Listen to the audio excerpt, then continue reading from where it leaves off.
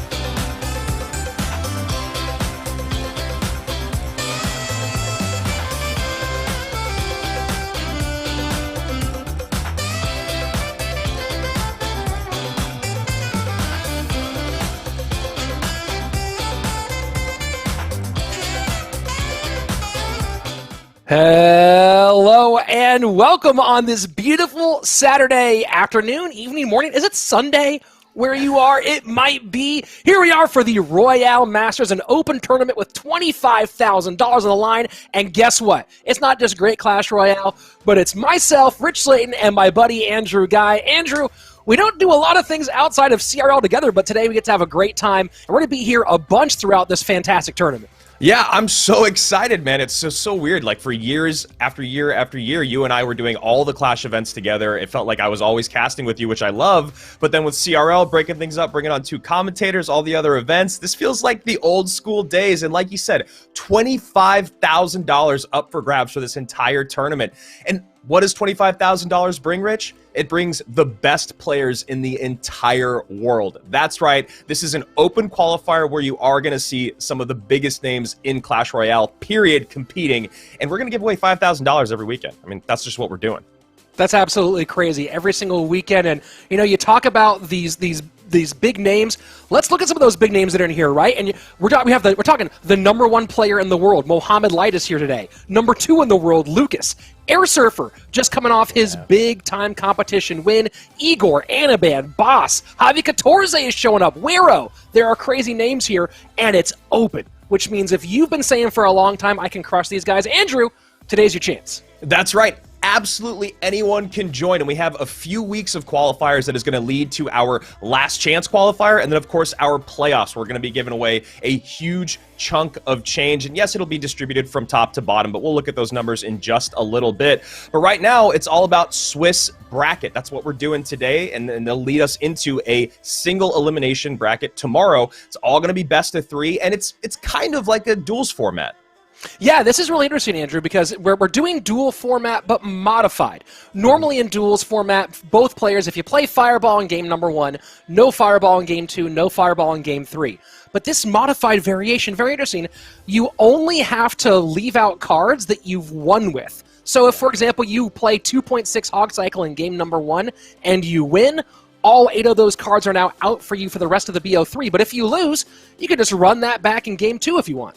Yeah, and what I think is going to be really interesting about watching the competition is what decks players are going to open up with, right? I feel like you want to open up with a deck with a strong win condition, obviously, but maybe one that doesn't take, like, something like Minor Mortar isn't something I feel like you'd want to use in game #1, because if you win with that, it takes out all Minor Control decks, it takes all Minor Wall Breaker decks, it takes out all Mortar Hog decks. There's just so many things that it covers that I feel like you kind of want to go narrow to something like Electro Giant or Lava Hound, something like that in game 1 to feel out your opponent, feel out the set, and then you can maybe adjust your cards and decks throughout the next 2 games.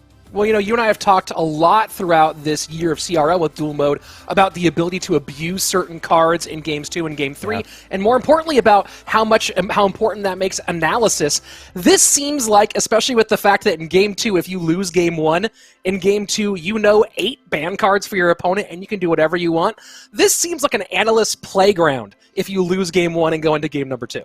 Oh, absolutely. And again, like, we talk about analysts at CRL and how important they are with our dual format. It was pre-submitted decks for so long. They're changing it up. And this is really a time for an analyst to wreak havoc over an opponent, especially because, again, we're talking about players being some of the best in the world in this competition. You know their strengths, you know their weaknesses. And as we get farther along in each weekend, and you know, from Saturday to Sunday, you're going to be able to narrow down that competition to go, all right, I'm going to play against this group of people. I could just go and look at the game tape on all of them, figure out their weaknesses, figure out what they like to lean into, their favorite archetypes, and then again, like you just said, abuse them. And speaking of Saturday, Sunday, hopefully we'll get the graphic up here in just a moment. We can break down what our format is, because every single weekend for these first few qualifier weekends is a dual day format. So day #1, we have 4 groups of Swiss brackets and 6 rounds in each group. And that's going to give us the top 4 from each group going on to day #2, Andrew. And day 2 is when the fireworks really start to fly. That's right. You got 16 players coming out. It's single elimination. And what I love about this is it's all about the points, because as we're getting through the open qualifiers, at the end of the first 3 weeks, the 4 players with the most points earned through these open qualifiers will then be given a golden ticket to our playoffs. That will lead us to week 4, where we have our LCQ, our last chance qualifier. It's going to be the same thing that we've done leading up to the playoffs, but It's going to be none of the people that have already made it through to World Finals. It's going to be the top 4 from there joining them to battle it out for that huge prize pool.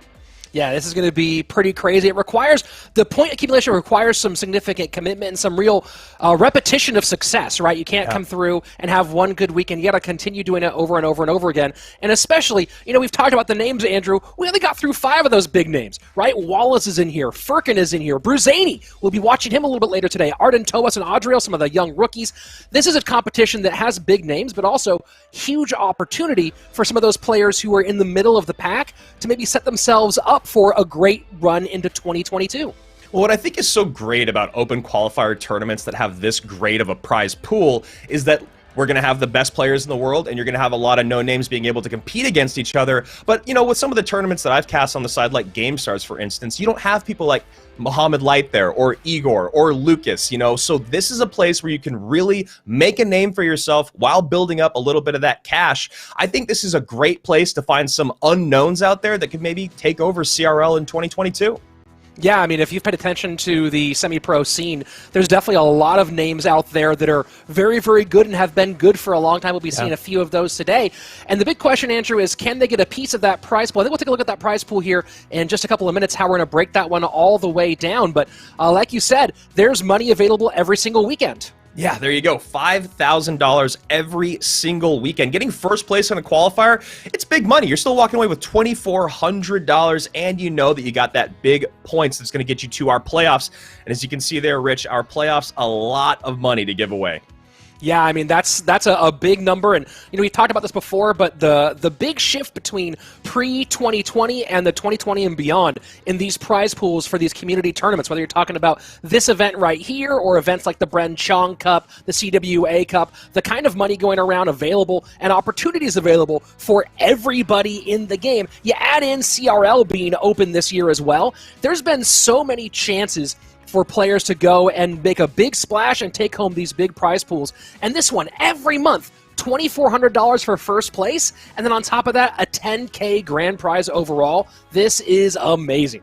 Yeah, and it looks like we're going to be getting close to our very first match. And one of these, some of these names that we were talking about in the semi-pro scene are some that I've gotten pretty familiar with over at GameStars. And 2 of them, I think, might be our first match, with Inthrill 125 going up against Bruzani. Both these guys are really, really great players. Neither of them were able to actually conquer GameStars. They fell a little bit short as that went to Hugo CR, who I'm not sure if he's actually in this tournament or not. But I do know these are 2 very, very strong players, Rich, and they will be playing a best of 3 to kick off our tournament.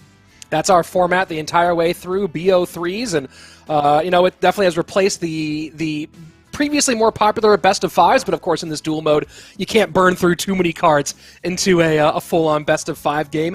You're talking about Inthrill, who's done pretty well in GameStars, as you talked about it, but Bruzani also, who had a great run in one of our CRL monthly qualifiers. So you talk about young talent. He's just 16 years old, finally has the opportunity. I don't know if I mentioned earlier, Adriel is in here, Arden Toas, both guys who were in our last monthly qualifier. So we're going to get not just some of the big veterans here, but maybe a preview, like I said, into the rookies who might have breakout years in our next season.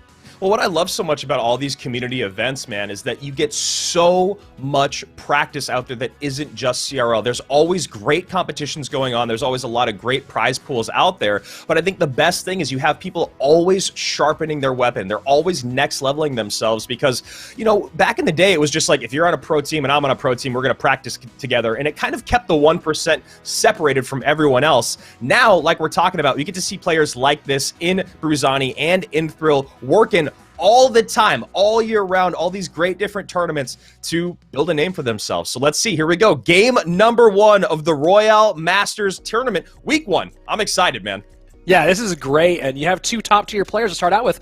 Inthrill, 8.5K personal best, Bruzani, an 8.7K PB player, so both these guys certainly capable of playing very, very well in ladder, and we've seen Brew do well in competitive play. I haven't seen Inthrill as much maybe as you have. Yeah, I honestly just saw him a little bit in the tournament with GameStars. Like I said, he played very, very well. He's a guy that likes to mix up his deck choices. He's not like a specific, I'm going to always play quick cycle stuff. He was playing heavier stuff. He was playing cycle stuff. He was playing things off meta, which I really liked. And interesting enough, he's going to start with Electro Giant here in the back early on. Yeah, against Bowler Loon Freeze, and you saw the Electro Giant run right through that Inferno Dragon as it should.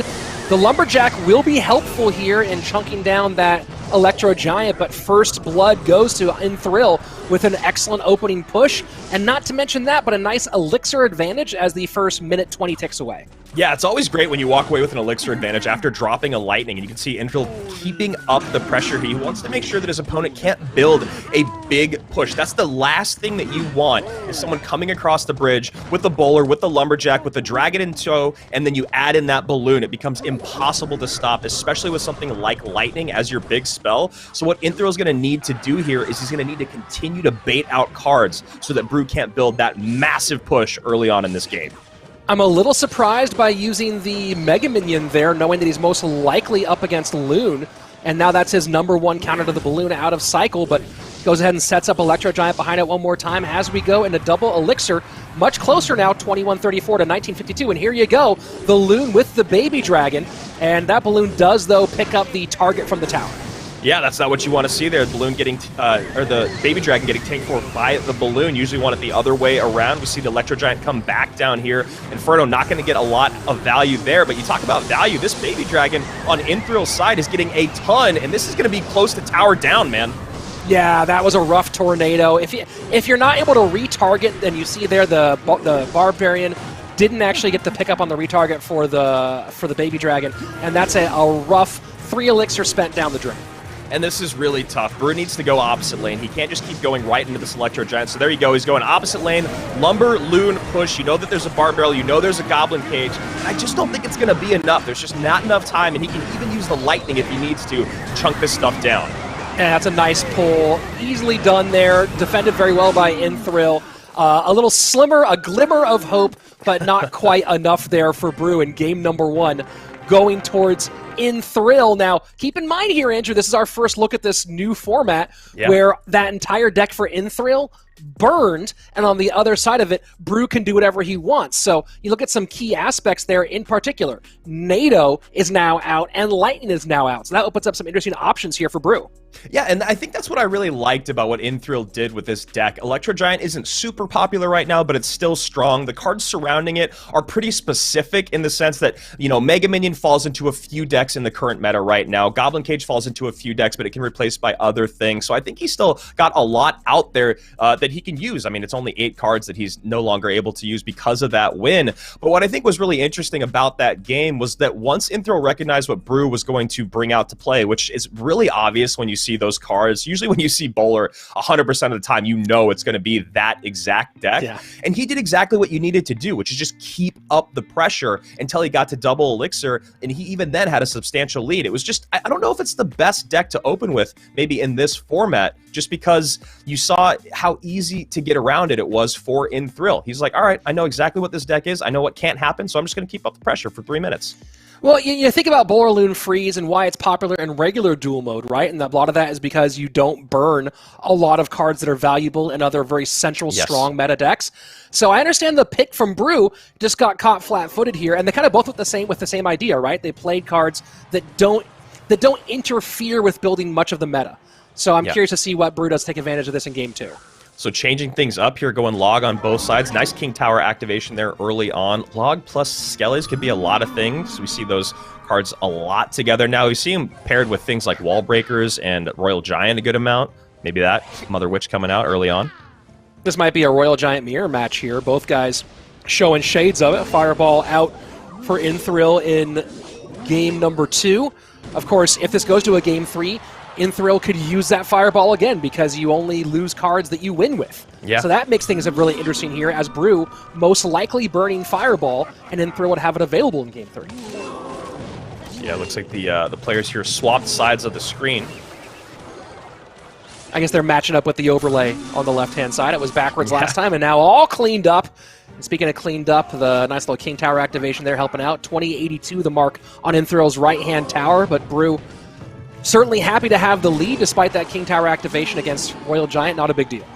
And Inthrill does have a game in hand, so he could go ahead and walk away with this best of 3 with the win here. Yeah, Fisherman basically 100% of the time you're going to see with Royal Giant. That's just I mean, you'll see it sometimes in weird off-meta decks. Like I've seen him with bigger or other beatdown decks like Golem, but it's basically always RG now. Yeah, pretty much. I mean, I'm trying to think of like what anything that's meta runs Fisherman at this point other than Royal Giant. And pretty much it feels like this is it. And Fisherman's not in a bad spot. I feel like Fisherman is fairly balanced right now. It's not OP. It's not dead. It just synergizes so well with Royal Giant decks. Yeah, and an interesting pull there with the Fisherman, you know, getting dropped at the exact same time. I mean, it looked like it was about a half second later than that RG coming down. Not at all where you want that Fish Boy to be dropped. Does pull that Royal Giant in, gets some good damage on tower, but Hunter is there to clean things up quickly. And now we see on the other side of it, Fish Boy doing basically the same thing. They're not going for the coast to coast. They're both just worried right now about a short reset and pulling it into range of the opposite tower, and they're concerned about having that Fisherman get picked up and aggro something in the middle high rather than the Royal Giant. So it's a especially in this matchup where you're playing the Royal Giant Fish Boy both directions. Yeah, it's kind of this weird thing where it completely changes the way you would normally play Fisherman.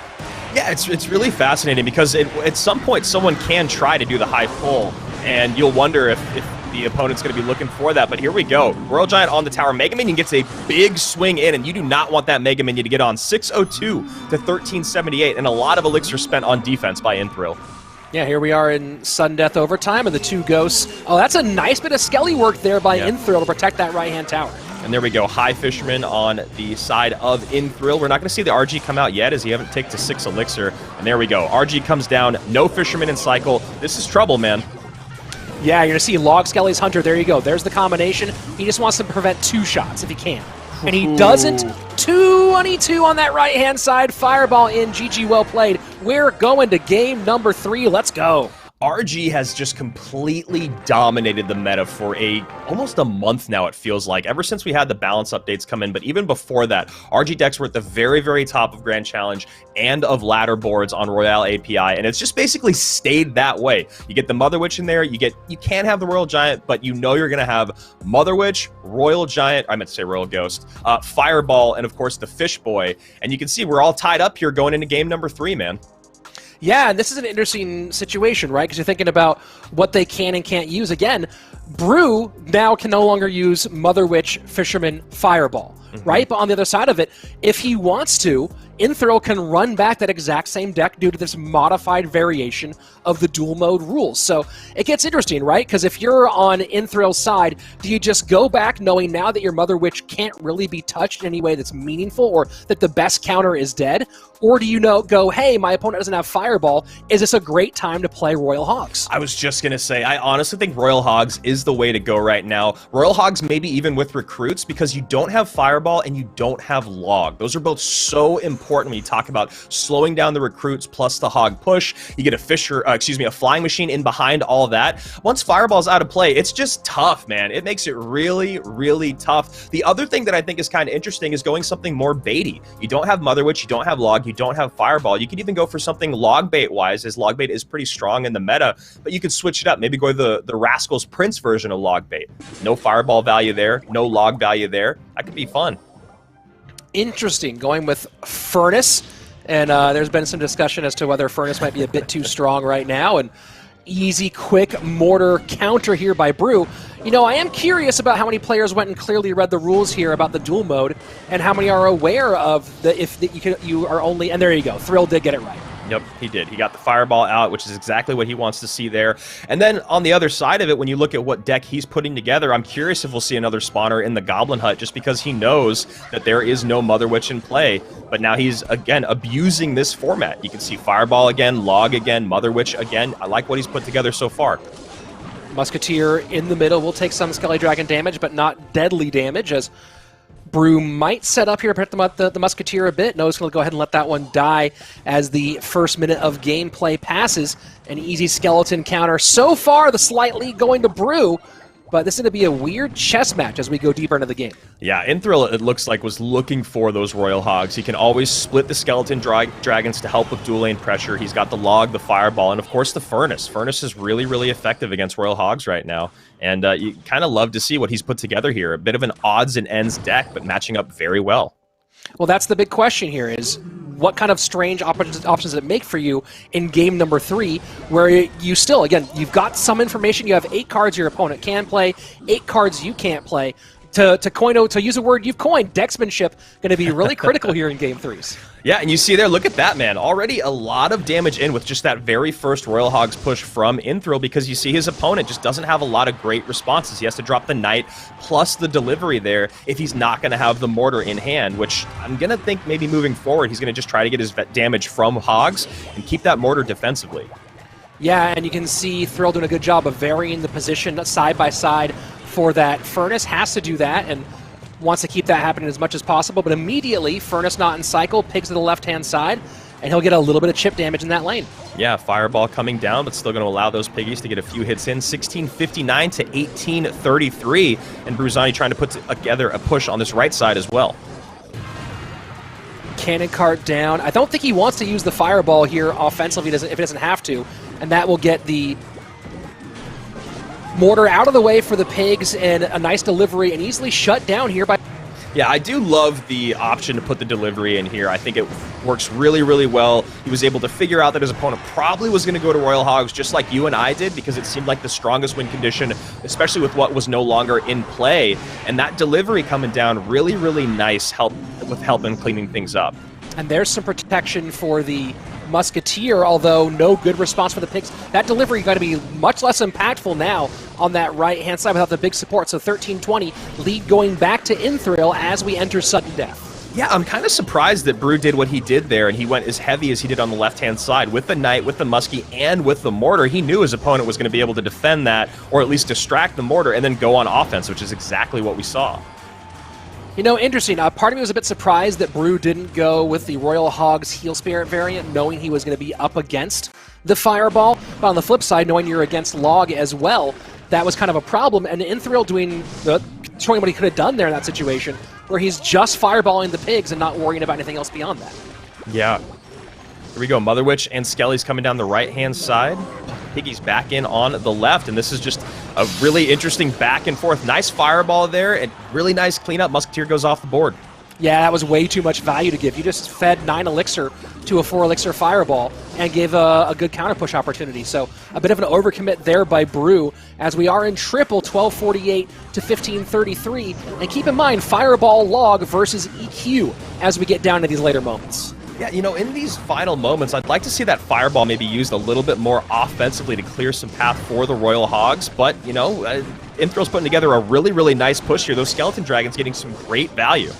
A little bit of leakage there by Brew. They're both leaked 2.5 Elixir so far in this game, and the Mortar goes high. Hoping to get past that Mother Witch and get target. Doesn't do it, though, and so now Brew back to his Pigs on the left-hand side, final 19 seconds. Nice fireball there again. Mother Witch just wreaking havoc right now, just getting a ton of value. Mortar already out of play. There you go.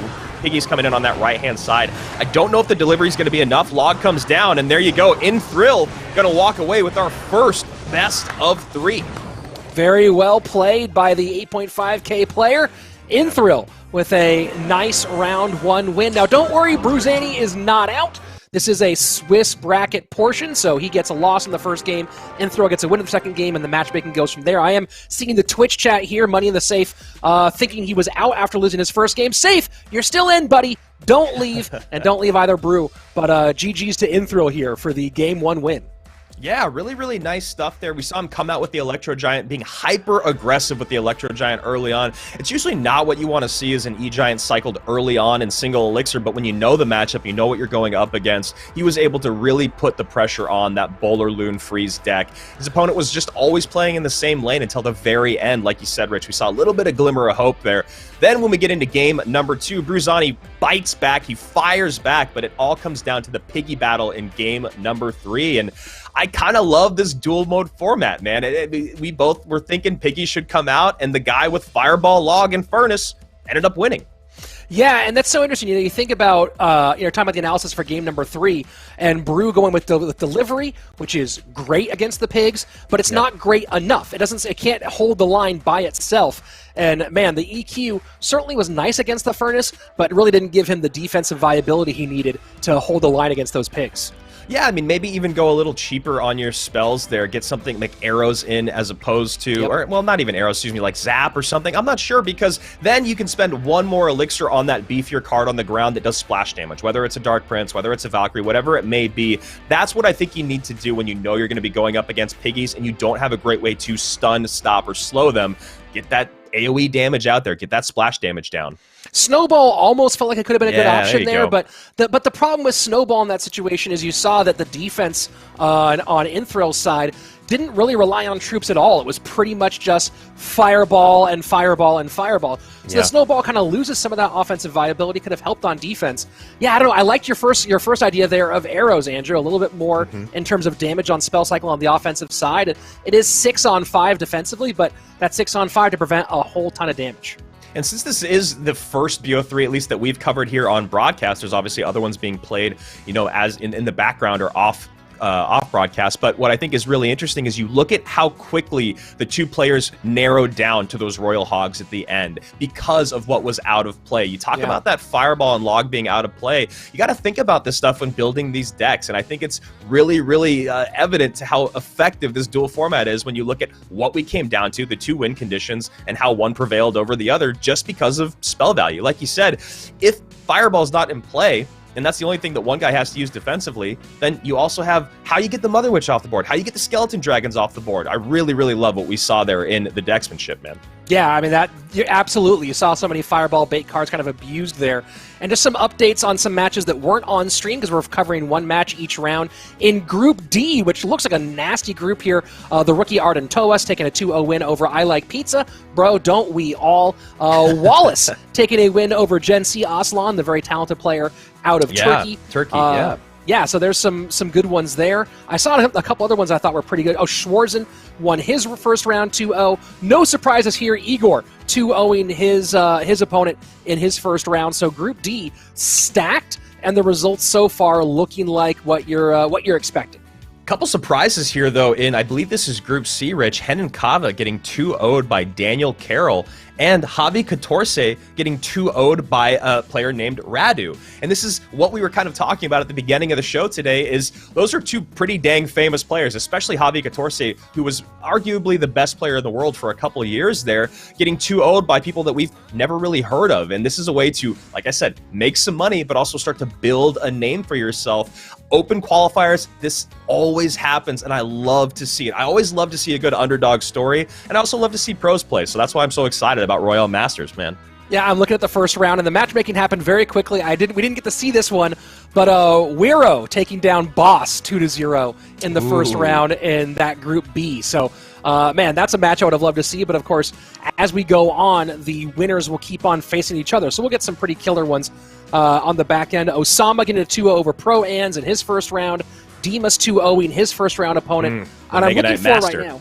Oh, yeah. There you go. Anaban with a 2-0 win as well. So I'm looking for Anaban. Of course, I'm trying to find Air Surfer 2-0 his first round. Right now, I'm looking for Lucas and Mo in these scores. So while Rich looks for Lucas and Mo, we're going to be taking a very, very quick break. We'll be back with you guys in just one moment as we figure out some things on our end and get into our next best of 3 here for Royale Masters.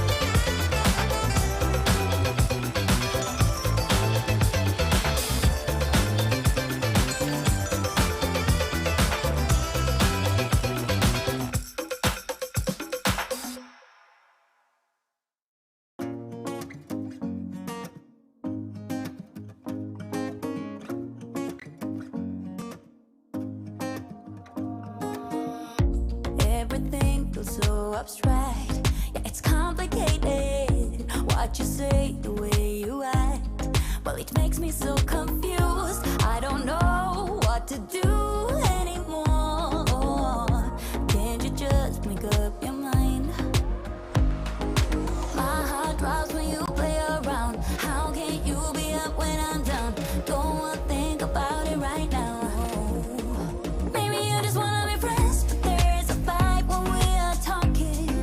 Maybe you just wanna pretend, but I can read between the lines. Even if I can't deny that all the things you said are hurting, still wanna be with you. I think you want it too. 'Cause baby, I don't wanna be. Baby, I don't wanna be. No, baby, I don't wanna be. Baby, I don't wanna be.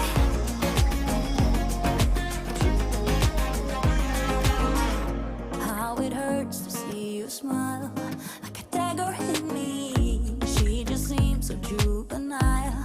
I just want it to be me. I wanna set your world on fire. Oh, you're so sure I'll stick around. Oh, my heart drops when you play around. How can you be up when I'm down? Don't wanna think about it right now. Maybe you just wanna be friends, but there's a fight when we are talking. Maybe you just wanna pretend, but I can read between the lines. Even if I can't deny that all the things you said are hurting, still wanna be with you. I think you want it too. 'Cause baby, I don't wanna be. Baby, I don't wanna be. Oh, even if I can't deny that all the things you said are hurting, still wanna be with you. I think you want it too. 'Cause baby, I don't wanna be. No, baby, I don't wanna be. No, baby, I don't wanna be. Baby, I don't wanna be.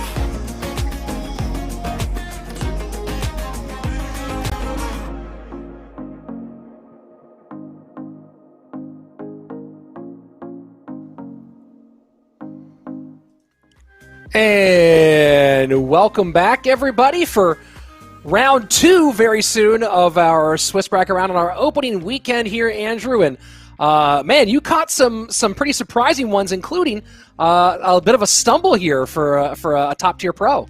Yeah, Mohamed Light getting 0-2'd by an essential no-name out there, and you wonder if people are struggling with this duels format. It's so very different when you talk about building decks. You know, the whole pre-submitted deck conversation was something that was happening in CRL for a while, and those things changed, and obviously this can't be pre-submitted because things are changing so quickly on the fly, which means you have to build decks very, very quickly that are going to be effective. And this is something that some of the pros out there, I'm not singling out Mohamed Light or anything, but I'm just saying, when you talk about these big time pros coming from a different format, that's a very, very short turnaround time to build a new deck while also taking into consideration all the weaknesses that your opponent may have now. This is, again, why analysts are so important, so highly valued in CR.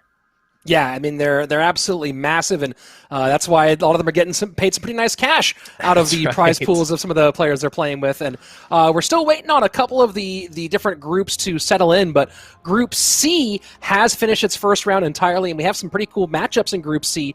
Man, I mean, we have some interesting ones. Of course, you were mentioning Mo earlier, but there was one that was standing out, Famous Kid and Tico. Yeah. That's a pretty big matchup here in round number 2. Well, one of the things that you and I actually, I don't think, mentioned at the top of the show was how many players actually submitted for the very first Open Qualifier. There's over 420 players here battling it out in week number 1. So obviously we're figuring out how to navigate through all of these games, making sure that you guys are getting the best ones on broadcast. And Inthrone Bruzani was a great way to start off. And like you said, Famous Kid and Tico was another really, really exciting one. Famous Kid feels like he has just exponentially grown in popularity and in skill over the last maybe year and a half. Yeah, I mean, he's had some pretty big matchups, had a great one during CRL up against the first ballot Hall of Famer in LCOP, so certainly making his name in this season. Another matchup that's really interesting here in Group C for round number 2, and this one is two guys who've been top tier in the semi-pros for a long time, and that's Chris Leanne against Latak. Latak, a long-time player out of the U.S., I believe he's actually in the Twitch chat right now. He's been competitive for a very, very long time, and Chris Leanne, who is what's the best way to put it? He's brushed against greatness a number of times. He's had top 3 performances in some decent-sized tournaments a couple of times, but still trying to find that one big signature moment. But these are two guys who are both capable of bringing fireworks today.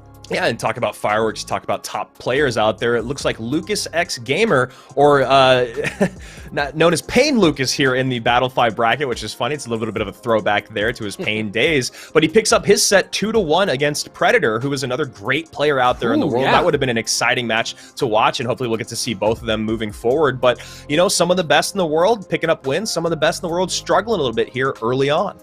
Yeah, I mean, Predator's you talk about the bad luck of the draw in round number 1. Predator's already, you know, I don't want to speak out of turn here, but I'll say he's at least, I'm going to go very low here. It's probably much higher, but he's at least a top 500 player in the world, and for competitive, probably top 200, right? Maybe higher than that.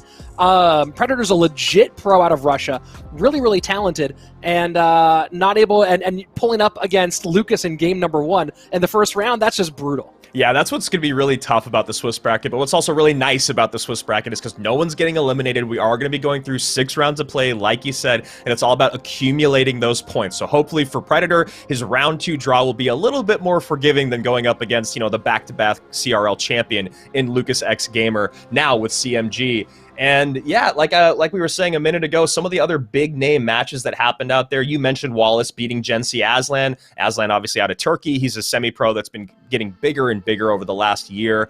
And then Wallace is a guy that you guys all know from Tribe Gaming. And, you know, it's exciting to see him. He's been doing a lot more in the space competitively, and he's been doing a lot more in the space creatively. It's always great to see guys like that who I wasn't sure what was going to be kind of his career moving forward in CR after 2019, 2020.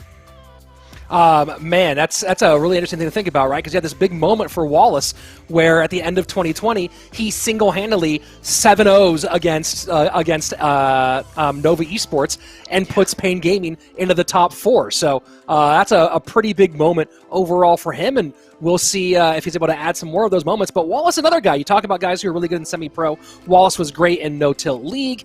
He was great in a lot of competitions outside of CRL. And he's one of those guys who, you had that group of 4, that 4 rookies who played for Payne Gaming in the final season. And Wallace is a guy who not only capitalized on that moment, but has continued with that moment on into 2021. Yeah, so as we were sitting here waiting to go to the next match in our brackets, I kind of just want to keep looking through here. It's so fun to see all these other players out there and what they've been doing so far. Looking at Group D here, let's see here, it looks like, yeah, Igor getting his 2-0 win there. It'd be exciting to see Igor play. I've been watching him a lot more on stream lately. He's been streaming a lot on YouTube and putting up his ladder pushes and all of his different... I mean, you know me. I'm a mortar lover, and it's always great to see him playing. And he's been keeping his tool pretty sharp, man. I'm excited to see what he's going to do as we get towards, obviously, the playoffs here and the playoffs over in CR. And well, I'm getting some notification here. I'm keeping an eye on the Twitch chat. Those of you watching on Twitch. First of all, by the way, guys, we're waiting to start the Swiss bracket. Andrew and I don't press the button on when the game starts, but as soon as there is gameplay for you, we will have it for you here on screen. And it's looking like I know we mentioned the whoever beat Mo Light. I guess they're saying in chat, was it Problematic who ended up beating Mo in that first round? Problematic is if you are involved in Twitch streams at all for Clash Royale, Problematic is in almost every single Twitch stream chat. So if that was you, Problematic, GG well play, that's a big win for you. And if it wasn't you, then it was a total nobody, and I'm not as concerned about it. Yeah, that is a big win. When you go and you look at the Liquipedia for Mohamed Light, it's always fun to look at these guys' profiles in-game and them on the Liquipedia for Clash, because it's just so much gold. There's just so many first-place finishes on his player profile. You talk about CWA Cup, you talk about the Clash Royale 2021 season, all that stuff. Mohamed Light is really, truly the best in the world, and that is a huge win. Again, why we love Open Qualifier, man. Yeah, I mean, it's an any given Saturday kind of situation here there it is. on this first day of the weekend, and Yeah, well, we'll definitely see how that one shakes out as time goes on. I guess it was not problematic. He says he beat somebody random, but, well, congrats on your beating someone random win there as well. We're still sorting out what's going to happen here. I think we have our matchups in round 2 in Group A. So yeah, I'm just looking through that. Yeah, I'm taking a look here as well. Let me know if you find anything really cool there in round 2. I'm seeing LA Hugo CR here in round 2. He's going up against someone that I don't know, but it is nice to see him in this competition. I didn't see his name earlier on. He was the guy that won GameStar Season 1. He was a really, really great player. I'm seeing Han the Eternal as well. He's a big-time Golem player, big-time beatdown player here in round number 2 of Group A. And it looks like we're going to hop into a game here. So here you go. Ask and you shall receive. Tico and Famous Kid, man. Someone's doing some favors for us. There we go. So getting some good matchups here. Tico, very talented young player out of Brazil. And Famous Kid, of course, I believe has already... He is one of the top 24 for CRL. So we'll be seeing him not at the monthly qualifier, but all the way over at our World Finals in December. Yeah, Famous Kid from Singapore here, at least according to the Liquipedia, is going to be a guy that you guys are going to be probably watching a lot over the next little stretch of competitive play in CR. So Fireball out here for Tico in game number 1. Looking like Graveyard for Famous Kid on the opposite side. Yeah, you see that Mega Minion come down with the Muskie and that Cannon Cart. A lot of great tanks. And a little slow start here for Tico to try to make sure he gets the timing right. And Fireball in both directions. So somebody is going to have no Fireball for game 2. We'll see who that is. Go RG coming down. Very aggressive push here. Bomb Tower going to help clean up that Electro Wizard. Musketeer comes down as well to take out the Mega Minion. And this should be a pretty clean defense. Maybe one shot comes in. I don't think so. Nice use of the snowball there. Interesting choice on RG variant. We'll see if he does have Fisherman in here. It seems, and there we go. There's the Fish Boy. It seems strange not to play it in RG in dual mode format, just because that's it's a card that creates such a great technical role, and that also you don't care about burning for other decks. Yeah, one thing I like about Tico's deck that he put together here is he changed up some of his utility cards a little bit to maybe free up his options later on. You know, when you play the traditional popular RG deck, you burn through Fireball, you burn through Log, RG obviously, Fish Boy, and usually Mother Witch, which is a lot of really, really effective stuff, especially when you talk about abusing players for cards that they've spent early on in the best of 3. So I like what Tico did here. And no Mother Witch against Graveyard, which will be interesting because you're looking at his counters here, and there's not a phenomenal Graveyard counter anywhere in this for Tico. He's going to have to overspend a lot, man. He's going to need to get a perfect Electro Spirit out, maybe an E-Wiz, and then a good timed Log, or a well-timed Log there. And that's a lot of spending when you talk about what you're going to have to do every single time and what you need to have in cycle every single time your opponent goes on offense. And Famous Kid right now just really, really happy to sit back and defend until he can build a really big push. Well, he's got so much single target damage mixed with the Bomb Tower. It's going to be so hard for Tico to break through here. And now we're going to see the first look at defense, and that Snowball doing a nice little job. Does not get the Electro Spear out of the way, though, so that does clean it up. We're pretty much tied. In fact, we are tied on that left-hand side, 22-18 to 22-18. One thing that Famous Kid is going to want to look for moving forward in this game is now that you see that Fisherman is out of cycle, if he's going to play that Fisherman to defend the Graveyard and then in turn try to help support the RG pushes, you can really abuse those Fishermen out of cycle with Cannon Cart. You can get that pulled in right up close to the tower if he's using that to defend Graveyard, and that's something that we've seen great players take advantage of in the past. That's a nice opposite lane play here from Tico with the Royal Giant. Gonna get a couple nice shots and a Fireball here to make even more room. And RG, just like that, absolutely shredding that right-hand side, but the Cannon Cart is in deep. Cannon Cart in deep, but the Fisherman survives. This all going awry right now for Famous Kid. And that's exactly what Famous Kid was going for, was to get that Fisherman pull on the Cannon Cart. It actually retargets onto the Musketeer. This push dies on the Vine. And I really like Tico's recognition here of how heavy Famous Kid's deck is. You look at how many cards there cost 4 or more. Tico goes, all right, RG in the back. That means I can get 2 RGs down easily by the time that you're able to only play 1 Bomb Tower. And then you're just not going to be able to get another Bomb Tower down with those dual RG pushes. Like what I'm seeing. This is a smart pressure play out of Famous Kid right now, though. Knows that he can defend this with the Bomb Tower and a little bit extra work on that right-hand side, but has to pressure that left-hand lane and not give Tico a good chance. And Tico does double up here, and the Snowball might be the best option. Is there enough DPS here?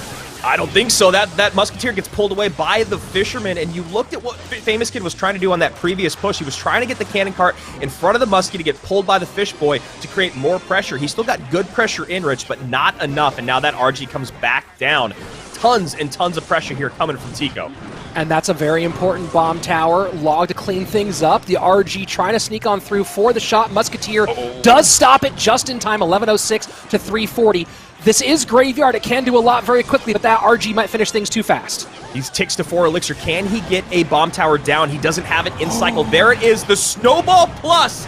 The Snowball Plus, man. Beautiful play there, but still not quite enough. Man, that was exactly what you want to see. You know, I was talking about how Tico had really difficult options defensively for the Graveyard.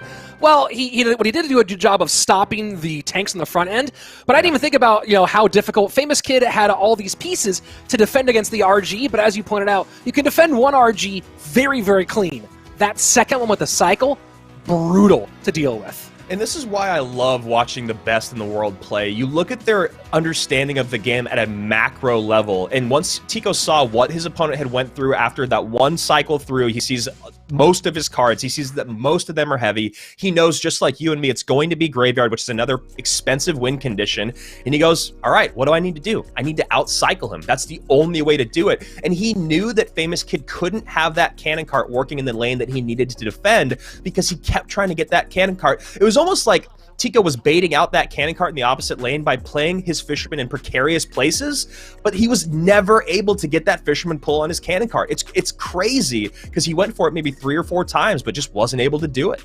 Yeah, that was fascinating, and people talking about maybe a little bit too aggressive there. Let's go ahead and jump into game number 2 and see what the changes are. Remember, I guess we aren't going into game number 2. Here we go. Game number 2 coming its way. Keep in mind, Tico with the, I think that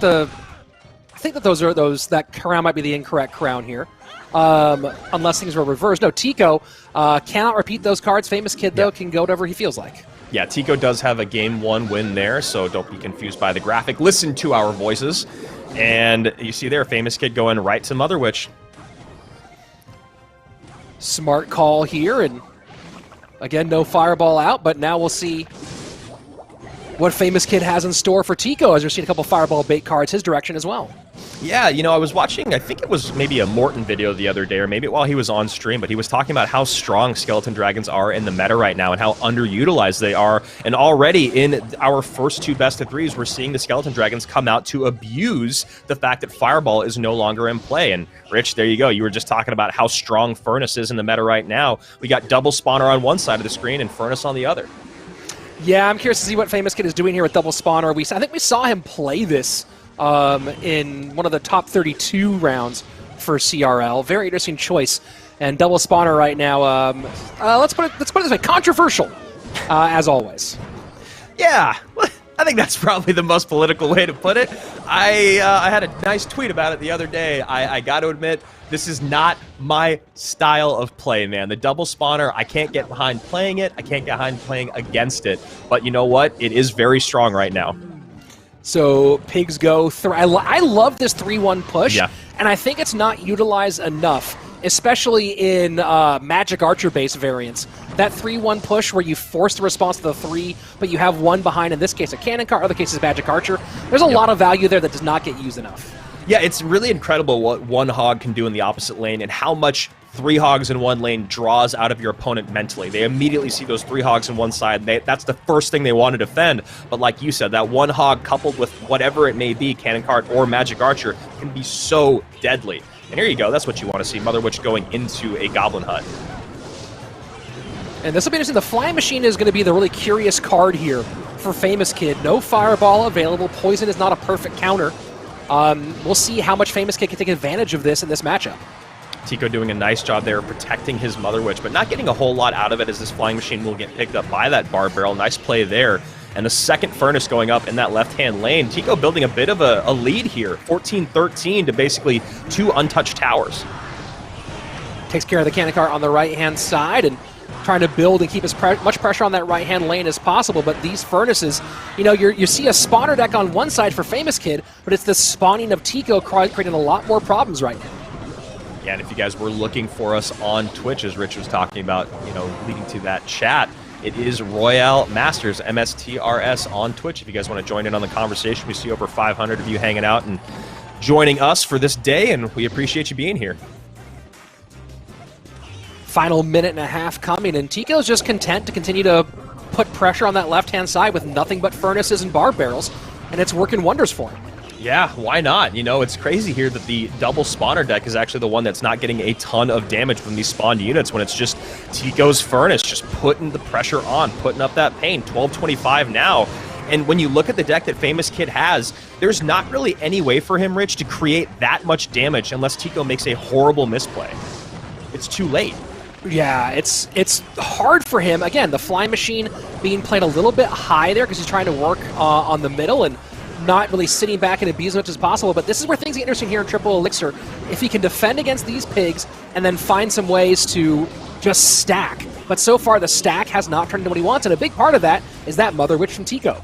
Yeah, the Mother Witch from Tico getting a ton of value. He's doing a really great job of protecting it and putting it in the best places. You see a Fireball has to come out from Famous Kid, which means that Tico can just kind of reset exactly what he's doing here on the left-hand side.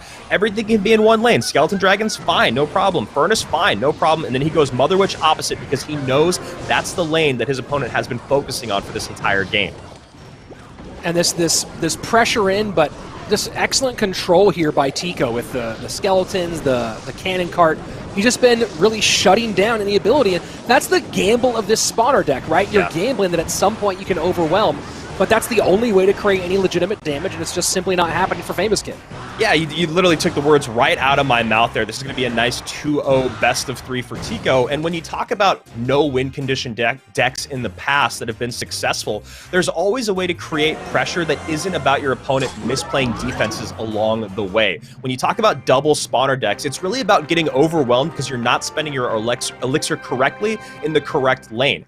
Once you realize what your opponent's playing when it comes to double spawners, the best thing to do really is just sit back, let it come to you, and just pick up chip damage when you can.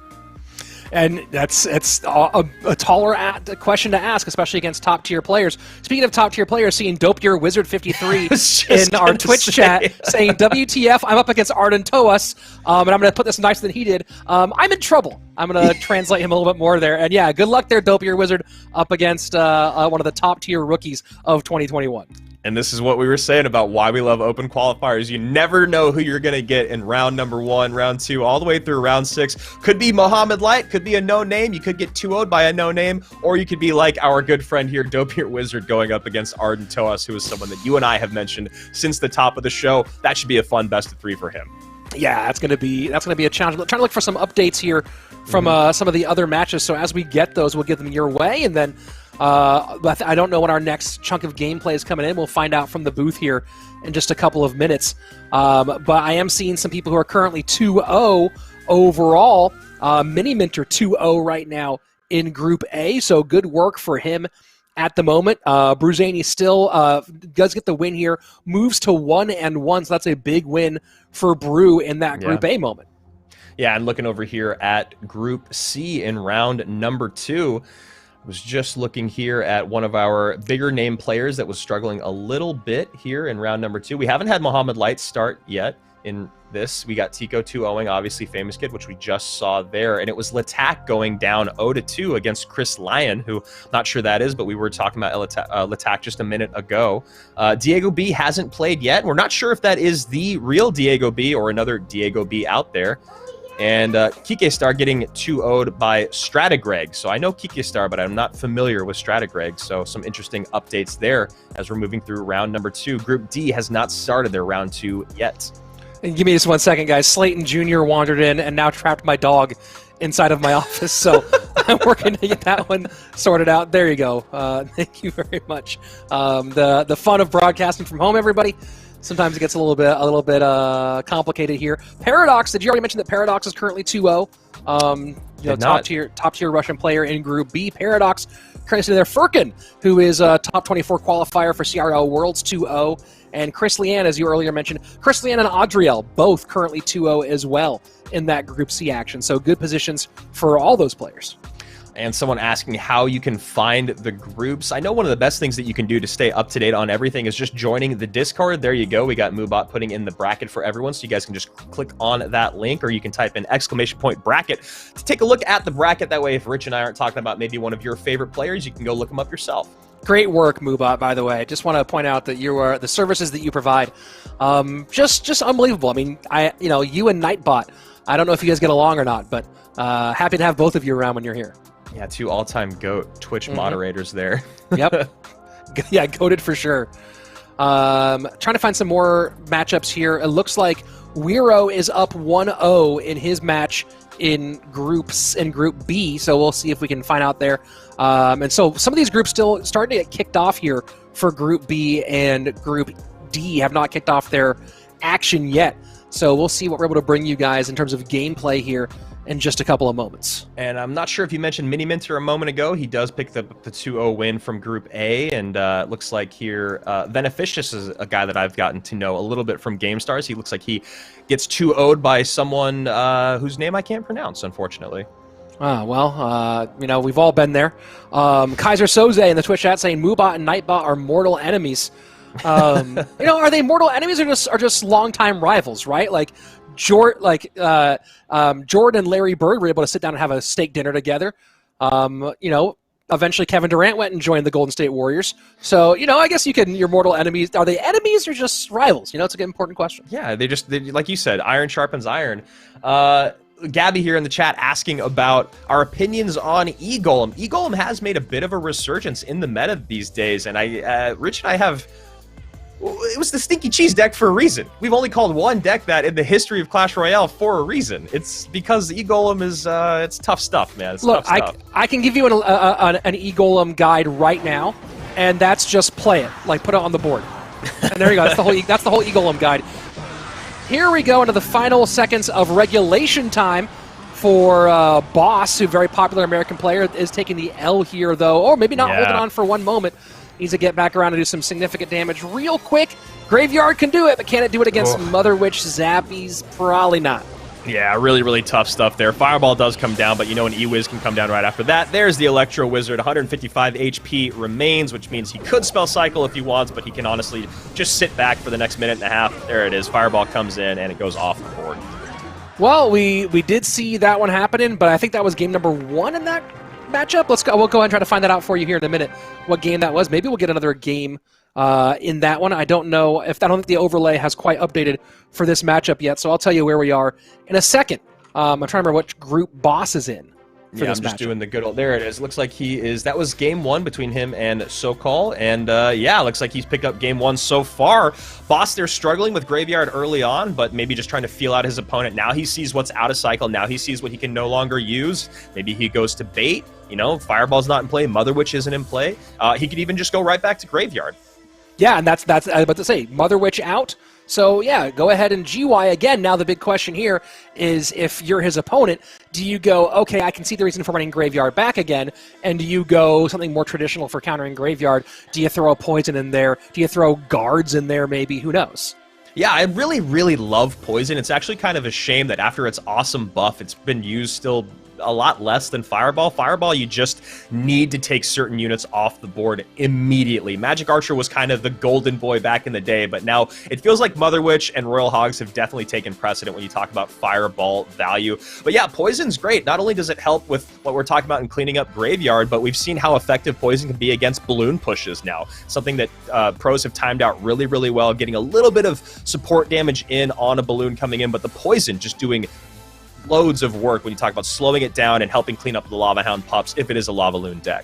Yeah, well, I'm wondering in this situation, if you are thinking that maybe he'll run back Graveyard here, is Lava Miner Guards a decent option here, right? I mean, you'll have Poison in there, you'll have Guards in there, 2 really good options for defending against the Graveyard, not to mention Skeleton Dragons. That seems like a pretty reasonable option here for the opponent of Boss in game number 2. Yeah, Lava Miner is a deck that's obviously been popular for a really long time, but it does feel like it's been trending as of late. We've seen a bunch of the biggest players in the world pick up some GC wins with it recently. If you go and you look at the top ladder in GC for just the last couple of days, you'll see its usage value going kind of through the roof. And that happens a lot, right? That happens a lot when you talk about decks trending, is because the best players in the world, they keep playing each other, and then they go, oh yeah, I haven't used that deck in a while. It's really, really strong now, especially with the guards buff. I mean, there's a lot of cards out there that feel like they've almost been kind of overshadowed by the massive balance changes because certain cards are still so strong in the meta. In our Group D here, Game 1 starting to come in for a couple different players. Wallace currently up 1-0 against Ani Kilo TY, so good work for him so far. A lot of the players still trying to get their matches in, and here we go, jumping into game number 2. Boss down 1 here against Sokot.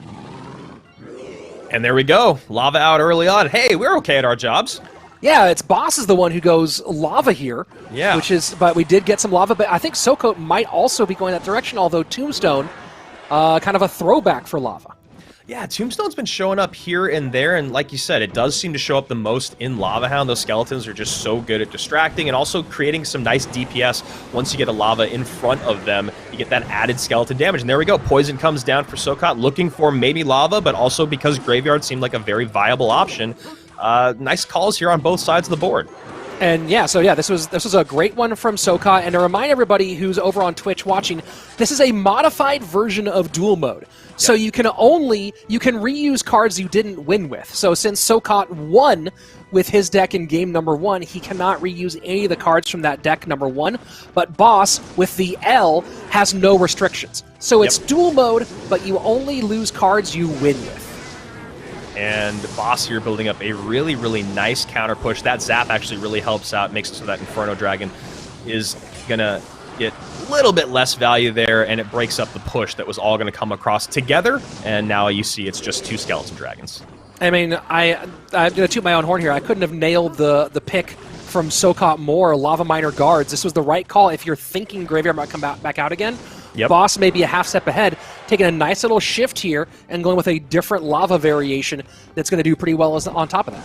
Like that play of the guard sneaking in front of the Lava Hound to distract the Inferno. You get the Flying Machine placed behind. And that was a really beautiful offensive sequence there by Boss. Arrows even coming in. I think he was looking for the Tombstone there. He was. You see Sokot calling the good game. Just beautiful stuff there from Boss.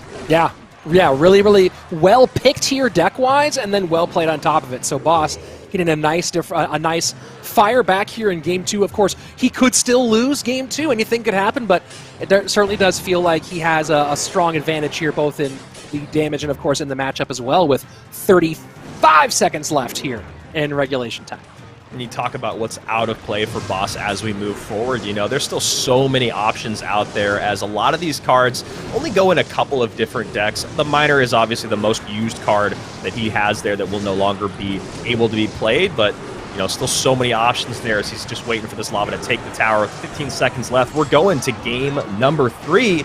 And while we're waiting on game number 3, we can do a check-in here like you were just doing a minute ago, Rich, with Group D, see if there's any other good games there. Looks like Ardentoas has 1 game on our friend Dopier Wizards. So good luck to you, my friend, if you are still in the chat. And seems like Ardentoas is doing what he does. Yeah, now let's talk about this game number 3, because this is kind of fascinating. Boss just got rid of arrows, just got rid of Inferno Dragon.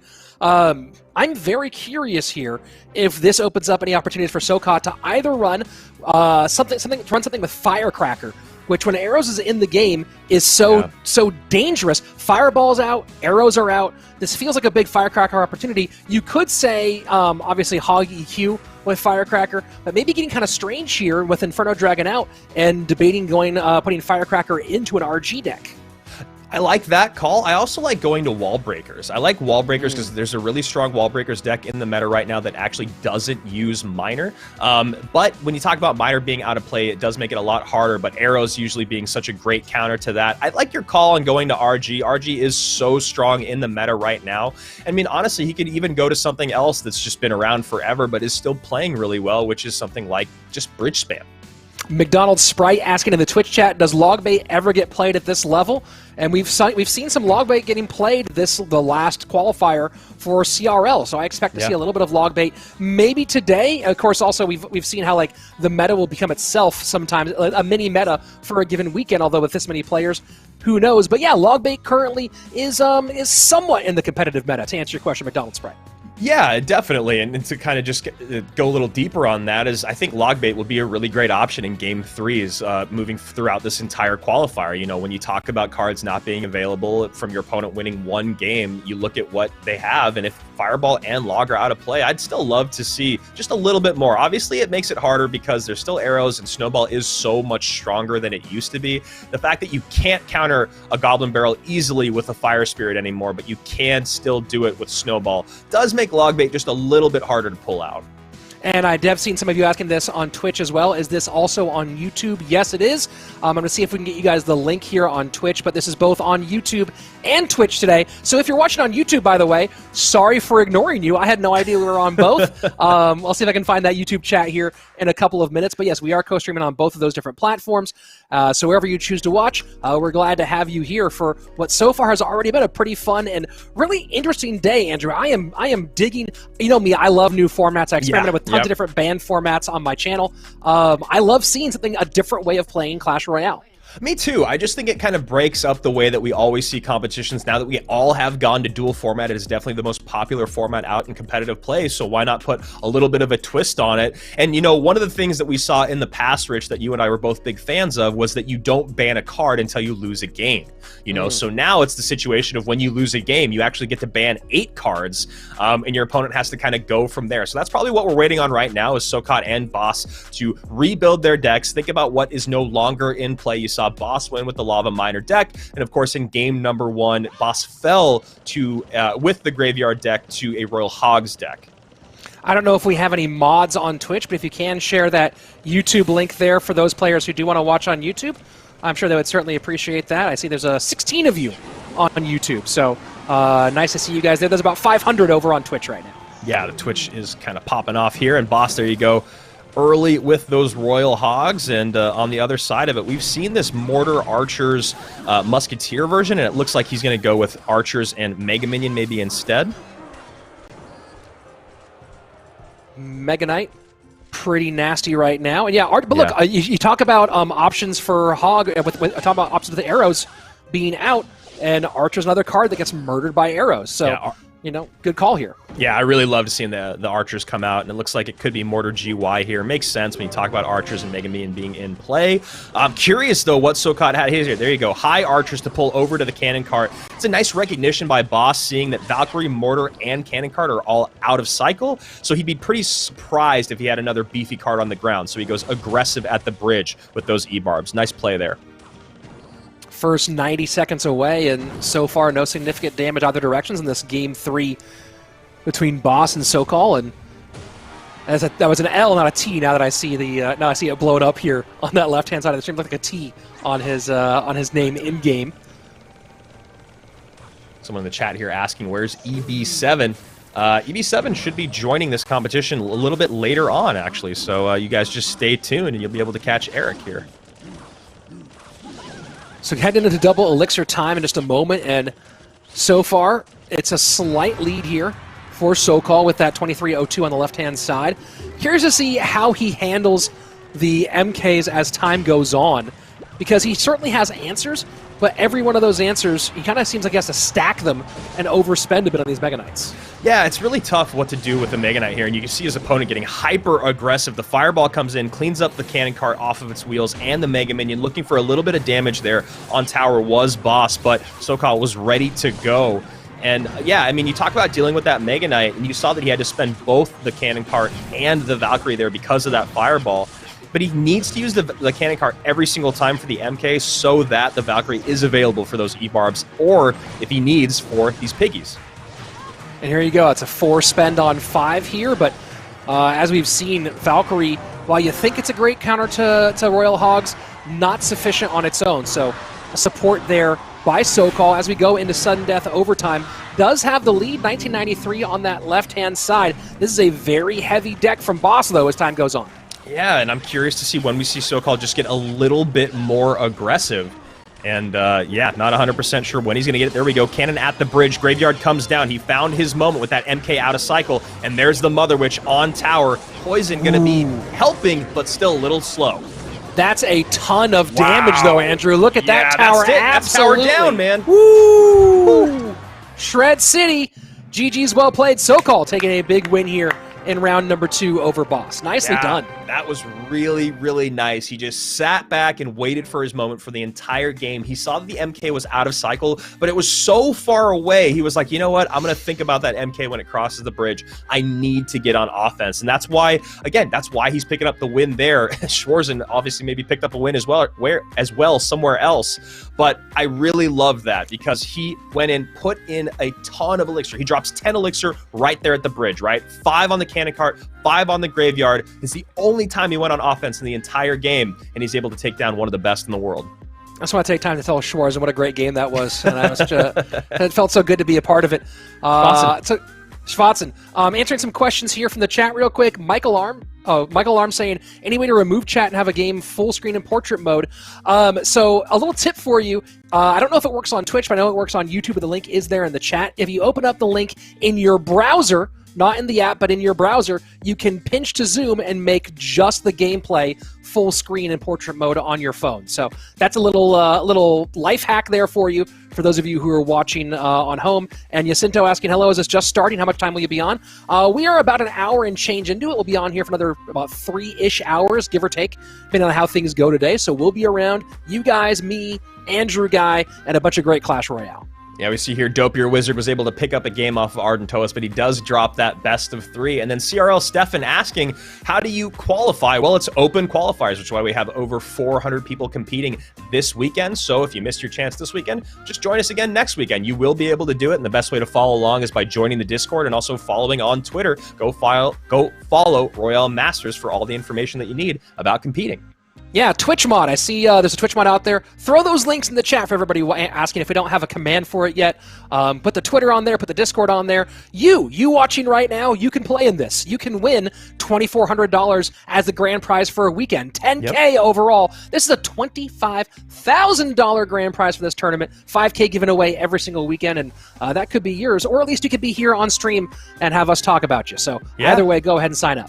Yeah, that's one thing that I do love is that since we are not at CRL, there is a lot more opportunity to interact with the Twitch chat, and there's so many of you guys in there. You know, hit us with some questions. Talk to us about whatever. Talk to us about decks. Talk to us about players. You can see here that looks like Igor was able to pick up a 2-0 win here in Group D over Jesucito. And, you know, he's just been kind of rolling on through. We'd love to see some of his game. Gen C Aslan from Turkey picking up a 2-0 win as well here for Group D. Any other exciting ones that you're seeing there, Rich? I'm trying to actually go through right now. Did you? Oh, yeah, you mentioned Igor, your D there. I'm heading back over to Group A for a moment to see what we've picked up there so far. Who do you guys think is the all-time best player? Wessel, that's such a hard question to ask. But, you know, you take it year by year, right? Surgical Goblin, the best player of 2017. Elsiot, the best player maybe of 2018, depending on how you look at it. 2019, I think that one's a real toss-up. And then 2020, it's Go Mo. So that's the breakdown year by year. Yeah, 2019 was a big conversation between, there was like a few players out there. I know Morton was definitely one of the biggest names that was being thrown around. But yeah, I think as we've gone to digital and as we've gone to this different format, especially in 2021, you look at what Mohamed Light has done and what someone like Lucas X Gamer has been doing. You know, he is a back-to-back champion at CRL, but Mo has just really been such a dominant force. Jacinto asking, are there any Portuguese players in this competition? And I thought Vitor75 was in here, but I could be wrong. I haven't seen many of them. Let's go ahead and jump into some more Clash Royale here in our round 2 action. And it is Schwarzen against Awesome MK. So this is actually a pretty good matchup. Yeah. Awesome Heart MK is definitely a talented player. And Schwarzen obviously played with Misfits in Clash Royale League and one of the top tier players out of Generation 2 for Germany. Yeah, 100%. Generation 2 is a good qualifier there. And yeah, someone was saying Ruben in 2020. Yes, Ruben in 2020, Mo in 2021.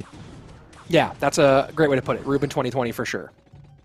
Oh yeah, it's 2021 now. That's right. I know it feels like a whole year just didn't happen. So yeah, I knew exactly what you meant. Ardent Toas 2022. We'll see. Maybe I was gonna say we got Lava Minor Guards here again, top of your screen, Rich. This is I mean, Lava Minor Guards is really popular, and this looks like it might be the more popular variation. Skeleton Dragon's certainly big in this one as well. Yeah, Lava Minor Guards, I think it's probably the most popular version of Lava decks at the moment, and it gives you a lot of defensive utility, especially with how strong guards are right now. And then, of course, Lava Minor. Let's go. Yeah, it's an insane amount of single target DPS when you talk about the guards and the brawler and that flying machine. And I really like what we saw at the bottom of the screen from Awesome MK. He drops those skellies up high to distract the flying machine and create a counter push with that goblin brawler that Schwarzen had to ignore if he wanted to stay in a position to be able to get back on offense. And look at that, man. I love the plays like that. I love the recognition of cycle plays. He just goes cannon cart at the bridge, gets a connection on tower, but now he has a lot to deal with defensively. Yeah, this is kind of brutal. I think he gets back to Fireball here, but maybe a half step late. Yeah, it's just a little bit late. That's it. And there you go, Inferno Dragon getting tanked for by that pup, and then the Skellies come down right afterwards. A beautiful, beautiful turnaround of momentum there by Schwarzen, which is why he is one of the best. Yeah, I mean, the Awesome was so low on Elixir. You saw how long he had to wait for that Fireball, and you knew when the Fireball came out, there was going to be nothing behind it. And that's burn, baby burn, tower down, left-hand lane. Yeah, Schwarzen did a great job of min-maxing there, you know, not really dealing with the cannon cart that much, taking a good amount of damage, knowing that he was going to be able to take the entire tower down, and now you see him paying just a little bit more defensive attention. Arrows come down as well. That was a really, really nice stop. 0 damage in on that push. Big one coming in here on the left-hand side with those pigs behind the log, and that's going to be a little bit of damage, but just can't get deep enough in, and Awesome knows it. GG, well played. Game number 1, going to Schwarzen to get that German. Yeah, Schwarzen, well done. And he'll go into game 2, though, with none of these cards, but I don't think he really cares. Yeah, exactly. And I mean, I think that's one of the things that we're going to see this weekend, or these weekends, is this type of deck, this Lava Guards Minor deck. Yes, Minor is a card that's used in a lot of other decks, but also Minor's used in a lot of other control decks that aren't that popular at the highest level, because if you're looking and relying on minor chip damage to be the reason or the way that you win games, you just make one misstep in defense and it's really hard to come back from. Yeah, I had the Juicy one on my channel about a week ago to break down Lava Loon Miner. And the same idea applies here, is that, look, Miner is going to be good for chip damage, Miner is going to help you out in some tight spots, but Miner's primarily has to be your surgical strike, has to be your way of getting stuff off the board, of dealing with it with specific cards. And if you can't make the Miner work for you that way, it becomes a lot less valuable. Maybe some opposite lane pressure with some cheeky pushes here and there, but really that Miner needs to be used as a scalpel. Yeah, and the biggest problem with those opposite lane pushes that you're talking about, they usually end up being 4 or 5 elixir to be effective, whether it's minor wall breakers, minor, bats, minor skellies. All that is something that, if that tower is untouched, can usually just be completely ignored, and then you still have to do that again to take the tower, whereas your opponent might have taken a tower by min-maxing in that moment. So, yeah, Minor in this meta currently, it does seem like this Lava Minor Guards deck seems to be the way to go, at least in this format. So taking a look at some of the results from Group A as they come in, and it looks like we do have, I just saw a Mini Minter taking his game 2-0 there, so I believe that means Mini Minter stays 2-0 overall in the competition.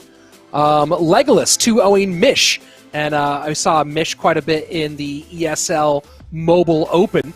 So Legolas with a nice win there. Legolas being part of the Ukrainian player, part of that crew of him, Dreaming Fly, and 2 small-time players named Igor and Lapakati. I don't know if you heard of those guys. So Legolas certainly playing at a high level here. Bruzani takes his game 2-0, so he's back in the mix over on that side. So we are starting to get down to a much smaller group of those undefeated players.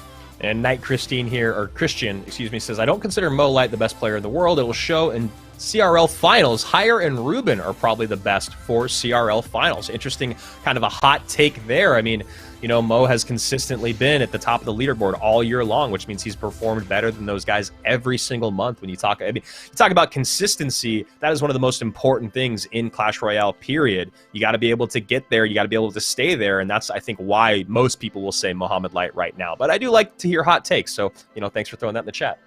Anthony with the opinion here, and I'm not against this one. We'll see how it shakes out this way for the next year. But Bruzani and Ian will be the best next NA players alongside Air Surfer, and they certainly have both shown that they have high-level capability. So we'll see if the two of them can continue to grow as players as we go towards 2021. Of course, Air Surfer coming off of a massive win in the Queso Cup Fall Split, a double win. Or a big-time win in over 6 games in Mo to win that championship for that competition. So there you go. Stefan saying, Rich, tell Supercell to nerf Flying Machine. Cool. Hey, Supercell, nerf Flying Machine. Yeah, there you do go. it. I did it. They're listening. Don't worry. I think that'll work. Yeah. Yeah, I think so. Looks like Furkan was able to take his set here 2-0 over Easy Vac, and then just a moment ago we saw that Wallace is undefeated there, so getting some nice stuff happening here. Looks like round 3 hasn't started yet for a couple of these guys, as we're still navigating through round number 2. I'm going to take a look over here at Group B and see if anything exciting pops out. Demas still undefeated. Predator picks up a win there over Sherry, so that would have been a fun one. Predator versus Sherry, they're in the same clan. It's always fun to see teammates go up against each other. Yeah, we're going to get into some interesting ones here. Lucas 2-0s his round 2 matchup. So did Anaban over Money. Mao, who we've seen have some pretty good deep runs in a couple tournaments. 2-0s in his matchup. So some pretty good ones there overall. Leo Vargas taking out the Portuguese player. Yes, for Portugal. Lucas GSM loses 0-2 to Leo Vargas. So a little rough one there for him. Yeah, and I just saw another good one here. Yeah, Demas, we just mentioned. Predator. Oh, man, there was one more great one here that I just saw. Osama goes 2-0 there. What's up? Speaking of Americans, Air Surfer 2-0s in his That's game what it too. was. Yeah, we were just talking about Air Surfer, and that was the one that I pulled. Yeah, he's been on fire lately, man, which is, you know, Air Surfer is one of the most unique players in the competitive scene. You talk about a guy who is so, everyone knows how great he is. He had troubles playing, it felt like it was playing live, but now that we've moved into this digital format in 2020 and 2021, we've still seen him waffling a bit in maybe 2020, but in 2021 it feels like he's finally kind of come into his own, which is crazy because we've been watching him for years now. Looking at these dominant performances that he's putting up against the evolved, or the next generation of the best in the world has been a really nice thing to see. Yeah, it's been really, really good for him overall, and I do see in the chat, we see this every time, and I love to respond to it this time. I'm going to call it Justin Strauss 11, which might be your boy Rose emote in the chat. Ever destroy anyone in the tournament? Well, guess what, Justin? If we go ahead and give you the links to the Discord and the Twitter, this is open competition. You can play next weekend. So put your money where your mouth is. Bring it out, because next weekend you can prove to us that you destroy anyone in this tournament. So, you know, we expect to see you here next month, or next weekend, and if you're not, well, I think we know what that means.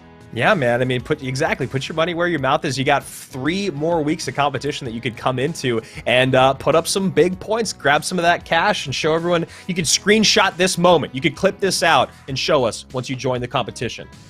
Yep, that's. I hope, in fact, that you clip this, and that when you do win this next week, that you tag us in the clip. That's my whole hope in telling you all this. Mance Raider saying Air Surfer in the Queso Cup was awesome to watch. Yeah, Air Surfer certainly. You know, you talk about players who are gearing up for Worlds, and Air Surfer's a guy who it feels like he's might be a sleeper pick for going pretty deep in Worlds this year. Yeah, I couldn't agree more, man. After, you know, watching his performance in the Queso Cup, it really does feel like it's all kind of come together for him. He loves the meta. He's playing a little bit more confidently and a little bit more calm. You know, there's been moments in the past where you were watching Air Surfer and he didn't know when to get as aggressive as he needed to. He'd sit back maybe a little bit too long in games, and it seems like it's something that he's kind of put to bed here in 2021. And so far this weekend, he's been playing really great. So we're waiting on game number 2 of Shores and an Awesome MK. We'll get it to you as soon as we can. Night Christian saying High are going to win Worlds. Well, that's why they'll play. Yeah. And he certainly is on a run right now, I'll tell you that much. This meta seems to favor him, and he's playing well in it. So we'll see if he can maintain that degree all the way up until December. Yeah, looks like we got a big higher stand here in Night Christine. Someone asking if there's no admins in the tournament. There are admins in this tournament. There's just a lot of players that submitted themselves. Like we said, there's over 400 people that came out here for week 1. So Battlefy and our admins are dealing with that as we're waiting on bringing up the next game here. Looks like Anaban 2-0'd a player named Money in Group B. And there we go. Kind of. There we go. And there we go. Game switch 2. Screens here, or sides, I should say. Oh yeah, they spectated the. You know how it works. We know, if you're in Clash, you know how this works. Exactly. Awesome is on the top, Schwarz on the bottom. Spectate who accepts first creates a thing. Yada yada yada. Awesome MK going lava here in game number 2. And if you're looking to see who won that game number 1, it does go with the graphic on the left-hand side with Schwarzen being red and Awesome being blue. Schwarzen did pick up game number 1. So this is interesting seeing Fishboy with Lava Hound. Yeah. That's unique. Yeah, that's really, really interesting. I'm curious to see how he's going to really use that Fishboy advantage when you talk about putting together these lava pushes. And, you know, the Fishboy here doing okay, going to get on tower. Has to spend a Dark Prince to get him off. It's Real aggressive opposite lane play with the Fisherman, or with the E-Barbs. Yeah. And E-Barbs, one of them distracted by the Mother Witch. And wow, look at that piggy spawn. That was a beautiful cleanup by Schwarzen, and look at the damage he's putting in on that tower as well. That is a brutal start for MK. Yeah, I mean, you're sitting there going, yay, and he has almost no elixir, and E-Barb will get away. And then, yeah, he has to... all you can say is, wow. Yeah. The pig turned and pulled? That's, I mean, brutal. Brutal. Yeah, that's really, really tough. And there you go. RG right at the bridge. No E-Barbs in cycle. No Fisherman in cycle. All Awesome can do is sit back, watch his tower fall, and then build a new lava push. And there you go. And he can also wish himself good luck because that's what he needs right now. Of course, you know, the air counter's minimal here for Schwarzen, so, that's certainly options, but, man, that E-Barb to the left certainly did not quite get to the level that maybe Awesome had hoped for. I mean, you got to give your opponents at this level a different amount of respect. And imagining that Schwarzen would have overspent that much that early on to not be able to defend a 6 elixir at the bridge push is kind of a bit surprising. But, you know, Awesome thought he saw a window. And you can see right here, he put together a pretty good push with 45 seconds left. Yeah, pretty good push, but he has to actually get some significant breakthrough here. And is that going to be a Fishboy for Fishboy? Yeah, and it is. That's why you play the Fisherman low in a Fisherman versus Fisherman matchup, and also why losing that right-hand tower meant that you couldn't do that. Yeah, exactly. E-Barbs do come in late to help clean things up, but now the lead has gone back in Schwarzen's favor. Now it's going to go back in the favor of his opponent. He's actually probably going to lose his tower here. No, he gets that Dark Prince up with a nice fireball. Yeah, that's pretty important here. Should be able to hold on to this as well as he tanks that with the Mega Minion and Fisherman combination.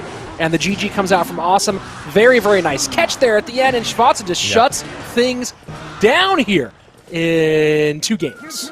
Yeah, that was really, really nice what we saw there. I still cannot get over that really great pull with the Mother Witch, the defense. I did not think it was going to work out the way that it did, but that's why when you watch these guys at that level, man, just beautiful stuff. The 4 for 6 trade, the Mother Witch that's already on the board, basically free money for Schwarzen, and then he gets that RG down at the bridge early on to put a big capital on that tower take.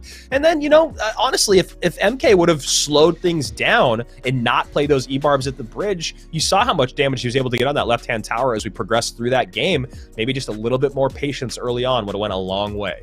Well, you can also think about your counters you have available for the Royal Giant, and when the E-Barbs aren't there, that's also a rough one there in that one. So, GG, well played there for Schwarzen.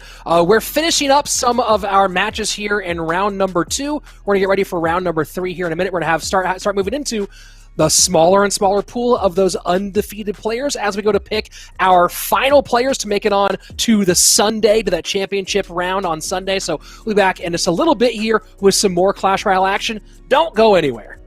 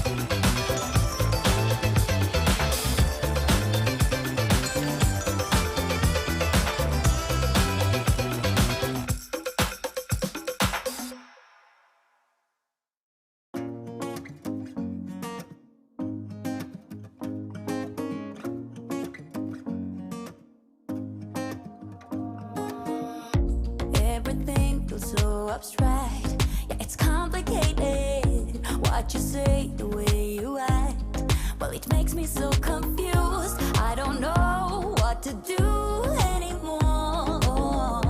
Can't you just make up your mind? My heart drops when you play around. How can you be up when I'm down? Don't wanna think about it right now. Maybe you just wanna be friends, but there is a fight when we are talking.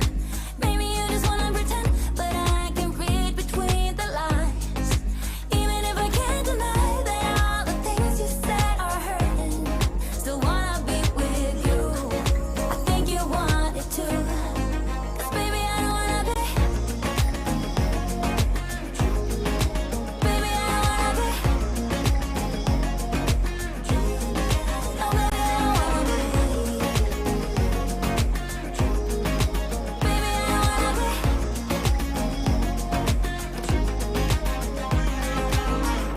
How it hurts to see you smile, like a dagger hit me. She just seems so juvenile. I just want it to be me. I wanna set your world on fire. Oh, you're so sure I'll stick around. Oh, my heart drops when you play around. How can you be up when I'm down? Don't wanna think about it right now. Maybe you just wanna be friends, but there is a fight when we are talking. Maybe you just wanna pretend, but I can read between the lines. Even if I can't deny that all the things you said are hurting, still wanna be with you. I think you want it too. 'Cause baby, I don't wanna be. Baby, I don't wanna be. Oh, even if I can't deny that all the things you said are hurting, still wanna be with you. I think you want it too. 'Cause baby, I don't wanna be. No, baby, I don't wanna be. No, baby, I don't wanna be. Baby, I don't wanna be.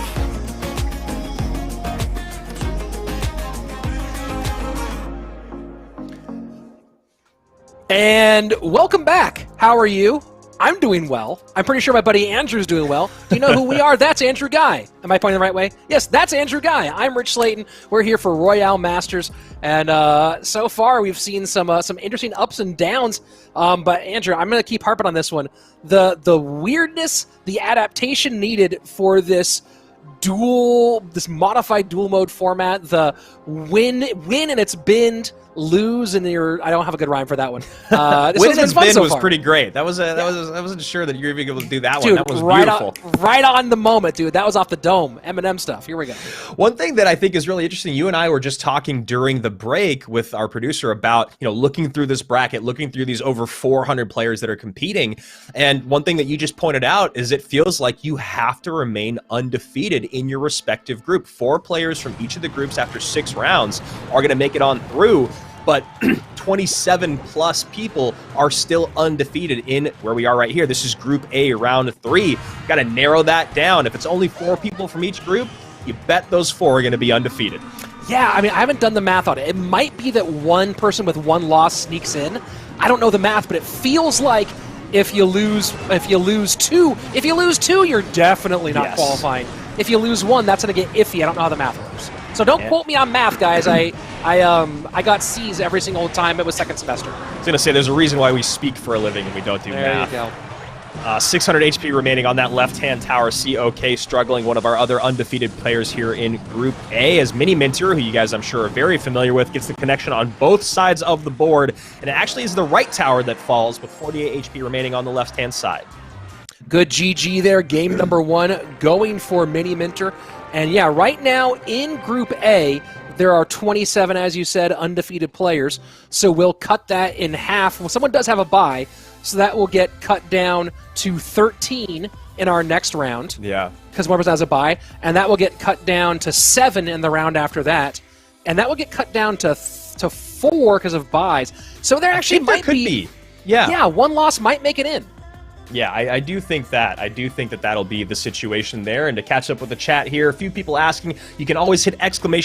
bracket to figure out what the bracket is, and you guys can follow along with maybe some of your favorite players. And we saw some other people asking what this is. This is the Royale Masters tournament for the next 5, or I guess including this week, 4 weeks after this weekend. We'll be coming to you Saturday and Sunday, giving away $2,500 a weekend for the grand prize of $25,000 once we get to our playoffs. And anyone can join. Absolutely anyone can join. Join the Discord, follow us on Discord, follow us on Twitter, and we could be talking about you next weekend. Yeah, join the discard pile, as you've already been burned. Someone asking, how do you join once you go to the Discord? I have no idea. Read the stuff. I'm sure the information is on there. You can learn how to join this competition. And yeah, you can be in there, and it's be very exciting to see you in there. I don't know beyond that, so go ahead. There's plenty of time because you have a week to figure out how to sign up.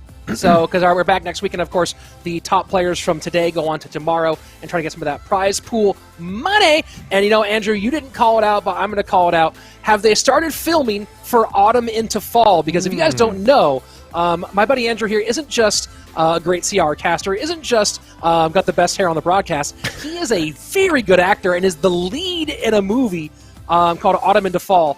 And so, Andrew, I don't even know. Have you started filming? When do I get to see it? No, I have not yet. Thank you so much for all that. I appreciate you, brother.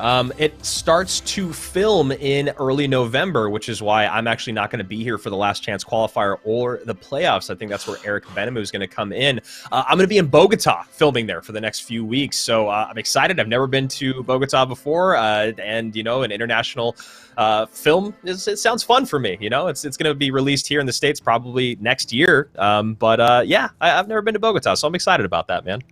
Well, congratulations. Neither have I, and I know it's going to be awesome. Can't wait to watch it, but right now, no wait necessary to watch Mini Minter in game number 2 against COK. Let's go. Yeah, Mini using, I believe Earthquake was in there as well, but Royal Hogs was his win condition in game number 1, so we won't be seeing that out here from COK. We'll see if COK wants to save Fireball, knowing that it might not be as impactful with Royal Hogs not in play, but of course that Mother Witch is still always there. A nice little staring contest here in game number 1. We don't get many of these days. Yeah, it felt like it happened a lot more back in 2017, 2018, when obviously there was just a lot more dominant beatdown decks. There was a lot more Golem being played at the competitive level. And of course, it shifted from this being, as the game became more and more about the starting play, even without being in beatdown. You've seen more and more of this, just a few players maybe not loving their starting hand. And again, Mini Minter played Mortar, Royal Hogs with Cannon Cart. So EQ out, Delivery out, Cannon Cart out, no Muskie, no Spears, no Knight. That's what's out for Mini Minter. So we'll see what COK is doing here in game number 2. Of course, Fireball still viable. So we'll see if maybe COK is going Lava here, but not entirely sure. Yeah, looking like Mini just wanted to cycle those Skellies early on to get the hand that he wanted, and now we're just going to do this staring match for maybe another 10 seconds or so. Usually we get a play right before you tick to double elixir, and yes, there you go. Mance Raider answering the questions there in the chat about, is this dual mode, and it is a very special dual mode that Rich was just talking about a moment ago. So here we go, double elixir. Let's see if something exciting happens. Magic Archer coming down first play. Yeah, my guess here is that neither of them liked their starting hand. Yeah. Skeletons don't typically make you think you're going to get something big, and this really just feels like neither of them enjoyed what they were looking at in their first 4. Interesting composition here so far from COK. Lumberjack, it's all just getting cycled in the back on the left-hand side. But Lumberjack with Bandit and Fishboy, but you have Magic Archer and Inferno Dragon surrounding. I mean, when you see this many legendaries, you almost always assume that it's Ram Rider. This would be an interesting variant on Ram Rider, of course. Finally, a non-legendary comes out for the 6th card out of COK. Yeah, it'd be a really, really interesting deck there when you talk about the Ram Rider coming out. It's going to be relying a lot more on maybe the opposite lane pressure from that Bandit, as you can see right there. Played on the right-hand side, does pull a little bit of defense out from his opponent, but still no one getting too aggressive here as we're out of regulation. Yeah, COK just content to cycle stuff in the back, and Mini Minter happy to play defense and not give up too much. There is the Ram Rider out of COK, and That's a nice little bit of snowball work by him as well. Yeah, really, really nice snowball work there. You see a big spell having to come out here with the Skellies from Mini. Pressure staying up from COK. He does take to 4 Elixir, but doesn't get the Valkyrie down in time. Oh, man, that was a real close call on that one. And you see the archers get just ahead on the Valk. Yeah. And do they actually help? A nice snowbot of COK. This has been some fast fingers, despite, I guess, they're making up for lost time in that first 2 minutes because they are moving quickly here. Yeah, I really like those high archers there. They pull the magic archer off of the Valkyrie, don't allow any of that piercing damage to go on through. Some really nice heads-up play. Good, great reactive plays from Mini Minter, as now we finally see his graveyard come down.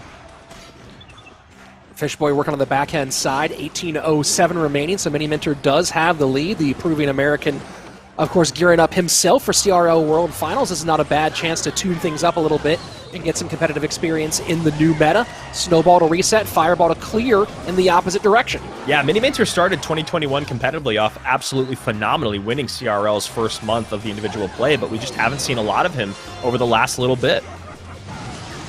Well, he didn't love the second meta of the year and struggled a bit in that one, and then just been working to get himself back in form since then.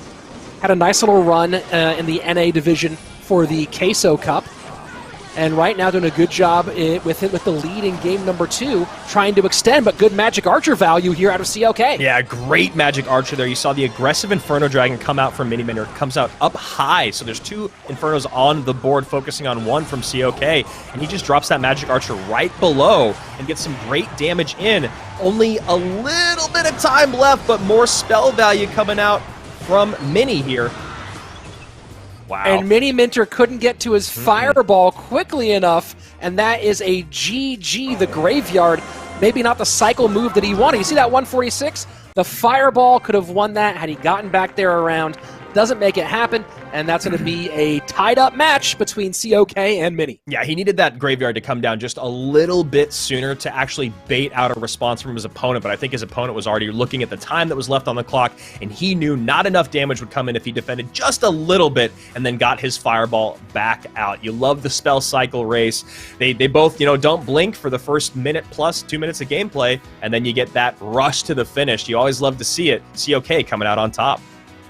This is interesting, right? COK now not able to use Fireball. Mini Minter able to run Fireball back after that loss. So I'm looking at these deck options, and COK has a lot of Fireball bait cards still in play, and Mini Minter does have that as an option here for Game 2.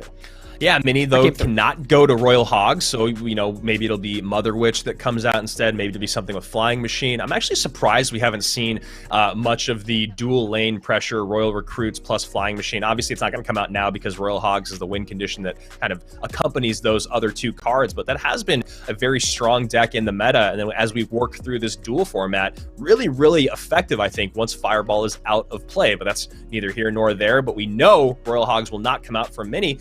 Trying to think of where he goes now in game number 3.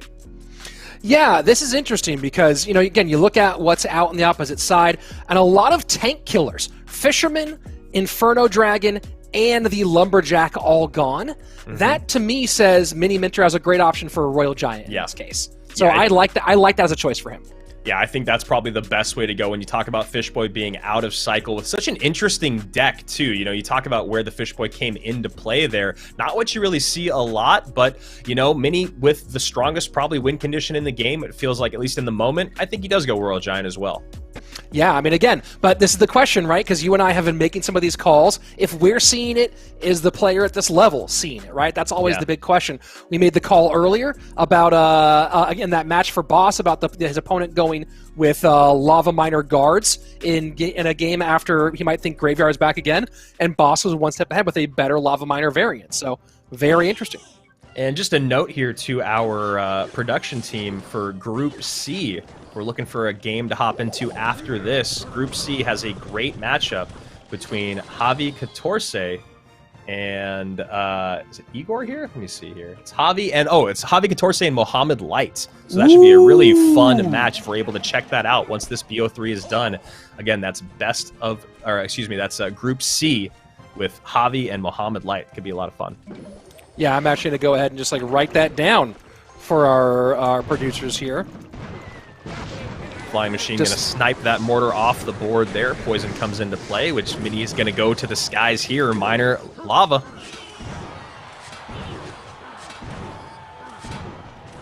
I think arrows. Play. You know, Andrew, you talk about whether it be talking about balance changes or reworks. I'll say this. I think the arrows rework is one of the most successful reworks that Supercell ever went through. Right? We've seen some wins, we've seen some L's, but the arrows one definitely made it viable in a situation where it previously wasn't, and but made it viable. I guess it really crushes the cards that it snipes, but other than that, it's not OP. It's just viable.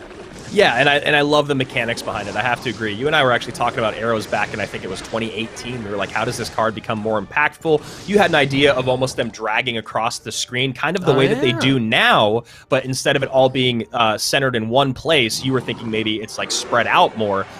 So yeah, maybe you were a little bit ahead of your time there, because it's basically what they did, just in a little bit different fashion. I've been described that way many times, Andrew, as ahead of my time. And you know what? I'll take it. I'll certainly take it. So Lava Hound goes to the right-hand side with 1 minute left, and this is what we're talking about. Not very often that you go with the send on the opposite lane with the Miner, but that was an opportunistic one. It turns into a nasty counter push, though, with the Cannon Cart. Yeah, look at that. Cannon Cart comes down. Brawler comes out. Cannon Cart's still on its wheels. Luckily for Mini, though, that Barbarian was not getting the tankage there. It was on the Cannon Cart, so some interesting stuff. One of the pushes we saw earlier on that I loved was the Miner going to the inside, on the left-hand tower into the inside, the middle tile, so it was tanking for both lanes, and that Flying Machine was able to get on that right-hand tower early on to give Mini a nice lead. Final 25 seconds, and Skelly Drags come out in response with the guards. That's a lot spent to defend against this graveyard, and Poison does come in for some good value. Yeah, I mean, the problem there for Mini is he just didn't get that Goblin Cage down fast enough to get those tanks out of play. And there you see so much has to be spent to clean up the Skellies, and then so much gets cleaned off the board with a great Poison. Ooh, just cycling tough. Graveyards. Yeah, you know, Miner's out of play now. He has to use arrows early on. He's going to have to drop another unit down.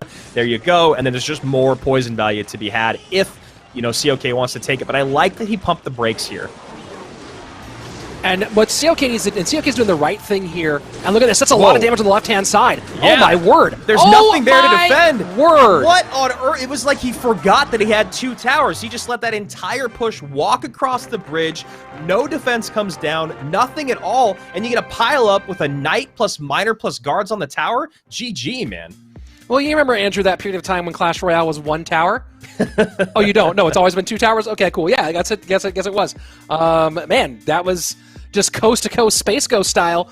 The guards and Miner come in, and, you know, it happens to all of us. You get hyper-focused on one side, and you kind of just, like, forget that you have another tower, and GG. I've been there, dude. I've been there too. Yeah, absolutely. And you saw what was going through at least the mind of COK was he was trying to defend that right-hand side with that Poison. You know, the Lava Hound finally makes its way across the bridge. You know, 10 minutes later, he gets a little bit support behind, and he just completely forgets what's going on the left-hand side. You can see the chat also very, very surprised with what happened there. A lot of wows coming out in the chat. Wow. Yeah, the classic wow. Yeah, that's gonna be a rough one, I tell you. But nice work there for Mini Minter. Escapes from what looked like it was a whole lot of trouble. Yeah. You know, look, they say it's better to be lucky than good, and if you're lucky and good, well, that's a powerful combination. I'm really shocked at kind of what happened in those final moments, just because it felt like that COK had Mini in a really bad cycle, and he was always going to get a ton of value out of stuff on that Poison side, whether it was Graveyard Poison just coming down back to back to back, but then he stopped doing that entirely. He ends up poisoning defensively on the right-hand side instead of maybe using his Hunter. I think the Hunter maybe would have been a better idea up high there, and then he could just poison the left-hand side out, get a little bit of chip damage, and all those guards, all that DPS that came down that left side would have been that much less present. It would have been, you know, maybe you take 1,000 damage, but you're not going to lose a tower. Well, it was the Skelly Dragon pressure out of Mini Minter there, which was really key, right? Because then that Hunter, you know, you have to get real careful that Hunter doesn't target the wrong thing. You have to play that Hunter too high on the Skeleton Dragons. So he put that Hunter into between a rock and a hard place, and Mini decided, okay, I can control more of this with the Poison, or not Mini, COK, so I can control more with the Poison than if I kind of throw the Hunter to the Wolves there. And it obviously didn't work out the way he wanted, but, you know, he was kind of low on options at that moment. Yeah, and, you know, and the other alternative, I guess, is just to continue to play the Poison there on that right right-hand lane, take a little bit more damage, you know, eat the little bit of damage from the Skelly Dragons, eat that first little hit from the pups as the poison ticks them off the board, and then get the Hunter down in the opposite lane. That splash damage would have really helped, and also that single target damage would have helped with the tanks in front of those guards. But a really fascinating final few moments there as Miniminter moves on and takes that set over COK. And trying to take a look at some of the results here from other matches. So as I'm loading those ones up, we'll get you some of those numbers in just one moment here. Currently undefeated in Group D, Wallace Andy, a guy who has lots of weird things that I can't pronounce. Igor is still undefeated in Group D. Immortal, Mizo, Safe. Let's see. Arden Toas still undefeated. I saw in the chat, hey, taking one game off of Arden. Very nicely played for you. Schwarzen is still undefeated in Group A. So again, down to our top 26 in that group with no bye. And just catch up with the chat here, a couple things. When is Mohamed Light playing? We might be able to see Mohamed Light versus Javi Catorce if we are able to get to that. The bracket, you can just hit ! bracket to see what they're saying, or to see all the matches that are out there.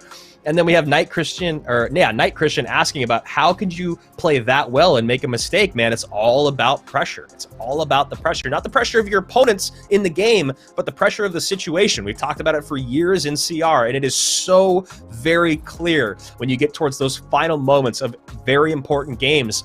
Cards get dropped in the wrong places. Things just happen that you're not expecting. You play things in the wrong place. You forget about towers. That's the beauty of competitive CR. You know, Andrew, when someone says, how can you play that well for so long and then make a mistake at the end? My question is, have you played Clash Royale before? Have you never made a mistake? What? Because I feel like if you've opened the app one time, you've played like a god for 4 minutes and 59 seconds and then thrown at in that last moment. So many times. Yeah, a million times where you're like, I am the king of everything. No, why did I do that? And then you lose the game. So that actually should be on like when Clash Royale is talked about in centuries hence. That's the one thing they'll talk about. Is it's the ultimate. I threw. What did I do? Oh man, I have thrown so hard in the past. QWERTY ZY here, or YZ asking, RG Ebarb's arrows best reworks. Anyone disagree? Yes. Shut up. Yes. That's my response to that. Yeah, the Ebarb's rework is really interesting. It was obviously way too strong for a bit. I do think that the increased sight range is a really important thing that makes it so they're easier to kite around like a Big Mama P.E.K.K.A. I think if that didn't happen, we'd have some serious issues. And if I'm looking at the meta right now, I know that we talked about Furnace as a card that could use a bit of a nerf. I think for me, the biggest one is still Mother Witch. I think her attack speed is probably just a little higher than maybe it needs to be. But, you know, it hasn't been touched yet, and she's still going to stay very popular. I'm trying to get an eye on this one. In Group B, Lucas versus Air Surfer. So I'm trying to see if we can get that one in. Catch the remainder of that matchup. Who knows?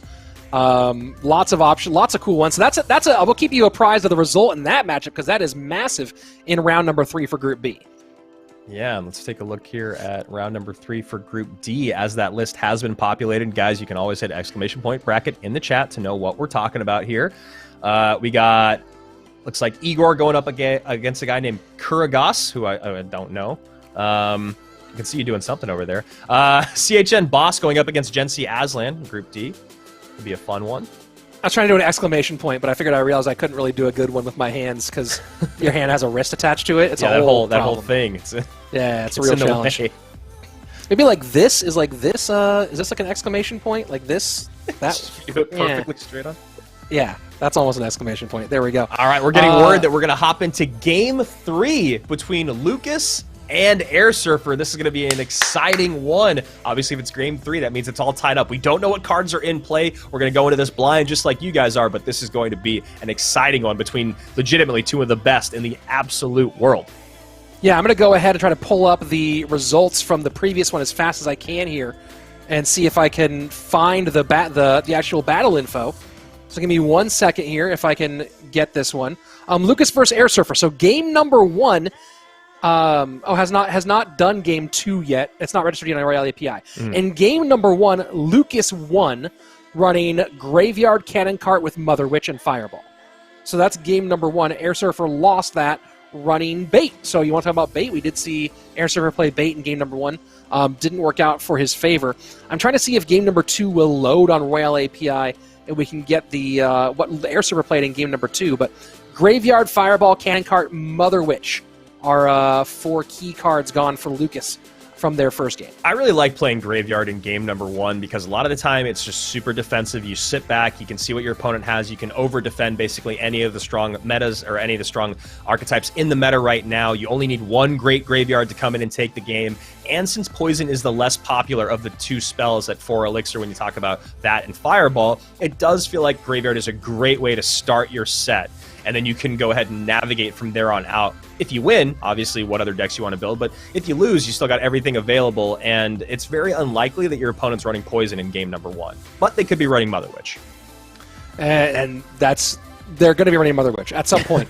Mother Witch just gets run. Yeah. We're on into round 3. Round 3 is generated for Group D, so I'm looking for any fire matchups there in Group D for round 3. There's some pretty solid... Go ahead. I was going to say, I was just looking at them. That was where we saw Igor and Kuragos, but there's Schwatzen and Mizo, but no big-time matchups there. Here we go. Game number 3 between Lucas and Air Surfer. And there you go. Lucas, bottom of your screen, running what's probably just going to be minor wall breakers. Rich, you know a little bit about some of this deck. It's not quite what you were able to push to your PB with, because instead of the wall breakers, it was drill, but Magic Archer, probably minor, probably NATO going to be in there. Bro, I skill drilled my way up to 6.6, and I'll do it again once skill drill's back. But otherwise, look very interesting deck choice here. This is not Graveyard from Air Surfer. He ran Graveyard and won in game number 2, so very interesting. So it's MK Balloon, Ice Wiz. Very interesting, but keep in mind, Fireball's not in, so Ice Wiz gets a nice little buff when Fireball's out. NATO comes in to pull that balloon away. Baby Dragon stays onto the tower, though. Not quite the pull that Lucas wanted. Miner comes in as well, now getting tanked for by that Baby Dragon. A lot of great damage with one Valkyrie Twirl on the left-hand side. 1908 to just above 13. Oh, no, just below, excuse me, 1256. Lucas is running one of the best outplay decks in all of Clash Royale right now. I think, in fact, Sir Tag did a video recently on this being probably the OP outplay deck that pros are running right now. And it just has so many options, both defensively and offensively, different variants on ways you want to play it. And it's nice for Air Surfer, or nice for Lucas, but obviously it's going to be an interesting challenge here against this strange minor loon deck out of Air Surfer. Yeah, what's really interesting about Air Surfer's deck here is that Mega Knight can basically just kind of go off on his own, and he's going to demand so much attention from Lucas, and then he could do what he did last time, which was just balloon opposite lanes. So I'm curious to see if Lucas maybe tries to activate King here. No, he has to go Valkyrie low after that Baby Dragon comes down. He might have tried to go cheap cards like Wall Breakers and then Spear Goblins to pull the King, which is why I think Air Surfer had to support that push with the Baby Dragon. Yeah, that King Tower activation is risky in a balloon matchup, right? Like, you love a King Tower activation against Mega Knight. It's awesome. In a loon matchup, is it worth it? I'd rather, if I'm Lucas, get a King Tower activation by an errant miner than I would by trying to do it with the Mega Knight and not have that bomb tower when needed. Yeah, it definitely needs to have the bomb tower in play, which is, maybe why he tries to go with cheaper cards to do that, but that's neither here nor there as Air Surfer goes in for another push here on the left-hand side. That Baby Dragon is getting so much value this game, man. It has been causing so many problems for Lucas because it's just been perfectly placed on top of those Spear Goblins time after time, and then also tanking over and over. Yeah, this is just absolutely rough, and you can see Lucas plays that minor one tile off here, so maybe Lucas is a bit frustrated, and someone in the chat saying this is a snipe for Air Surfer, and maybe, possibly, certainly kind of with Tesla, Ice Wiz, and NATO, kind of nasty, but we'll see if Lucas can play his way out of it. Yeah, and Air Surfer just getting so much value out of those miners. Right-hand side just lives on that tower, and these Teslas, man, those Teslas can do double duty. They could just be played up high like you're seeing there, cleans up the miner, stops the wall breakers. That's a 5-for-4 trade, and it's stopping your opponent from being able to get any damage, which is really only coming from the miner at this point. And that bomb tower not pulling the loon is so frustrating for Lucas, and that might even be a tower down here with the Baby Dragon on tower. Man, that's so frustrating. You feel like you have yourself set up defensively correctly, and man, when that loon sneaks on by, GG's. Yep, that's it. 93 HP remains. Air Surfer can just cycle a NATO and a Miner. He goes Baby Dragon at the bridge with a Miner in suit.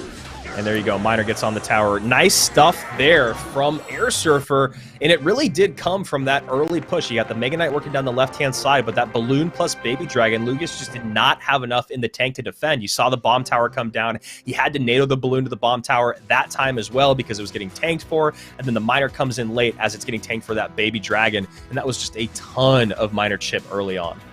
Yeah, and easy finish there for Air Surfer to go with the Miner to the inside. Lucas reads it to the outside, and just felt like Lucas was again just kind of in a tough spot there. That's a really, again, like Mega Knight Loon against that Miner Wall Breakers deck.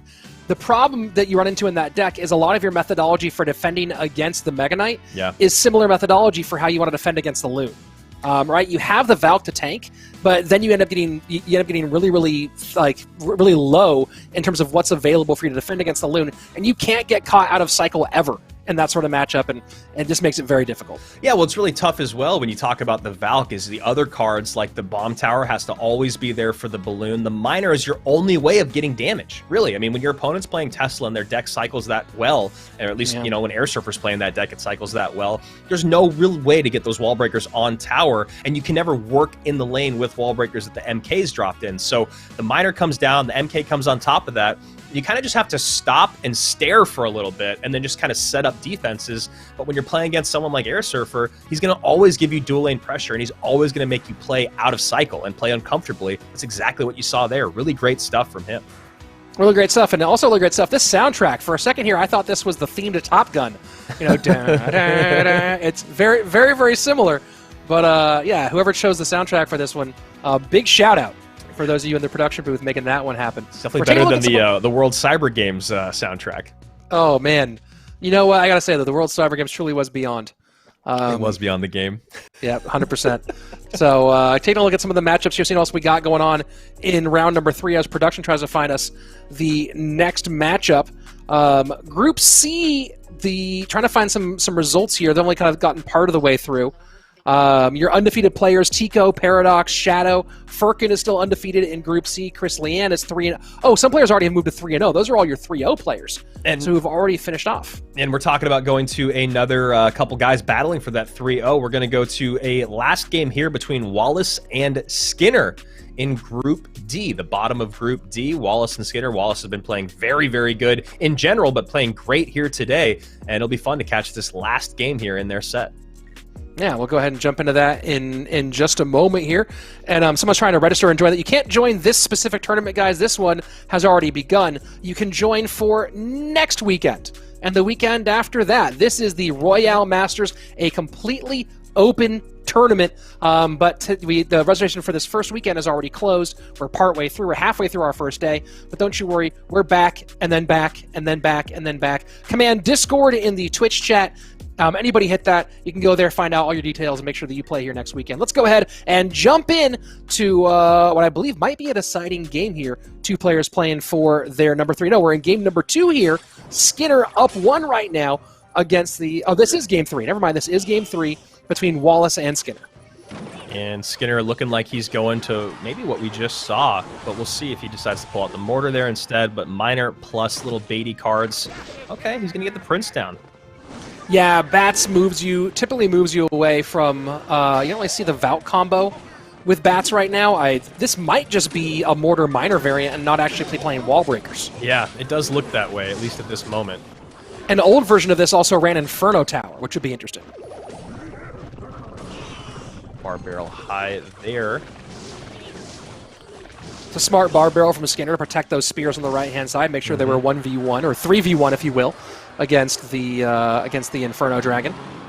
Yeah, and you can see, I was just going to say, Skinner is going to be in a really, really tough spot here when you look at his options. It's basically going to be whatever building he has, and then opposite lane pressure to make sure Wallace can't build up too much of a push. But the Bats plus the Spears are going to really, really struggle as we move deeper and deeper into this game.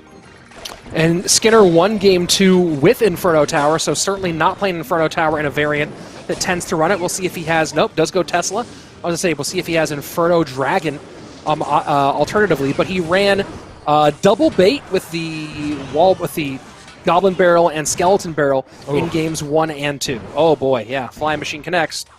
Yeah, Flying Machine on tower there, and this could just be a minor control deck with Prince. We've seen that in the past as well, and that's a tough deck to pull out at this level, especially when you're going up against someone like Wallace.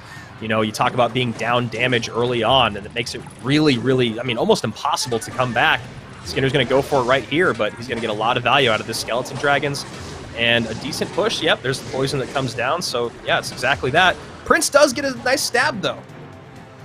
I don't know if I love this being with the triple spell variant, right? I think that this deck could have used something else in the air, and in this case, obviously, an Inferno Dragon. He ran Inferno Tower 2 games in a row, and then, of course, Wallace knew there was no Inferno Tower. Inferno Dragon, I think, would have been a smart play here, potentially, as opposed to double small spell. Yeah, you know, maybe Inferno comes in instead. He drops the Tesla out. He gets some other, you know, card in there that just brings a little bit more pressure to the game. There you go. Poisons the King Tower. That's going to do it. I mean, we've said this for a really long time, man. There's really been only a few players at the highest level that can rock minor control decks, minor poison decks. And no matter if it's your favorite, you know, win condition, your favorite card, your favorite whatever, it just is really tough to succeed with at the highest level. So there you go. Wallace going to move to 3-0 in his group. I believe he's in Group A. Let me go ahead and double check that one. I can't remember if he's in Group A. He's in Group D. So yeah, you know, there's 425 players, guys. Gotta keep them all straight in our heads here.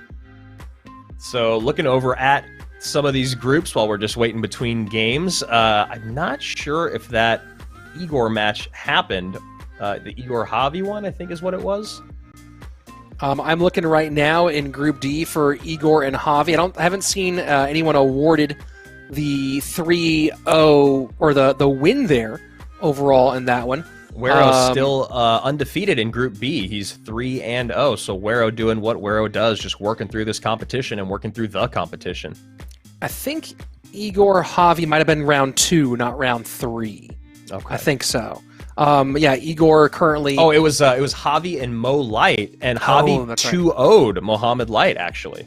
Whoa! Let's go, Javi. There you GG's on that one. That might be... We'll get some more information, of course, on that group as we go on a little bit further. Taking a look at some of the other results here. Arden Toas getting a 2-0 win against... what appears to be the flag's kind of small. That might be a Portuguese player. No, it's not. That's not Portugal. It's just another green and red flag. I'm so curious if this is the real Diego B or not in Group C. He did pick up a 2-0 win over Leonel. And we are getting to a bunch of people here that are 3-0 in this group. We have Furkan at 3-0, Paradox 3-0, Tico 3-0. So a lot of great players here in this group still working through untouched. Yeah, Arden and Wallace both 3-0 in Group D for the moment, so we'll see who joins them in that 3-0 group. There's only a couple of players. I think actually we might be getting close to the end of the people who could be 3-0. I'm looking at the 2 1s. Yeah, there are no 2-0s. I think we're mostly solving out on the bottom end because it looks like in that group we've actually got ourselves down to our final selection of, let's see, there's 1 2-0 left that I can see, and that's Felipe. So we'll see if he turns that around. That's a Portuguese player there. Looks like Group A has gone on to their 4th round, as there's about, 13 people. You see, we're okay at math. 13 people that are still undefeated in Group A at 3-0. Among those are some people you might recognize in Mini Minter, in Thrill, still 3-0, playing very well today. The first match of the day that we watched. Nicely played for him. Going to go ahead and take a look at Group B here for you guys. And let me go ahead and just reload Group B, make sure it's all sorted out. Yeah, Anaban's still untouched there, man. Yeah. And yes, thank you, Mans, for pointing that out. We're not picking the games. We're just here talking about them. So, we're trying to get you guys the best stuff that we can. But just here to hang out with you, talk through some of these great matchups, and enjoy some really interesting Clash Royale. Wero 2-0'd in his last game. So, yeah, that group, Anaban still undefeated, Wero still undefeated, Osama still undefeated, and Air Surfer. That's a pretty powerful Group B right there. Yeah, and to piggyback on what you were just saying a moment ago, you guys don't want to give us the power to pick anything. We just talk. We're just good at speaking. Yeah. That's all we can do. Ooh, and Socrates. which I know if you watch Bill and Ted, you understand my pronunciation there. I do, yes. Before I know you would get it, but it's like before the chat is like we are a bit he older. can't even pronounce Socrates. But yes, solid performance there, Socrates. Great stuff there in Group B, and then moving on to Group C. Give you some results after 3 rounds. A couple of things here in the chat. Kevin1109 asking Royal Recruits deck, question mark? I know. I've been surprised as you, man. Have not seen them yet today.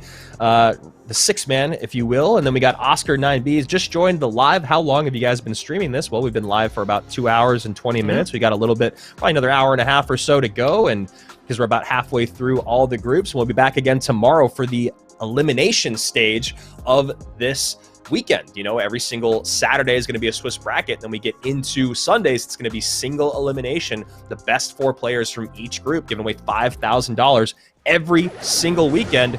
Here we go. Legend and Sasa, both these guys undefeated, I think, in Group A. But there's, you know, like you just said, there's a lot of players out there. This is a round 4 matchup. So we'll see if one of these 2 guys is going to keep on moving on. We are playing 6 rounds of Clash Royale today, so one of these guys has to win 3 more to really make sure they secure that spot in tomorrow's weekly championship. Really nice protection there of that flying machine, living with a sliver of HP. Now the Mother Witch and the flying machine coming together here as they're crossing the bridge, but a nice push here. Great delivery there from Legend. And there has been a little bit of recruits. We didn't see it today in that matchup we just caught up with in Wallace a minute ago against Skinner. He actually did run 6 Loon Drill in game number 2 and took the L there. We just joined that one a little bit late. 6 Loon Drill. Fascinating. Yeah, you know, Goblin Drill, it's one of those cards that it'll be really interesting to see what happens with it over the next couple months, because anytime a card that is that strong and they get nerfed, they just disappear from the meta. But I know there's still good decks out there with Goblin Drill that we're going to kind of discover as people get more comfortable with where we're at in this meta. Musketeer going to get tanked for. Musketeer tanked for, man. Look at that. Oh, wow. Bye-bye, Tower. GG's well played. And Legend taking the win here as he was the side, that side's reverse, against Sasa. And Sasa, an 8K player out of Montenegro, who's did make it to top 200 in CRL this season. Wow, yeah, and that was a very interesting sequence there at the end where you talk about that Musketeer getting tanked for by that cannon card. Just no extra DPS came down after that fireball, just spending, not even, I don't think, down to 0, especially that late in the game. More could have been dropped to play defense, but just decides not to, tries to stay on offense, I think, with the piggies, and he just loses that tower. And trying to get you some more info here. But Sasa, you know, this is my first time seeing him. He did play a little bit in GameStars where you were, Andrew, and has been in the ESL Mobile Open. Made it to top 100 in CRL a couple of times, but this is probably so far looking like his best performance, at least up to this point in a Swiss bracket. We'll see if he keeps on going with that one as time goes on. And looking over here, Soul Hunter asking, how can you counter Mega Knight the best way? Mega Knight really, really strong in the meta right now. It's showing up all over the place, just especially because of Royal Hogs and because P.E.K.K.A. isn't quite as popular. But yeah, someone answered you there. You could just do P.E.K.K.A. You could just play P.E.K.K.A. Yeah, that is one great way to do it. But another great way to do it is to create opposite lane pressure so that your opponent cannot build up the push behind that Mega Knight. Because, you know, a lot of the best players in the world, you'll see they create opposite lane pressure so that you can't stack units behind the MK. And then they'll get a King Tower activation in with really cheap units like Spear Goblins and Skeletons. And there's a lot of different ways. And if you don't have a P.E.K.K.A., there's a way to do it even with Bandit that I've broken down before. So there's tons of different ways to counter Mega Knight. But yeah, as Andrew was saying, just don't let them stack and worry about both those sides. Here we go into game number 2, and Legend going Lava Miner. Yeah, it does feel like this has been the most popular win condition of the weekend, man. It feels like, you know, we've talked about this time and time again. You know, metas develop over competitions, and it does feel like right now it's this deck that's the most popular. And we just saw some of the biggest players in the world tweeting about this deck, or this type of deck with Miner, Guards, and Lava. And that Lava Hound just sitting there for a minute. It's going to be against the second time we've seen this Ram Rider variant with the Fish Boy in it. Should expect a Lumberjack as part of this one as well. Arrows, nice value there on the arrows, getting some good damage in on that E-Wiz, taking the Magic Archer off the board, and a nice early hit here from Legend, 1706 to 2090. We'll see how this game, as it moves forward, though, it's going to be interesting about Legend being able to keep up with the ground game, man. Not a lot of responses there on the ground, and the ones that he have are, kind of soft. Yeah, I mean, the interesting thing that we've already seen once is the arrows work out well on that right-hand side, but there's a lot of stuff that's hard for him to clear off defensively. Yes, he's able to get in deep, and you're going to see that same thing with this Lava Hound on the right-hand side. Yes, he's able to defend against a lot of those Ram Riders, and we should see guards come out here against this P.E.K.K.A. in just a moment. Going with the Flying Machine to work on the Ram Rider. Nice Flying Machine placement out of Legend. Yeah, I'm surprised, though, we didn't see anything come down to try to distract the bandit or maybe pull that P.E.K.K.A. away. I mean, really, it would have just only been the guards, but maybe just trying to not get 3-crowned here and then get enough elixir saved to go on offense. Mine are going to go to the Magic Archer. Maybe an E-Wiz comes down on top. No, nice Fish Boy pull there, and that's a little bit of trouble. Yeah, very good Fish Boy pull there. Ends up getting the tower trade, does Legend. I was a bit concerned that the spend he put on the left-hand lane would have cost him that tower trade. Ends up not being the case, and as we go into the final 20-ish seconds of regulation time, he's in an okay spot here, although this value poison going to be very nice for Sasa. Yeah, nice value poison there and a nice bandit to take that Goblin Cage off the board. Just creates a little bit more pressure for his opponent. His opponent has to play a little bit more on defense, which then gives away that great poison value. And this is going to be, I think, a tough one for Legend here as we get to this 2-tower game. He's struggling to keep up with the ground game, and honestly, it almost feels like he got lucky with that Mega Minion getting on tower on the right-hand side earlier.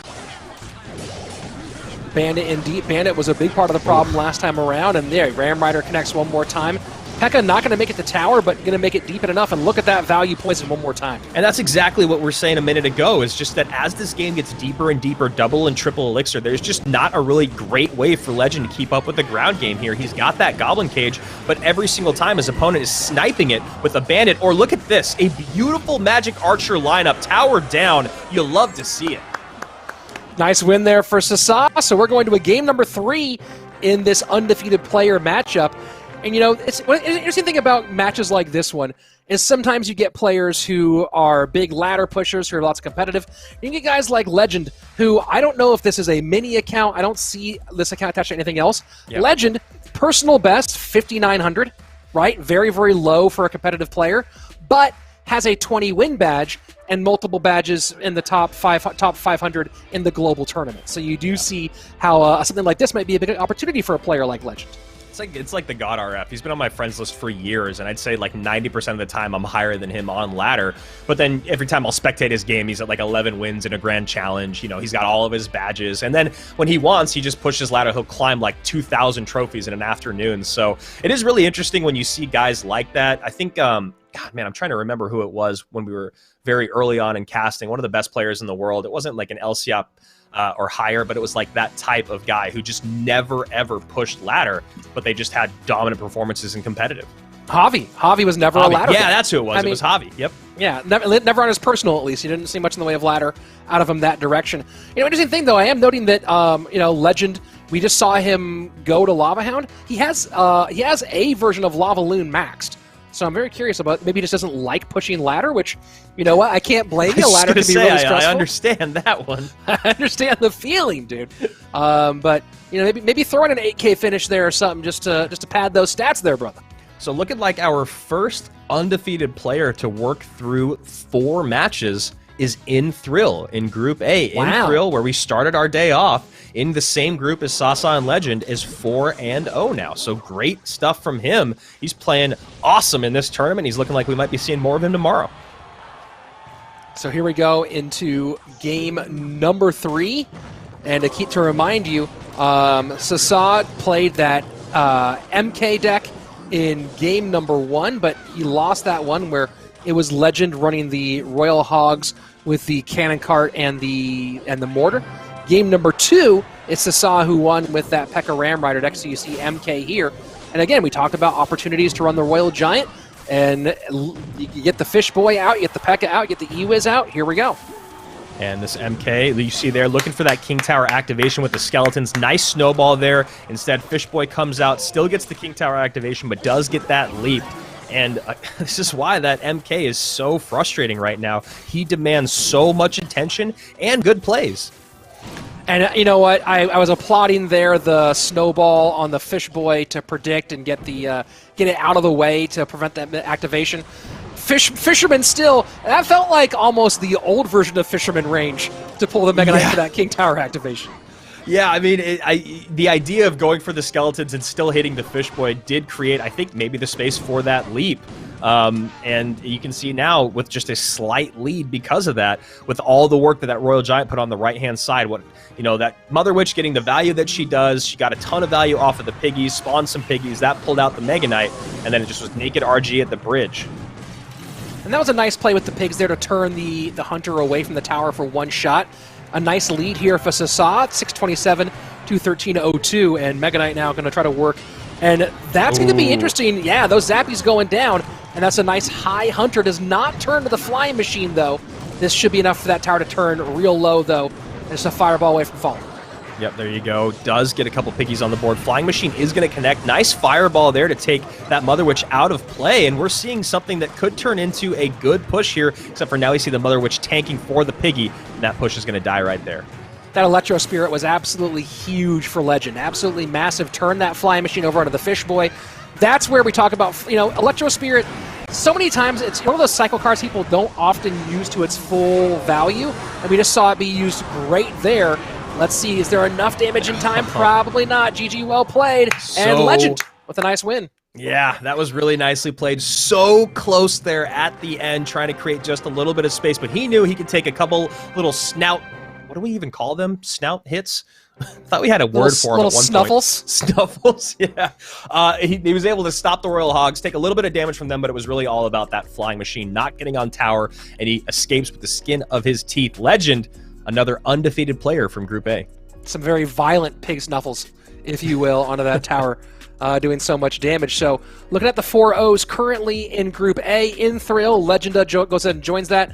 Vidalki, I don't know if that's how you pronounce that, but there you go. So those are our current 4-0s, waiting on a few more results in that group. So we'll see what we can bring you in Group A. And I will go ahead and take a look at Group B and see what they have going on in our potential 4-0s. Yeah, Group B, looks like there could be a fun match between Mao and Wero. That hasn't started yet, and Wero's been playing really good today. I'd love to see the two of them face off. So Group B, Mao and Wero. And also in Group B, we have Air Surfer going up against Monzone, trainer Monzone. So it might be fun to see that. But I do like the Wero pull there. We haven't got to watch him yet today, and he's been playing very well. Sierra Stefan saying that it's Legend A. So there you go, Legend A. I didn't know that it was Legend A, but congratulations to you on a big win, 4-0 so far. Group C has not kicked off, it looks like. We don't have anyone decided yet, at least, into our 4-0s. And it looks like we're going to a game. It's Timmy versus Tico. Fun stuff there. Timmy and Tico. And it looks like this is game one, so yeah, both RG out early. And we haven't seen much Hog Rider today, but there you go. A little bit of Hog. Probably really, DQ out of Tico? Yeah, it's a really weird Hog version here. When you talk about the cards that are surrounding it, Spear Goblins, Mega Minion, it doesn't make a whole lot of sense, but maybe he's planning for the future.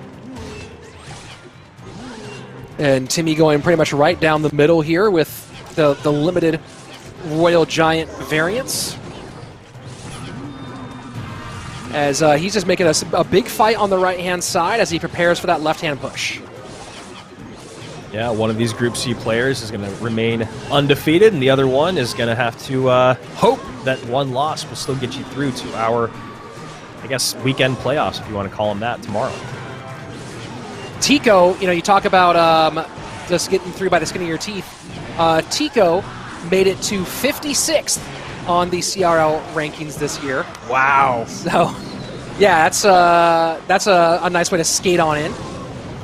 And there you go. Earthquake finally comes out here. It makes sense, right? There hasn't been a lot of good opportunities to get that Earthquake down when there's no building and that Fisherman. I mean, this is just kind of a tough matchup when you talk about matchups in general for Tico because of the Fish Boy, because of the Log, because of the Fireball.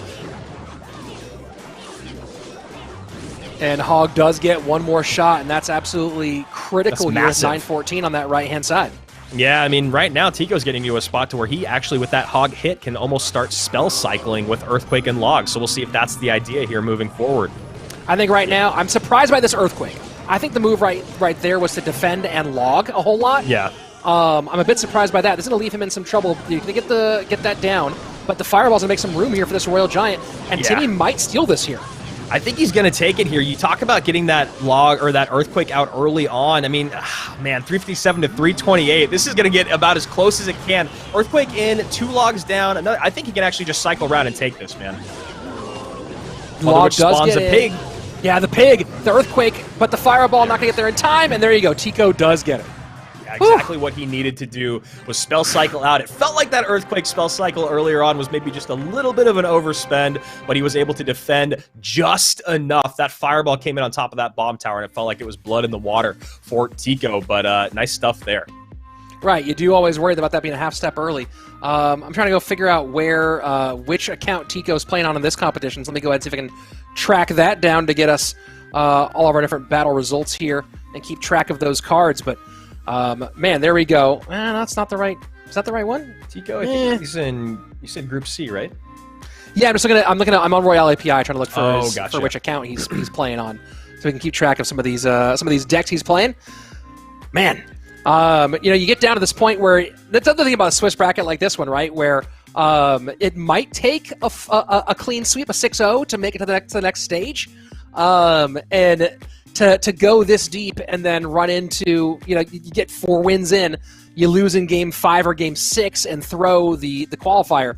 The stress level here for Game 5 and Game 6 has got to be through the roof. Yeah, it's just ramping up and ramping up every single time. And obviously the competition is getting harder and harder. So not only is the pressure, exponentially growing, so is the level of your competition. And to look at what we just saw there, RG deck, by the numbers, all those cards still in play. Fireball still in play, Log still in play, Mother Witch still in play. And on the other side of it, picking up the win there. You got no more Hog Rider. We haven't really seen much Hog Rider, so no issues there. Haven't seen a lot of Earthquake. I think really the only thing he's going to miss here is Log and Valkyrie. Everything else can basically be easily replaced when you're talking about what's in the meta right now.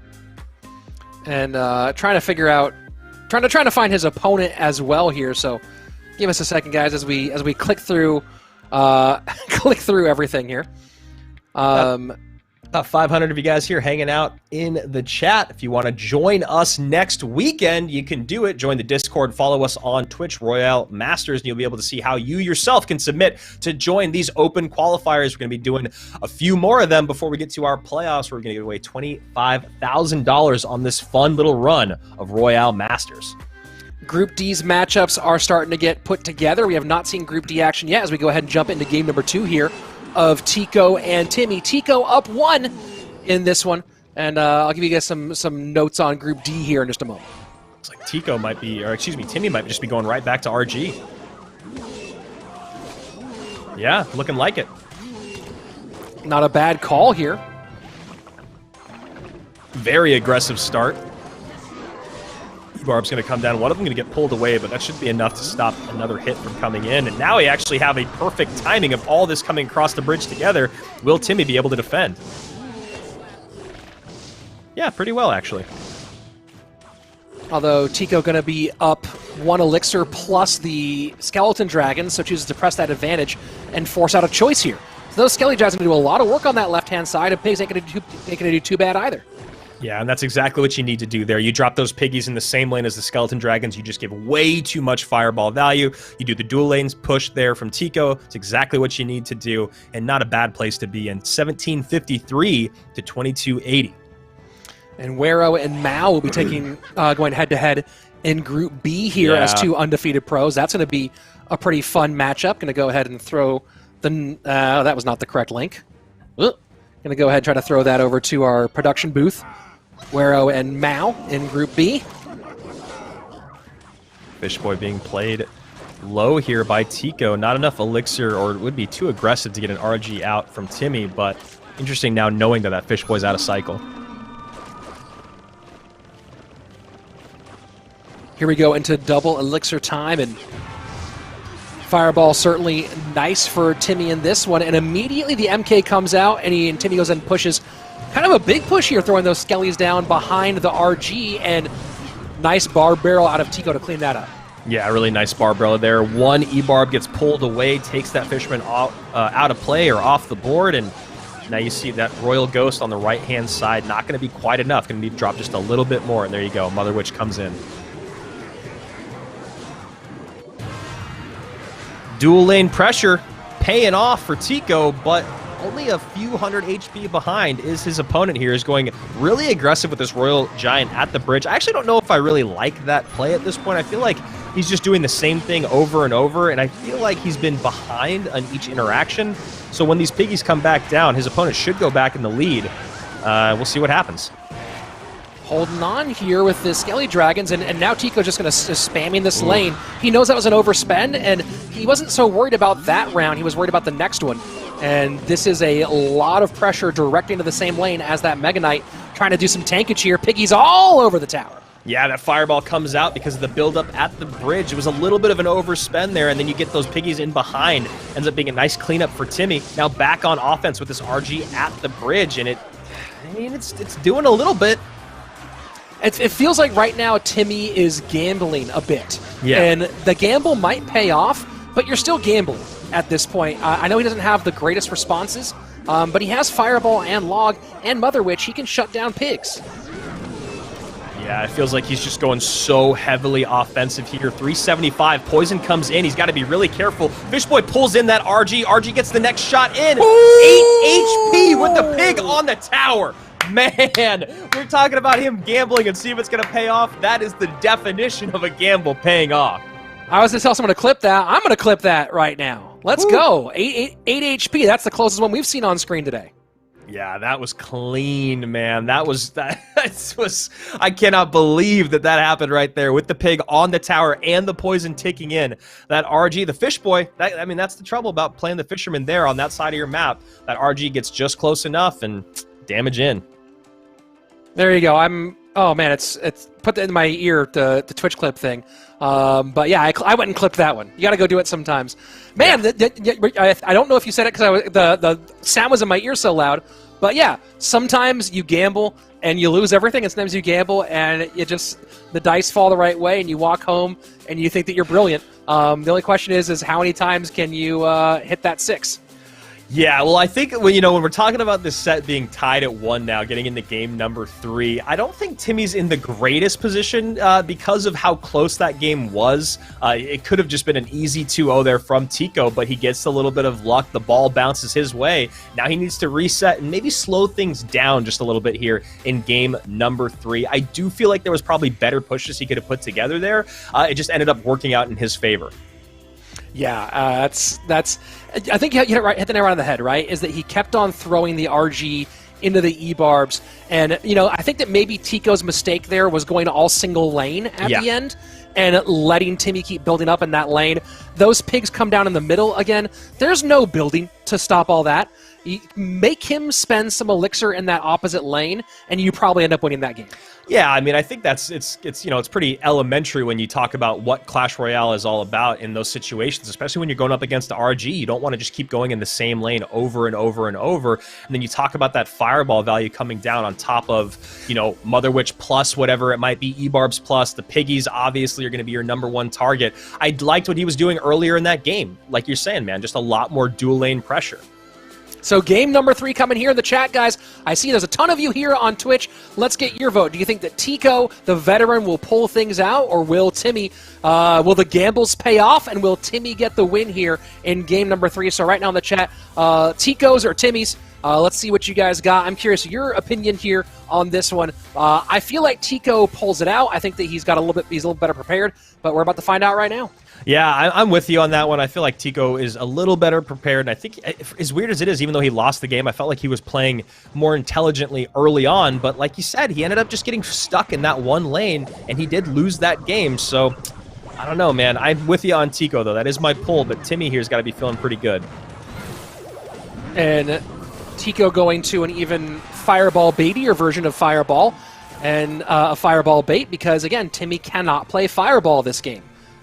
Keep in mind, Fireball is not out for Tico, and so you see Timmy go in a similar direction here. My suspicion here, though, is that the Brazilian is running Fireball. Yeah, and what Tico is doing in this game, a lot of it is going to have to be about slowing things down. Exactly. So he sets up the Mega Knight in the back because he just needs to get to double elixir, and then he can just create these great pushes that are layered and dual lane, right? Because then there's no way to get a poison where you need it to be. It's really hard to get that poison on top of all the most effective units. You imagine it'll be Piggies and Mother Witch on one side, and then Piggies and Flying Machine on the other. And that becomes really tough to defend with the cards that we're looking at here from Timmy. And this Magic Archer not getting on the Flying Machine for that lineup, and that's just one of those moments that frustrating on his side, because you see that entire push get killed on the front end, and this might... Does the Fisherman pull the Magic Archer in time? It doesn't. Does not get the King Tower activation. For a second there, looked like it might, though. It actually ends up really helping out his opponent, pulling that Magic Archer late, gets the tank for the Barb Barrel. It's already in tower range, gets a few shots in with the tankage, but here we go. No Fireball, lots of problems. And yeah, then you see that right there, and you're running the Poison variant of this version against the Fireball version, and it feels like the Fireball's going to win 8 times out of 9. And a Goblin Hut coming out, so a really interesting deck here from Timmy. It's kind of like a bridge spam spawner, but definitely not working out. Interesting is an appropriate euphemism in this context here, Andrew. I certainly agree. As the Mega Knight comes in, and that's going to get turned back around. Tico has to be careful here as he goes behind with the MK. Yeah, and that's exactly what he needs to do. The Fish Boy, though, going to pull this MK in, and now you see the Poison come down, and nice. I like the placement on the E-Barbs there a lot. He knew Poison was going to come in, and that is going to do it. Tico going to take this set, and it was, I mean, honestly, I just don't know what this deck is, really. Yeah, you know, you saw that Timmy went with maybe a Comfort deck twice in a row. The Comfort deck didn't pay off in the in round 1, paid off in round 2, and then came up with some idea for round number 3, for game number 3. And you know, you have to imagine that you haven't played Fireball. Yes, I understand, or you've already played Fireball. MK is certainly a response to Royal Hogs, but he came in there with no real plan, I think, for the rest of the deck. Maybe he was hoping that the Spears would stand up and be able to hold off against the Flying Machine, but didn't really have a clear plan for the Flying Machine. Yeah, and I think that was beautifully said, because you talk about what you're going to deal with spell-wise, and okay, cool. You don't have Fireball anymore? Cool. Mega Knight's going to deal with those problems. You have to have those other cards looking for snipes on those other units you know are going to be there. You know 100% if they're going to run Hogs, there's probably going to be Flying Machine, there's probably going to be Mother Witch. So you have to think about getting to those troublesome cards. So you're able to get to Mother Witch with the Poison, but how do you get on top of that Flying Machine? And it's always going to be an issue. That's what's so fascinating about this format is I feel as you get deeper into each set, Fireball is usually always going to be gone the first game that you win. It feels like it's been that way almost 90% of the time. I think we need to see more cards that cause issues like Firecracker. We need to see more delivery to help clean up with air units that you can't get on top of. There's just other cards out there that I think are going to suit this format better, instead of just going with with decks that are in the meta that just don't have the spell that you already used in it. So giving you guys some updates here, Mini Minter does join the undefeated ranks at 4-0.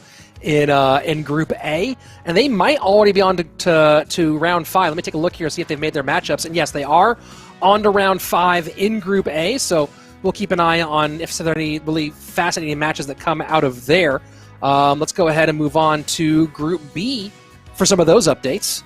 I don't know if you're there, Andrew. I'm loading it up right now. Yeah, I'm looking at Group B here. Looks like they're working through round number 4, and trying to see if there's any super interesting things that have happened here. Oresti loses his set. I believe that might be one of his first ones. Anaban finally loses to DVJ. That's big time. Anaban undefeated coming into round number 4 here in Group B. And if you are looking for information on this tournament, I see some of you asking about it in the chat. Command Discord. That's !Discord. That's how you find all the information, including how you can sign up for next week and beyond, because this is an open tournament. Anyone can play. Anyone? Yeah, even you.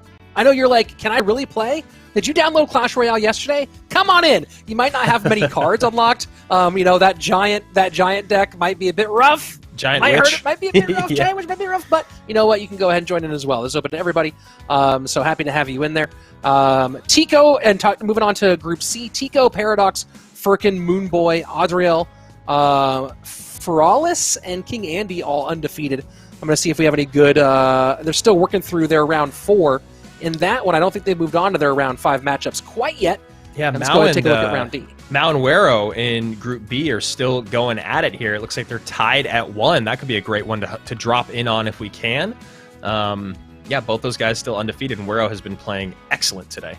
Yeah, come on. Mao and Wero. I mean, Wero's consistently excellent. I think he just prefers ladder to competitive, and that's one of the big things is like, yeah. You know, Wero's had offers for CRL teams back when it was team format. Didn't take them. He was rumored to be part of Space Station for a minute. Didn't happen. I think he just prefers playing ladder. And let's see. We got Mao and Wero. Let's go. It says Filippo. That's Wero. So here we go. Game number 3 between one of the all-time best bridge spam players and one of the top 5 ladder players in the game up against Mao, who has been on the top end of, let's call it the B tier of competitive for a while, and has flirted with the A tier here and there, and a win over a guy like Wero would certainly help. Yeah, Wero in Game 1 went with a really interesting kind of take on that RG bait deck. So it was Royal Giant, Prince, Princess, Skeletons, Mega Knight, Barrel, Dark Goblin, Bats. One of the very, very interesting no-spell deck there with a ton of bait aspects, but also a ton of offensive pressure, and he was able to take down a Ram Rider Mega Knight deck that Mao ran in Game number 1. We don't have the...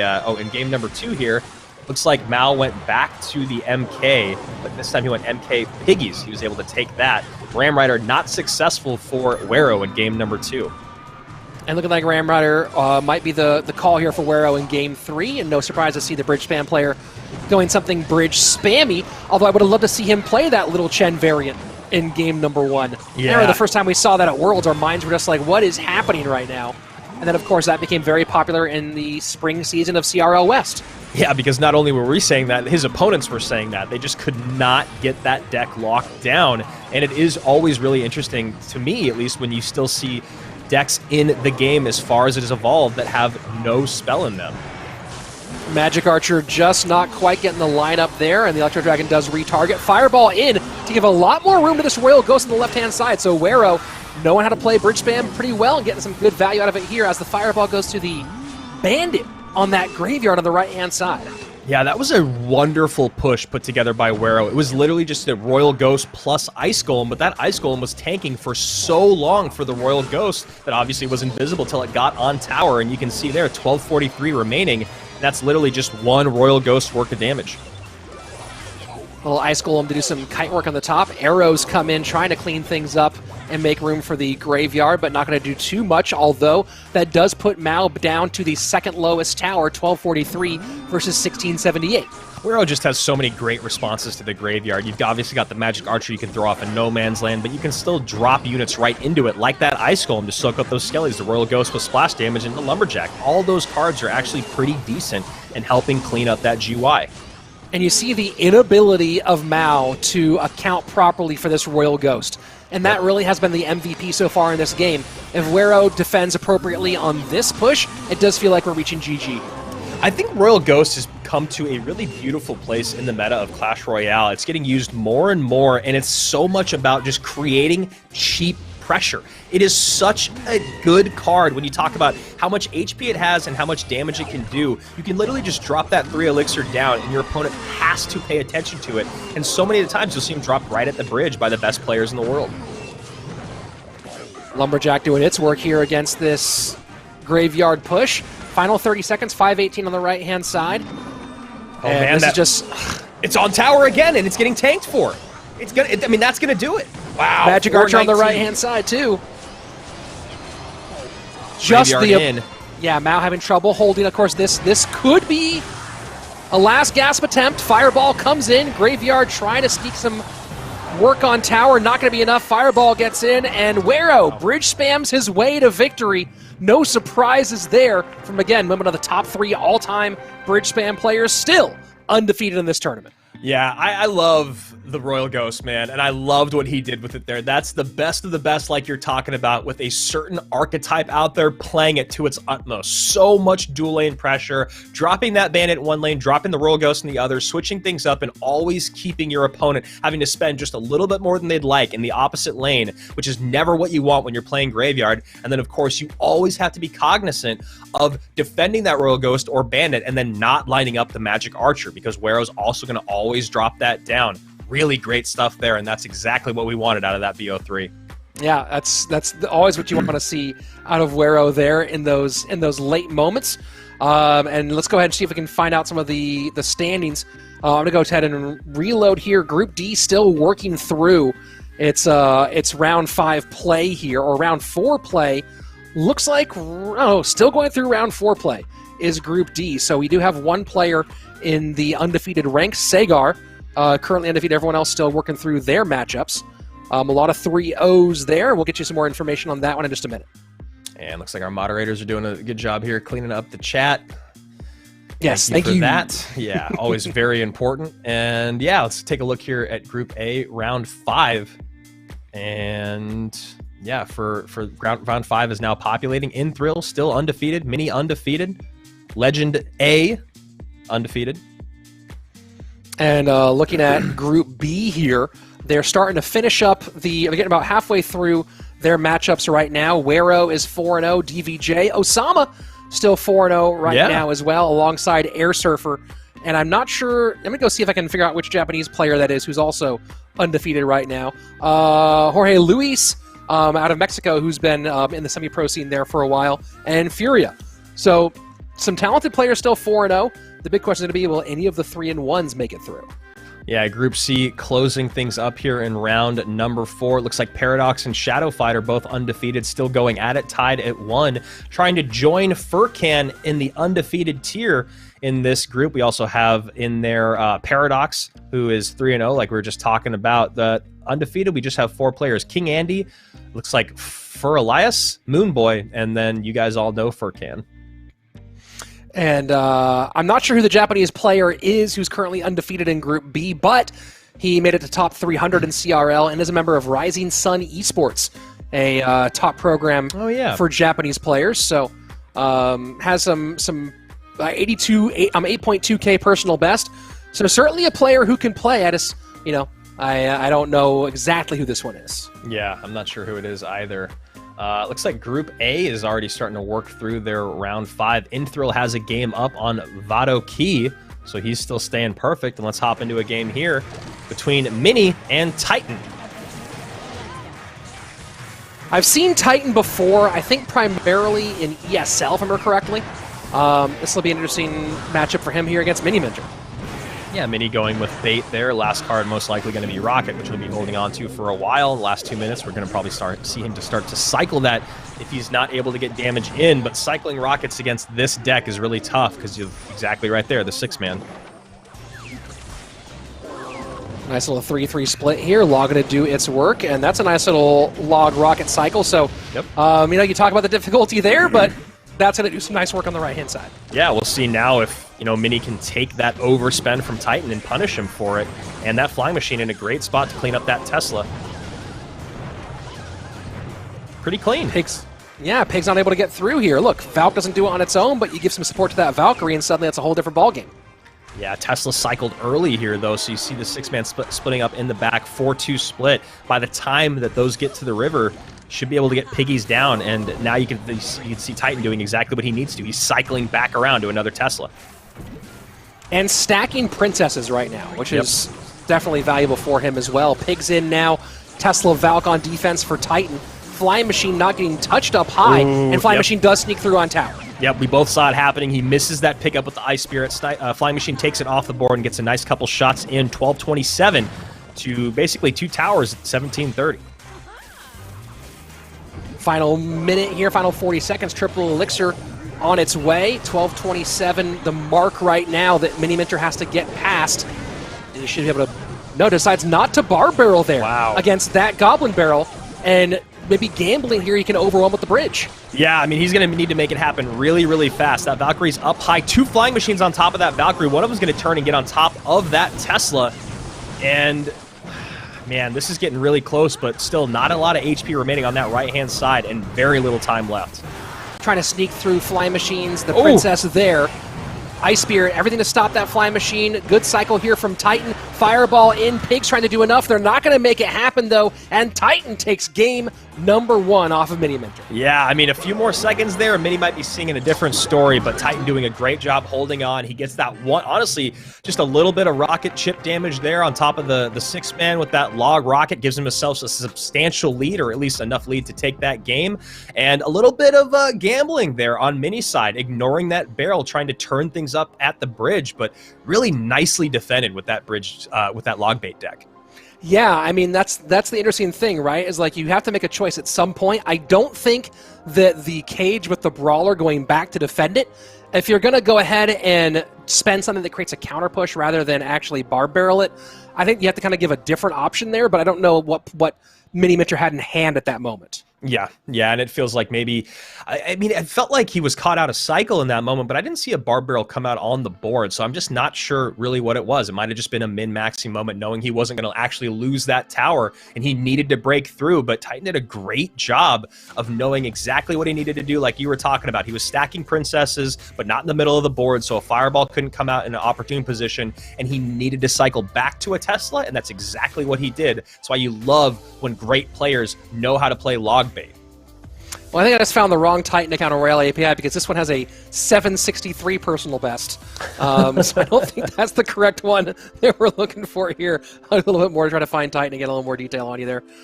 People in the chat, though, pretty happy with Titan's play so far. He did have I guess he had a pretty good run in the Chazmac event. Yeah, and I'm taking a look here at Group D, working through its round 4. Looks like Schwatzen is still playing very well. Hazard loses to Ligon. So interesting there from Igor, getting dropped by Mini Ligon. No longer perfect. RG going to get taken care of here, and Titan looking like he's going to go with the... Oh, because there's an accent on the end. That's why I missed it. Looks like he's going to take care of that pretty easily, going with minor wall breakers. We'll see if he is running the Magic Archer variant. NATO makes it feel that way. Yeah, definitely does feel that way. And, you know, I think we saw Valkyrie out of him last game. Yes, we did, which is why you're seeing Knight in here. Usually Valkyrie's a little bit more popular, but the Knight version out there was, you know, rearing its head for a while. I think just because of how popular Royal Hogs are, we're not seeing as much of it, and I love that. You love that minor pull right there. It pulls the Mega Minion right in front of the tower, lines up that Magic Archer, and actually the Magic Archer gets enough damage on that Royal Ghost. Oh, wow. Royal Ghost goes invisible just in time. And getting tanked for by the RG? No. Yeah, almost got tanked for by the RG. But yeah, that minor play with the Magic Archer, when you can pull it off and you get that right moment for it, the value is so exponentially high. Yeah, I wonder if that was just a little bit of a reach, though, from Titan this early on in the game. RG ends up evening things up, actually giving the advantage to Mini, and now Mini knows everything that he has to worry about, and he knows how Titan wants to play this deck, which is very aggressive in single, which is what you need to do. Titan 8.7K personal best on ladder, so no joke there. Best finish 75th, which seems crazy that you have an 8.7K personal best, and that was only good for 75. Yeah, that's insane. I mean, we used to not even have 8K, you know, trophies back in the day. It's just, and you can't even get this above 75th with that finish there. You see here, RG coming in. Nice NATO there last second to make sure that RG shot does not come down. Magic Archer to clean everything up. I always love in this deck, you saw right there the Royal Ghost picked it up, but the little pressure Spear Goblins play when it comes in at the right moment. Just, it's 2 elixir, it's a lot of damage if they don't respond to it. You force a response out or get some nice chip. It's a lot of fun, especially when you recognize that that Mother Witch isn't in cycle, or I guess they weren't playing Mother Witch at that moment. Aggressive lightning there from Mini. And yeah, I agree with you, man. The Spears at the bridge is such a great 2 elixir spend, and right there you see the miss with the log there, because that's what your opponent always wants to do. Magic Archer lined up again, and that's going to do it, man. With the wall breakers coming through, that was a beautiful assault sent in by Titan. Wall breakers connect, miners on the tower, and of course that Magic Archer piercing through. Mini going to drop this set against Titan. Well, What you saw Titan do really well there was not just use the NATO to line up the troops with the Magic Archer, but use that in conjunction with the Miner, so the Miner actually stuck them in position. Yes. Right? People will pull back with that NATO, but then the troops get away from the NATO, will come back and murder your Magic Archer, and there's a counter push. But that play with using the Miner there to set the hold, to keep it, to stake them all in place, that was a nice play, and I can see some people in the chat here giving some love to Titan. Yeah, it was a beautiful card placement. You see there, B saying card placement, fire, Magic Archer's so OP. You have to play your Magic Archer as a win condition with that deck, because as you get into double and triple elixir, you cannot just rely on your wall breakers connecting. It becomes exponentially harder as your opponent gets more elixir, and then minor chip damage sometimes falls behind. And the other thing that becomes really frustrating is that when you're playing decks like that, you'll find yourself later in the game having to switch lanes, because your opponent usually costs more. Their deck usually can put up a little bit more HP and a bit more of a presence in that lane. You don't want those counter pushes coming through if you're only relying on minor chip damage. So that's where that Magic Archer comes into play, and that was some really great stuff from Titan. Fans love it. And Titan joins Nicola and Inthrill at 5-0 so far in this group. So we're down to 3 5-0s, which means, by the way, if I'm looking correctly, that someone with a loss will make it through the group. So, in fact, many people, I think it's going to be, so 4-1 will be good enough for, I think, at least 3 of the top 4 players. Wow. Okay. All right. So only a few undefeated out there. What's that? I was saying maybe we were a bit off there. I thought you had to be at least 5, I had to be undefeated, but a few 4-1s will make it. And here we go to Legend Day against Clown. Yeah, what an interesting deck here. Mega Knight Witch. Loon. Okay. Well, you know, this is an open tournament, so decks from any ladder level can make it in, I guess. Yeah, really surprised with this deck here. Witch just not popular in competitive play, period. The only time she was when she was just insanely overpowered. So this is a match of undefeated players. We're certainly running low on those in this tournament overall, but these two still both holding on. We did see Legend Day with a nice performance earlier on. And MK behind is going to allow that Musketeer to get one shot in. One big shot, 6:58 remaining.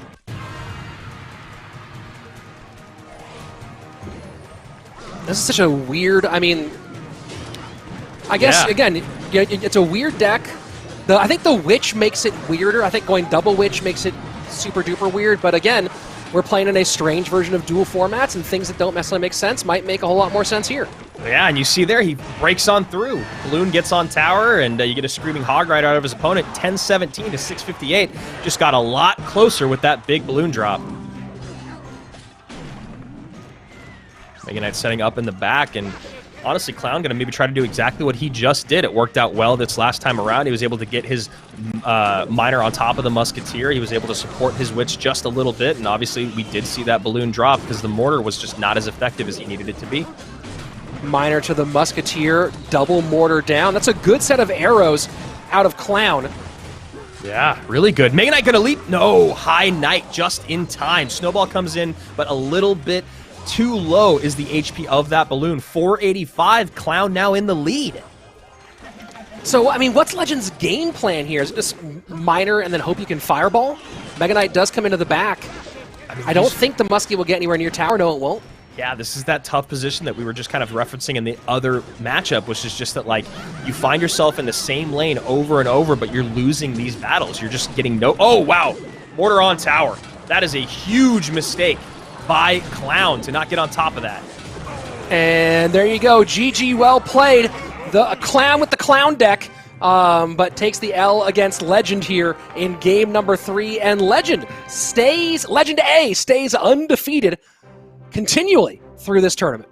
Yeah, very, very interesting and surprising deck that actually played pretty dang well. You know, almost made it a really close game there at the end, but Legend A did exactly what he was supposed to do with that deck, which is cycle cheap cards in the back, get the early mortar cycled on the board so that by the time the balloon comes down, you have 2 mortars and 2 musketeers plus spear goblins wherever you need them. And then that was a really nice last-second catch by the Knight to distract that Mega Knight from leaping on tower. It looked like it was just going to be game right there for a moment for Clown. Yeah, and Legend A, look at this one, not undefeated. I believe Legend A does have a loss He's part of the 4-1 team, I believe. Yeah, so in Group A, Inthrill, Nicola, and Titan are the undefeated players.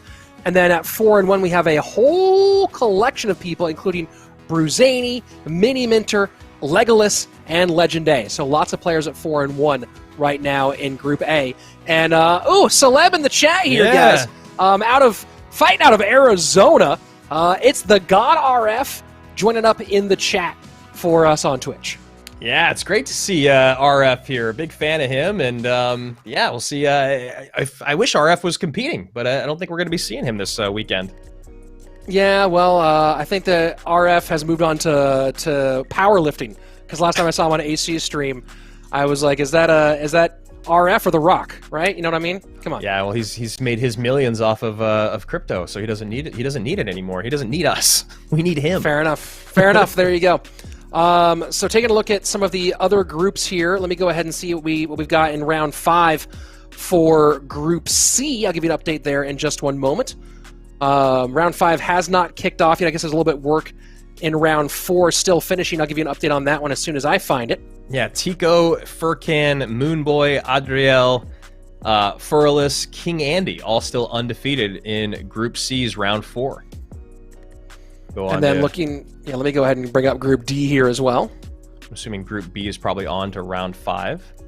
Looking like it. We have a great matchup here in Group B, round 5, Rich, between Predator and Anaban. That could be a lot of fun. Ooh, yeah, that's fire. And round 5 hasn't started yet in Group D. We'll let you guys know about that one. How's it going, Rich Slayton, says Burt Miller. It's going pretty well, Burt. How's it going with you? Oh, man. You know, another one that we got to get to are the 2 undefeated players in Group B as well for round 5 in Air Surfer and Osama. That could be a great one. Ooh, what? Yeah. Production.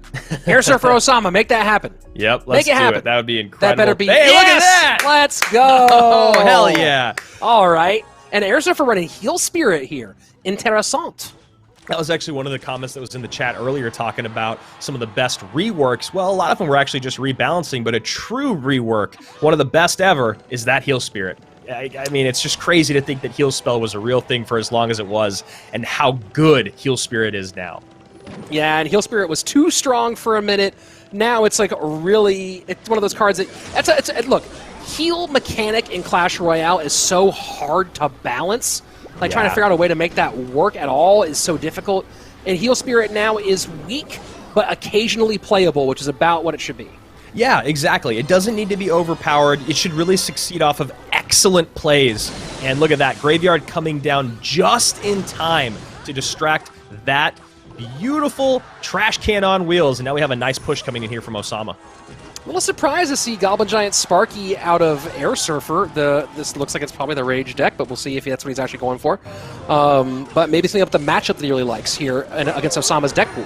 Yeah, and it does look like it's just going to be a straight-up tower trade here. I don't know how on earth Air Surfer would be able to stop this, but he does obviously want to stop the 3 crown, and it just baits out a little bit more elixir there from Osama. Wondering if that'll come back here. As you can see, Air Surfer has a bit of an advantage. Maybe going to set up a Sparky in the back. Yeah, that's a big one. That 2100 is no joke there on that left-hand side. So nice win there for in that battle, in that moment for Air Surfer. A little update here on Group D. Immortal, Abdo Judo maybe? Legend A, Wallace and Schwarzen and Sagar. I guess there's 2 Legend A's. Those are your undefeated players for the moment through 4 rounds in Group D. Look at this push coming in from Air Surfer. Just a massive pileup, but a great fireball coming in from Osama. Able to stop all of that right in its tracks, and that was some really aggressive and heavy offense and some beautiful defense. Oh, love to see it. Pocket Cannon card going to get a whole lot of damage here with 15 seconds left. Interesting matchup here between the Egyptian and Air Surfer. Yeah, I'm curious what Osama's going to do here if he ends up using another Graveyard defensively to slow some things down or get those Sparky shots out of the way. I think he might just cycle all the way back around and try to get a Valk Cannon cart down, which is why you see this great play from Air Surfer going Barbs opposite lane. And the Sparky staying up for a little bit forces a little bit more out, and now a slight elixir lead for Air Surfer. I wouldn't really count those archers as a big key factor for Osama right now. The Heal Spirit goes to make sure they don't do too much on that left-hand lane. And I'm curious to see how Air Surfer's going to vary up his pushes here. He tried one thing of pouring it all in one lane. He tried last time of splitting it with the Barbs, and now he's going back to pouring it all in one lane. Barbs there just in time, takes that Valkyrie out of play, trying to keep the Sparky alive, but the Mega Minion is there.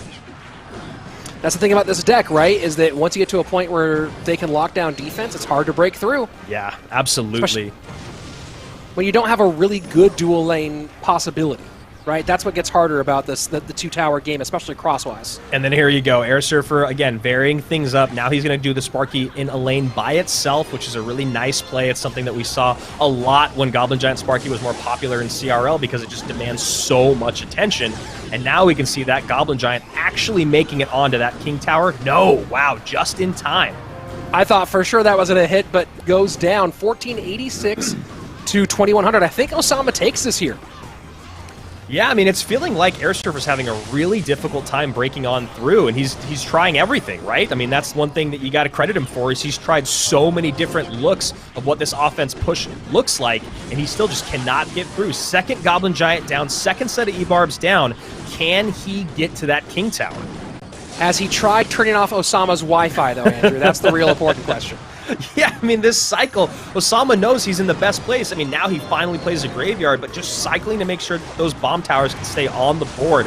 And now he gets just a little bit of chip damage in, and that is a beautiful game number one.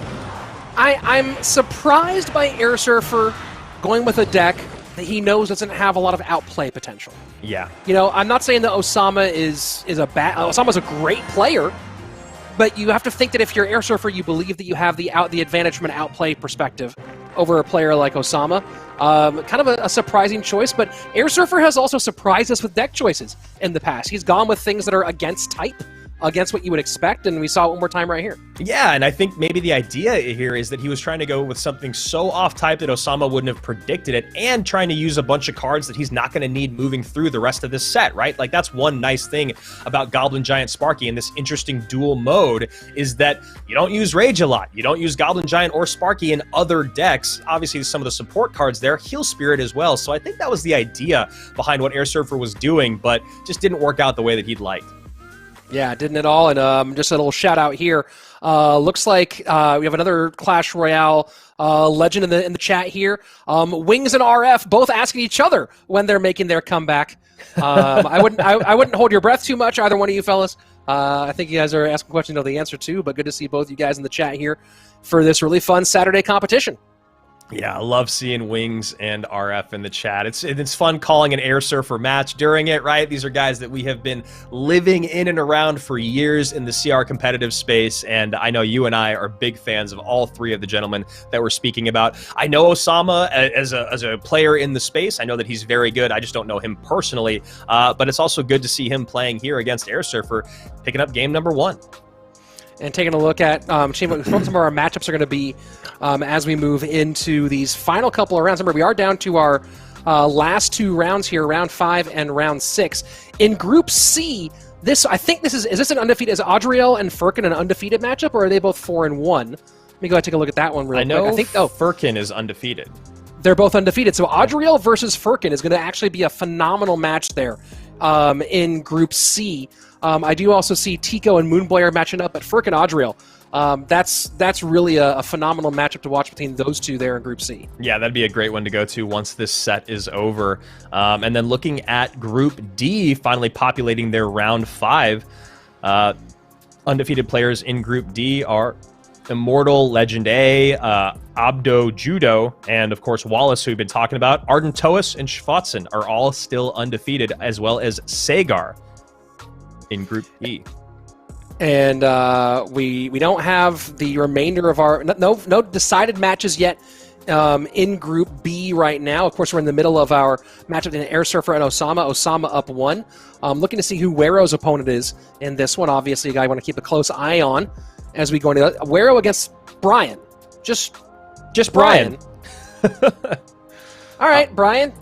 And an interesting matchup here in Group D's round 5, not because we need to pull it up on screen, but because we do have Dopier Wizard, who we saw in the chat beforehand, that had to play against Ardentois, he's going to actually be playing against Schwarzen now in round 5 because there are so few undefeated players. So now we're going to start to see the players that have one loss facing off against people that haven't lost yet. So Schwarzen at 4-0 and Dopier Wizard at 3-1. Now in round number 5, we're going to start to see more of that happening.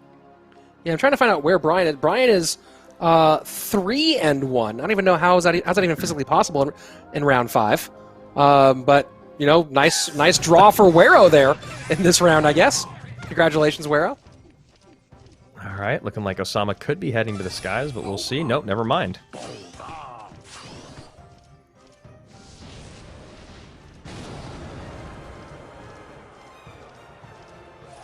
One moment here, folks. Flying machine, looking at it for, is it available? Hold on. Looking at so many different things now, I forget what we saw. And so round number 1, Osama using Graveyard Cannon Cart. Yep. So we'll see if they're both going with some flying machine here. And Air Surfer went to Goblin Giant Sparky, as you said, a little untraditional for him. And Piggy's coming out. So Bridge Ram Rider, yeah, yep, Bridge Spam Ram Rider for Air Surfer here with the Lumberjack coming down, and an interesting Piggy's deck here out of Osama. Yeah, very interesting Piggy's deck out of Osama. I mean, I don't know. The Fireball obviously will be nice here for Air Surfer overall. The Lumberjack will create some interesting pressure. What is nice about this matchup for Air Surfer is not a ton of cards that feed that Mother Witch. Yeah, that's absolutely true. It's going to be harder for Osama to find good points of value for that Mother Witch. Most likely just going to be looking at Magic Archer remains and, of course, a Barb Barrel.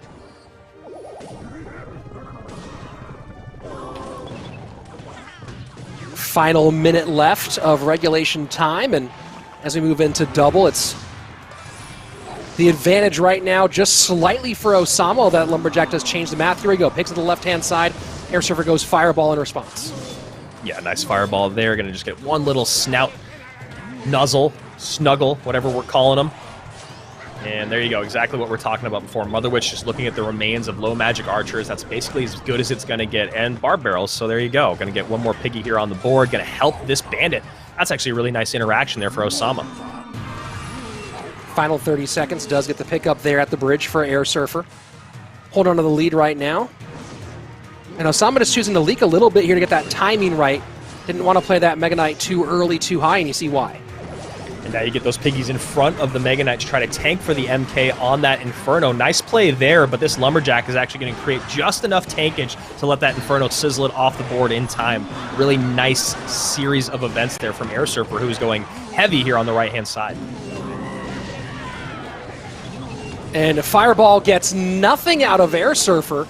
Doesn't get the Mother Witch, doesn't get the Bandit.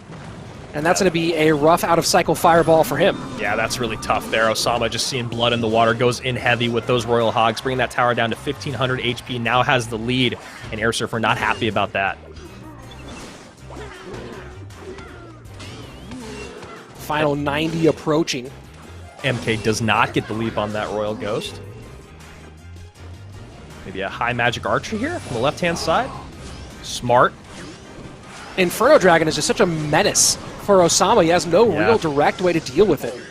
No way to reset that Inferno, so he has to just DPS it down every time. Yeah, the Inferno is such a fascinating card in this meta right now because it's getting used more and more than I feel like we've seen it in a long time, and it's because of exactly what you're talking about. With all the other popular decks out there, it feels like Inferno is so annoying in so many matchups.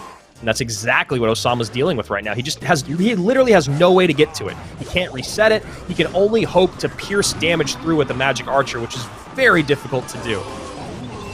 Good pigs damage on the right-hand side right now for Osama as we go to our final 45 seconds. He has the lead in both lanes here, but the bridge fight, maybe it's turning towards Air Surfer with 2 Magic Archers on the board, plus the Inferno Dragon, and Mega Knight to pick up, but this Royal Ghost pressuring into the left-hand lane. Yeah, Royal Ghost. Bandit going to get on top of that Magic Archer. Nice play there by Osama. Turns around and deals with the Royal Ghost, so some really, really good value out of that 3 Elixir Bandit. Now we see Piggies coming back down. Some of them getting touched, though, by that Barb Barrel, and that's a little bit too early on the gun there by Osama. Final 18 seconds. Royal Ghost cycles to the left-hand side. Mother Witch working on that Inferno Dragon. That'll put some pressure on the right-hand lane. 10 seconds remain. Air Surfer must get back on offense, and Osama doing exactly what he needs to, create offensive pressure so your opponent cannot do the same. and that is going to give Osama this set. Beautiful Wow. stuff, man. That was a great set between these two guys. Very clean 2-0 for Osama here, and against one of the best guys you can face in a tournament like this one. So GG, well played. And again, a few players who are 4-1 are going to move on. Remember, opponent win rate, I believe, is going to be very important and impactful here. So Yeah. Air Server moving this far on definitely gives him a very, very good chance. He's going to be in a must-win situation in round number 6 for sure, or in his next round for sure. But for now, Osama, GG's with a nice win here, staying undefeated. In Thrill, Nicola and Titan are all 5-0 from Group A, playing some incredible Clash Royale this weekend. Then you go into Group B, Wero still undefeated as they're finishing up their set there. And let me see if I can refresh this and see if there's any new information. Yeah, no one at 5-0 yet in Group B as they're still working through this round. Oh, see, I just got Wero and Osama both at 5-0, updated on my side. Okay. Got there a there little. we go. Yep. There we go. Yeah. Internet, bro. It can be a thing sometimes. DVJ still undefeated in his match that has not been decided yet, so we'll see if we get some results there, as well as Jorge Luis, Furia, and the unnamed Japanese player. If someone in the chat knows who that is, feel free to let us know on that one. Yeah, looks like we got something here at the bottom of the screen. Live now, Furkan and Adriel. That's actually something I was just going to talk about here Let's in Group go. C. Furkan loses game number 1. Looks like Furkan came out with, look at that, Lava Miner guards, but he falls to a interesting mortar deck. Check this out, man. It's Miner, Mortar, no surprise there, but then we got Dark Prince, Ewiz, and Delivery. So he had a lot of, and Mega Minion. So it was almost like he was looking for Furkan to go to the skies, and he probably just got there on Miner, Chip, and Mortar connection. Obviously, Fireball and Log, the 2 spells, but really, really interesting deck there from Adriel, who was able to take that game off Furkan, playing something very firmly in the meta. The Japanese player from Rising Sun Esports is Curry. I don't actually know Curry, so this is, you know, it's interesting to get a player every once in a while, see someone you don't know, and excited to see him continue along. Yeah, love that about this open. You know, this is an open tournament. Anyone can join. It's an open qualifier. We could be talking about you guys next weekend, but first, let's talk about Furkan and Adriel, 2 undefeated players, 4-0. Who's going to walk away with that 5? And Adriel going with a very, very fast cycle version of Hog EQ. And that's a nice little rocket. Yeah, Furkan's going to have to play very, very well in this game. I guess the best thing that he has to hold on to here is that his opponent doesn't have Log. He just has Snowball. So as long as he can get a tank in front of that tower as that barrel comes in, he's always going to make his opponent have to overspend. 2 shots in from the Musketeer are pretty serious. 2172 on that left-hand lane. How is Molite doing? Asked Jelazwan. And Molite, I believe, is out at this stage. I think he lost 2, and that's going to be sufficient to not qualify for tomorrow. Yeah, Molite struggled, I think, in his first 3 sets. Yeah, he dropped 2 games. So just adjusting to this format, as we all are. Adriel and Furkan here about to get into double elixir, and like we were just talking about a moment ago, when you look at this matchup, it's really fascinating because Adriel can get around so quickly. He has an EQ for the Inferno, which is always going to be a plus trade, but he doesn't have logs, so it's going to rely a lot on snowballs, or in this case, he was trying to time that Valkyrie perfectly. A little bit of leakage there on the part of Adriel as he was waiting for the right moment, and as soon as the EQ comes down, that Inferno Tower, certainly a nice little counter, but the Hog is going to sneak through, force the log out. Yeah, so a lot spent there, but still a lot on the board. There you go. Tank going to be not in front. He goes for kind of a tricky-ish barrel there. Some good damage still. And Ross saying, hey guys, loving the stream. Thank you, Ross Bertrand, over in the Twitch chat. Glad to have you here. Back again tomorrow. Different set of casters for tomorrow for the culmination of this weekend's event, but Andrew and I will be in and out over the course of this event, and I'll be here all the way through the last chance qualifiers and the playoffs. Another barrel comes in, gets on tower there, 1499 to 1290, and that Hog getting that hit, that last swing, working same lane here, now just going to start cycling spells. Interesting. And decides to rocket that defense here instead of trying to pick it up, and going to hold on for another moment here does Furkan as we go into sudden death overtime. The lead right now going for Adriel. Furkan not out of it yet. No, he's actually making this a pretty great game. I mean, the fact that he can cycle back around so quickly to deal with these hog pushes is really nice for him. But you see there, it's really, you got to play it perfectly. That's exactly what we're talking about. And he just is not able to get on top of that Musketeer. There you go. You can counter Musketeer with skeletons, but not when an Ice Spirit takes care of two of them. And that was the timing that Adriel was looking for before. You saw that Valkyrie come down perfectly in time with that Goblin Barrel, cleaning them all off the board. It's a very difficult move to pull off. And there you go. We called it from the very beginning. It looked like it was going to be a really tough matchup for Furkan, and it ends up being a very tough set. You love the deck pick there from Adriel in game one. Mortar, Log, Fireball, but then you have Dark Prince, Electro Wizard, and Mega Minion. So very, very tough when you talk about going to the skies for Furkan. Great set there for Adriel. Yeah, I mean, look, it's what you come to expect from the young man. He's been very good for a very long time. Finally, officially 16 years old, able to compete. Took him long enough. I think he's been 16 like 3 or 4 times throughout his career, and but now finally officially able to ramp up. And we saw how great he was last weekend, and expect a lot from him next year as well. So looking at these brackets as we're hanging out, that's Group C finishing things up, or getting close to finishing things up. Furless and Adriel still 5-0. Right behind them, though, we have Paradox, Furkan, Tico still looking to finish out his set, and he could also join them at 5-0. He is 1-0 right now over Moonboy from Russia. Looking to see if we're going to get Wero and Osama maybe as the 5-0 matchup in round 6 for Group B. That would be fascinating once Group B actually does move on to round 6, which would be a whole lot of fun here. And let's go take a look at some of our other things out. Let's see. People asking for good deck suggestions, and Clarity saying OJ and Cashman have put out all arena decks. Yeah, if you're looking for if you're a newer player and looking for great content to help yourself get better, cannot recommend enough. Orange Juice, OJ every day, phenomenal technical content, and Cashman, who has blown up this year. Cashman is super fun and makes great content for newer players. So both those guys, you can see their names in the chat there. Cashman with a K. Both of those guys have great stuff on YouTube, and phenomenal for you guys to go learn from if you're newer to the game. Yeah, he's been putting out so much content lately, and so much of it is about exactly what you guys are asking in the chat. Is like, what deck do I play here? What type of thing do I do to counter this? And yeah, I mean, is he still streaming as much as he used to, or is he mainly doing content? I think he streams a ton. He's still streaming a ton. Okay. Yeah, I think he's all over it. So yeah, if you whatever you're into, you're streaming, you're into TikTok, you're into YouTube, whatever it is. If there's smoke signals for Clash Royale, I think that Cashman's doing those now these days too, so you can go ahead and find it. So looking at Group D here, finishing up round number 5, some of the players that still haven't lost there are Schwatzen and Legend A. People right behind them are Abdu Judo, who still is 4-0, as is Wallace. I think Wallace and Abdu Judo are playing against one another. Someone asking, did he almost say Facebook? Yeah, I almost said Facebook. I've been talking here for 3.5 hours. I'm gonna almost say I don't think Cash is on Facebook. Yeah, I think that is the one place that he is not at. And yeah, you speak for hours on end every now and then. You might just not have a perfect sentence. Who'd have thought? Yeah, every once in a while. Do you guys work for Clash? Not exactly. No. We are the... I don't know if you ever watched this thing called Clash Royale League. Andrew and I have been the casters for Clash Royale League since 2018, since its inception. And of course, we're joined this year by 2 great co-casters in 2-time regional champion Crap and world champion coach Eric Benamu, aka EB7. But so we work with... I guess the best way to put it, but yeah, yes, work we are... with, I think, is the best way. Yeah, it's probably a good way to do it. But we're happy to be a part of competitive Clash Royale now. Approaching our, depending on how you do the math, 4th or 5th year.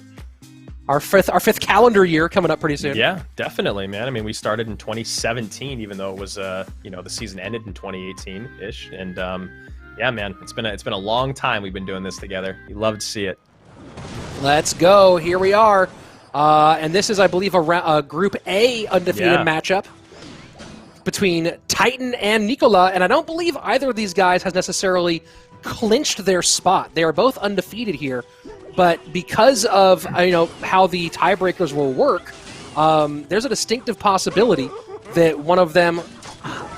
This is interesting, though, that one of them could fall out. Yeah, I'm not sure if they could. And yes, this is the final round of play for Group A. Inthrill and Nicola, Titan, all undefeated. Right behind them is Patu, Mamadi, and Legolas. But, you know, one of those undefeated guys, or maybe two of them, are going to lose a game, and then they're all at 4-1. So then it comes down to how your opponents have played throughout this. So we'll see what the matchup. I'll see if it's Wero Osama in Group B, because if it is, that's a killer matchup in Group B. Let me go ahead and see if I can find out where those two are. Titan doesn't have a lot of elixir to deal with this. Maybe he goes Snowball plus something cheap.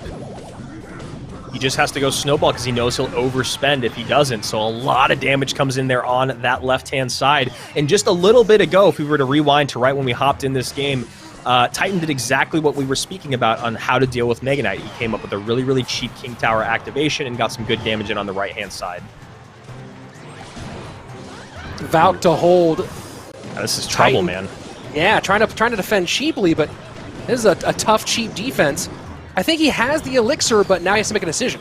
Yeah, now he has to deal with the piggies coming in. Snowball will come down, coupled with that Electro Spirit. Fireball comes in, nice fireball on the Firecracker, and that's a lot. Niccolo just calls good game. Called, yeah. Yeah, that's about what you can do in that situation. Yeah. Nicely defended here. Nicola gave his best there. I think he hoped that opposite lane pressure would be enough, but when Titan shut that down, at that point it's a GG, and Titan now one game away from guaranteeing himself a spot in tomorrow's competition. Yeah, I have to admit, man, it's been fun watching Titan play. He's been playing really, really well. He's been playing a lot of different decks out there, and he's come up against some really good opponents. I mean, obviously, he's been undefeated, so all day long it's been against other undefeated players and making light work there out of that Mega Knight, getting some good pressure in with his Hog, and you know his opponent already knew he wasn't going to be able to break through because he's been playing great defense. So right now we are with Titan and Nicola, who are both undefeated. Of course, Inthrill also undefeated. We'll see if he's able to stay 6-0. Of course, Inthrill has his fate in his own hands. So do the two players who are playing right now in this group.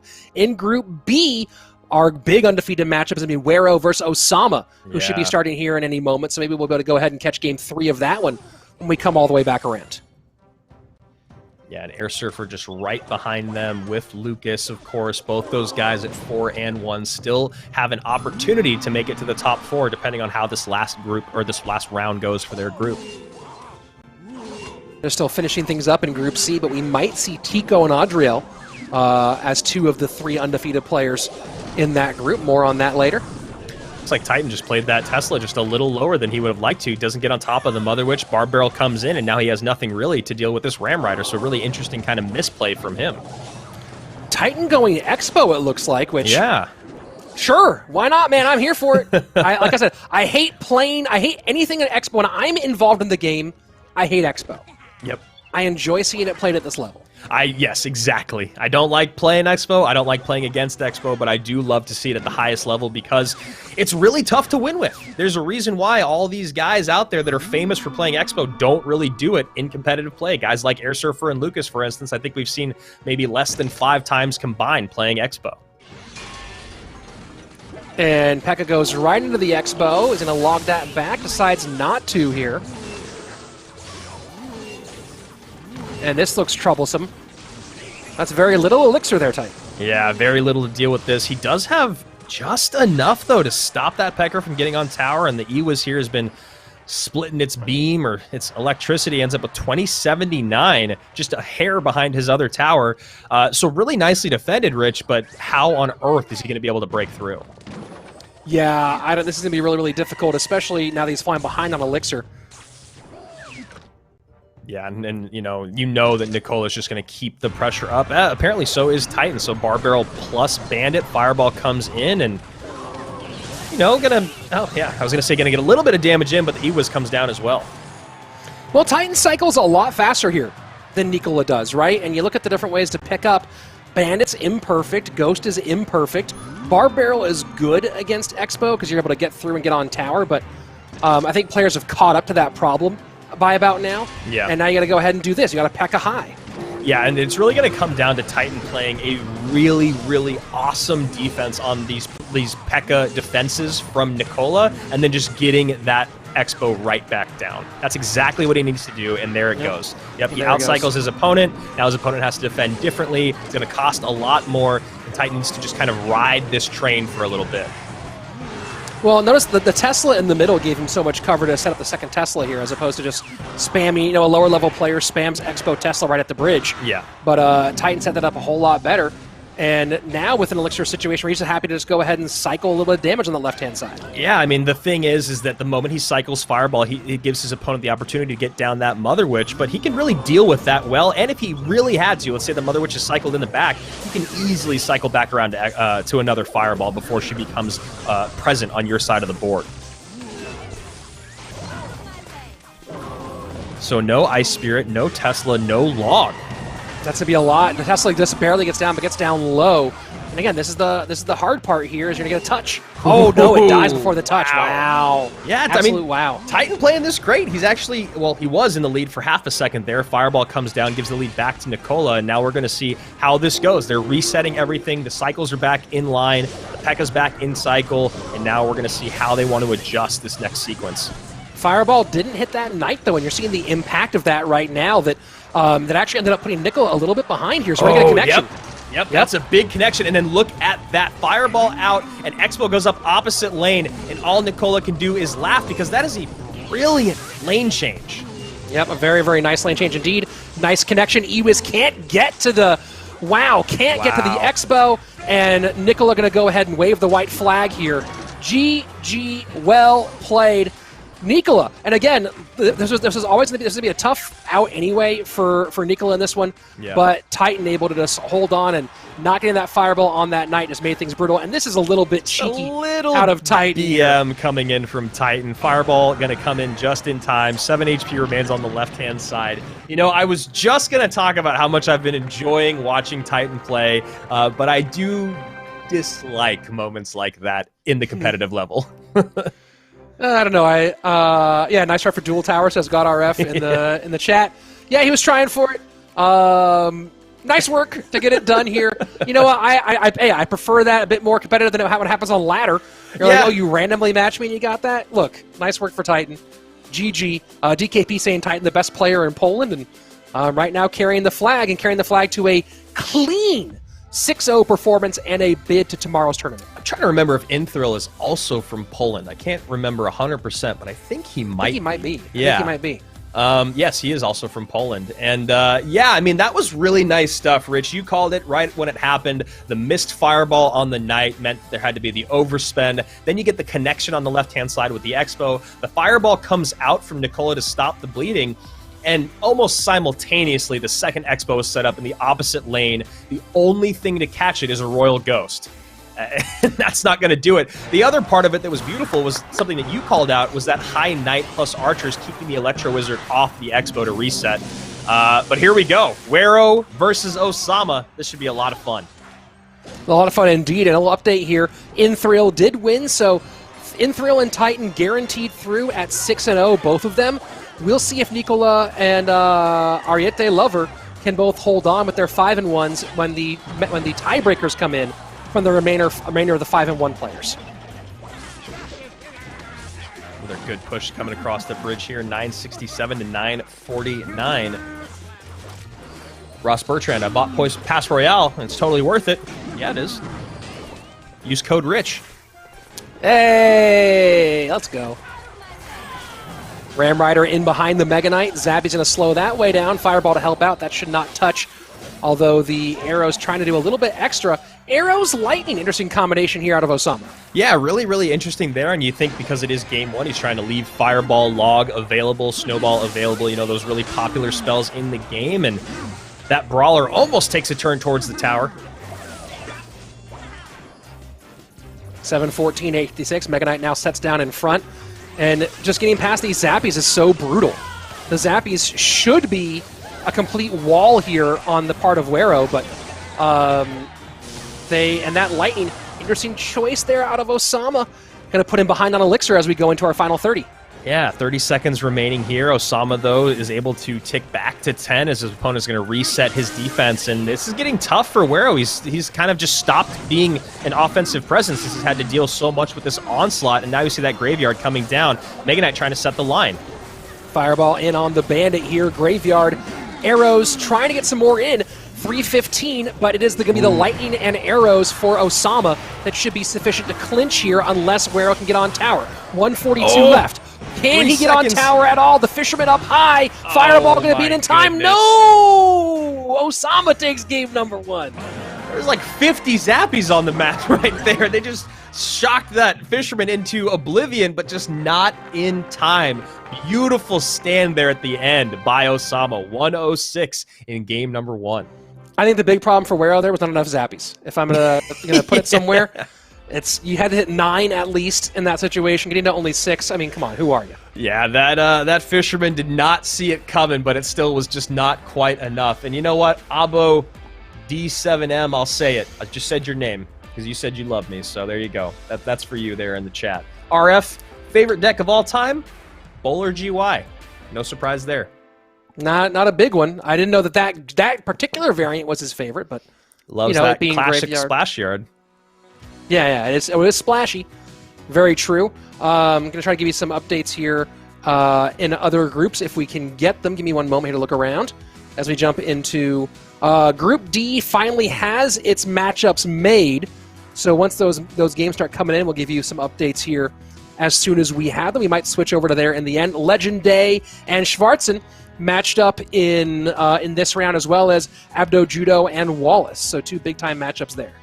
Yeah, and you have other guys here that have picked up losses along the way, like Lucas and Air Surfer, also in Group D, but looking like they're doing okay in their particular sets could send them to 5-1. So they could still be joining us tomorrow here at Royale Masters to give away a few $1,000s, $2,400 to be precise.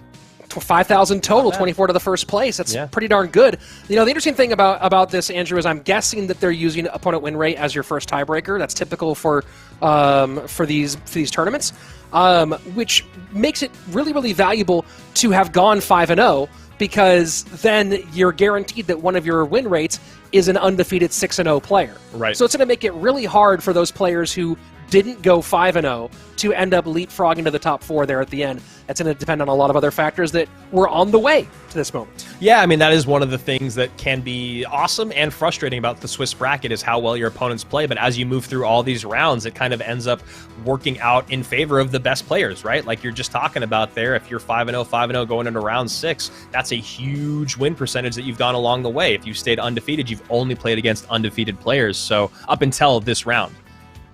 K Samrock asking, got any tips for a new player?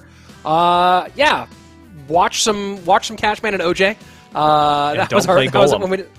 Don't play Golem. There you go. We like that one. You know what? It's a good one. Is focus on an arc. Spend some time learning what the different archetypes are and focus on one. Also, don't get trapped in whatever your noob deck is.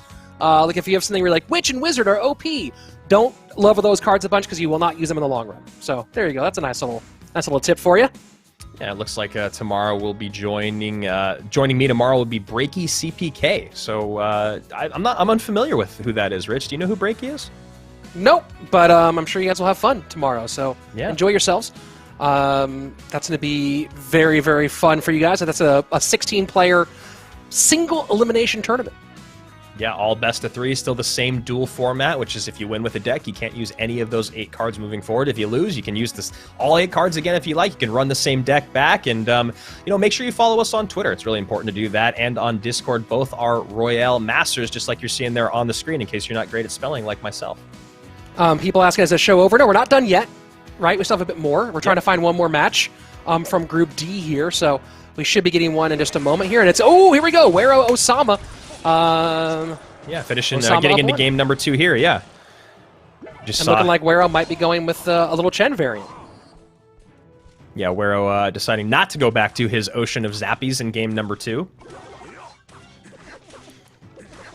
So we're looking to do one more match potentially after this one, folks. And of course, if you haven't already do the follows. Also, if you didn't qualify for tomorrow or you didn't play today on that Command Discord, on those social medias below, you can find out how to enter in for the next 3 weeks. We have 3 more weeks of this Open Qualifier portion, and that can be you. So go ahead to the Discord linked in the chat or to @RoyaleMSTRS right below me, and you can find your way to compete. That's right. Literally could be you. Absolutely anyone can compete here. Snowball having to go up high to stop the Dark Goblin here, and that gives a ton of damage to that Goblin Barrel getting tanked for. That is brutal. And Goblin Barrel in, Dark Goblin getting tanked for. Wero striking early, striking hard here.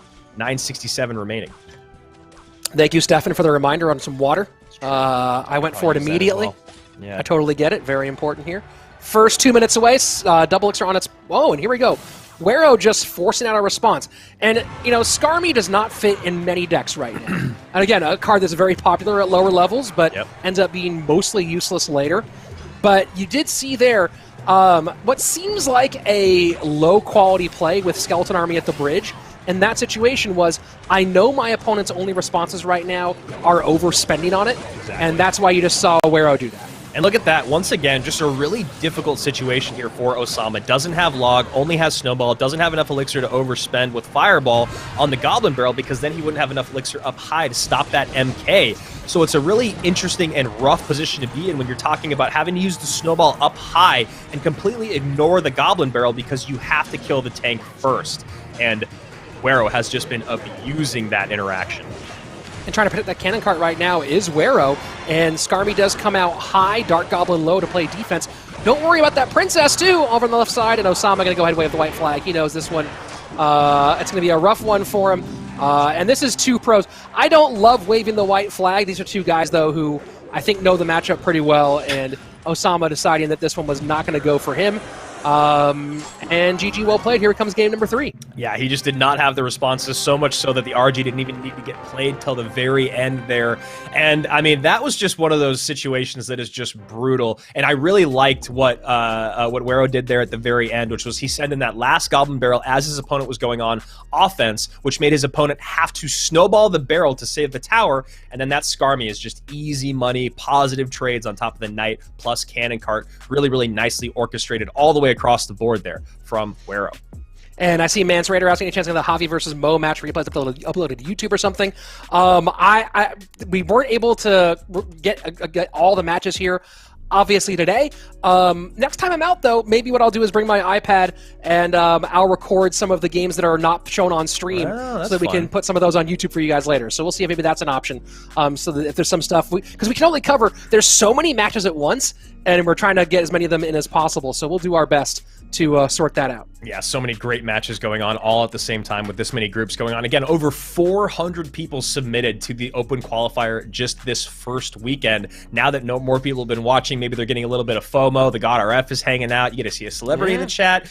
Go and join up next week. It's going to be a blast. We got here, what would you replace Skeleton Army with, Skarmy with, as you get higher up in ladder? Usually you really just go for other cheap cards like Goblins, Spear Goblins, Skellies, just cheaper cards that are a little bit more utility, that help your cycle a bit more, because Skarmy gets really cheeky other than in a couple decks. It's just really hard to find an effective place for it. And if you're relying on Skarmy to be your stopper of something like a Hog Rider or something like a tank to go down, like a Golem, your opponent is going to get smarter as the game goes on. They're just going to zap them or log them off the board, and then you're in a lot of trouble. There are 3, to piggyback on what Andrew's saying there are sort of 3 ways people use Skarmy early on, right? And the 2 primary ones are they misuse it as a win condition and put it at the bridge, and we saw Wero do that, but it wasn't trying to get the Skarmy on tower. It was actually to try to bait out a response. Number 2 is they use it as a tank killer, but as you may have learned, Log, Zap, Snowball, basically everything makes it a nightmare. And there are much better tank killers, whether it be a cheaper one like P.E.K.K.A. or an Inferno, or a heavier one like a P.E.K.K.A., or a cheaper one like a mini P.E.K.K.A. or a Lumberjack or an Inferno Dragon. There are usually better responses for that. So when you can think about Skarmy is a card people often like to use to counter things early on, but it kind of depends on what you were using it for. And that's the other thing to think about, right? Is what were you using it for, and what better serves that purpose in the meta later in the game. So, yeah, and I think guards is a really great option right now, right? It's the exact same cost, but it's a lot harder to take off the board with a really, really cheap spell. So I'd say that's maybe the best way to go if you're looking for something that's the exact same price to do some of the same jobs that you'd expect your Skarmy to do. Yeah, so not the choice I would go for, and of course we'll see what choice Osama makes here in game number 3 against Wero. And I'm trying to get some results here. I can't confirm this yet because it looks like there's at least one 4-in-1 match still going on to see for one more 5-in-1 player. But if the results hold, Group A is going to be Inthrill, Titan, Nicola, and Legolas. If the results hold for now, so we'll see if those are the guys who go through in Group A. I just refreshed Group A, Rich, and I saw that... oh, no, never mind. It just changed again. Those are the exact guys that you're talking about, though. Titan and Inthrill still 6-0. It'd be really fun to see those guys play, and maybe we'll get to see that tomorrow. They are in the same group, though, so we'll see how that ends up working out. Really good stuff from Inthrill. We started the day with him. Maybe that's just good luck for him going 6-0. Really impressive. And Air Surfer does finish 5-1 in his group. He's currently ranked 4th, but we'll see how the tiebreakers for when we have 6-0 and 5-1 players all sorted out. If Air Surfer can hold on to that spot in Group B right now, Wero, DVJ, Osama, and Furia all 5-0. Of course, we're going to lose one of those two here in just a moment as Wero and Osama finish out their best of 3. Here we go. Game 3. This is a big one here for Wero and Osama. This is a big pressure game. Who's going to stay perfect? Who's going to guarantee their plot spot in the playoffs tomorrow? Guarantee their plot continues, and they're not written out of the story this early. See what I did there? I did. You saved me. This is why we're a team. Let's see. Say Again says in the Twitch chat, hey, I'm 4-2 in bracket A. How many rounds do we have? Is it 7? No, it's only 6 rounds. Say Again. And a 4-2 will not be sufficient this week, but don't worry. There's 3 more weeks for you to qualify. Yeah, and then Philippe here asking, winning the qualifiers means go to the playoffs, or you have to play all the qualifiers to accumulate the points? Well, you need to have enough points to be in the top 4 to go through to playoffs, so the best way to probably do that is to continue competing.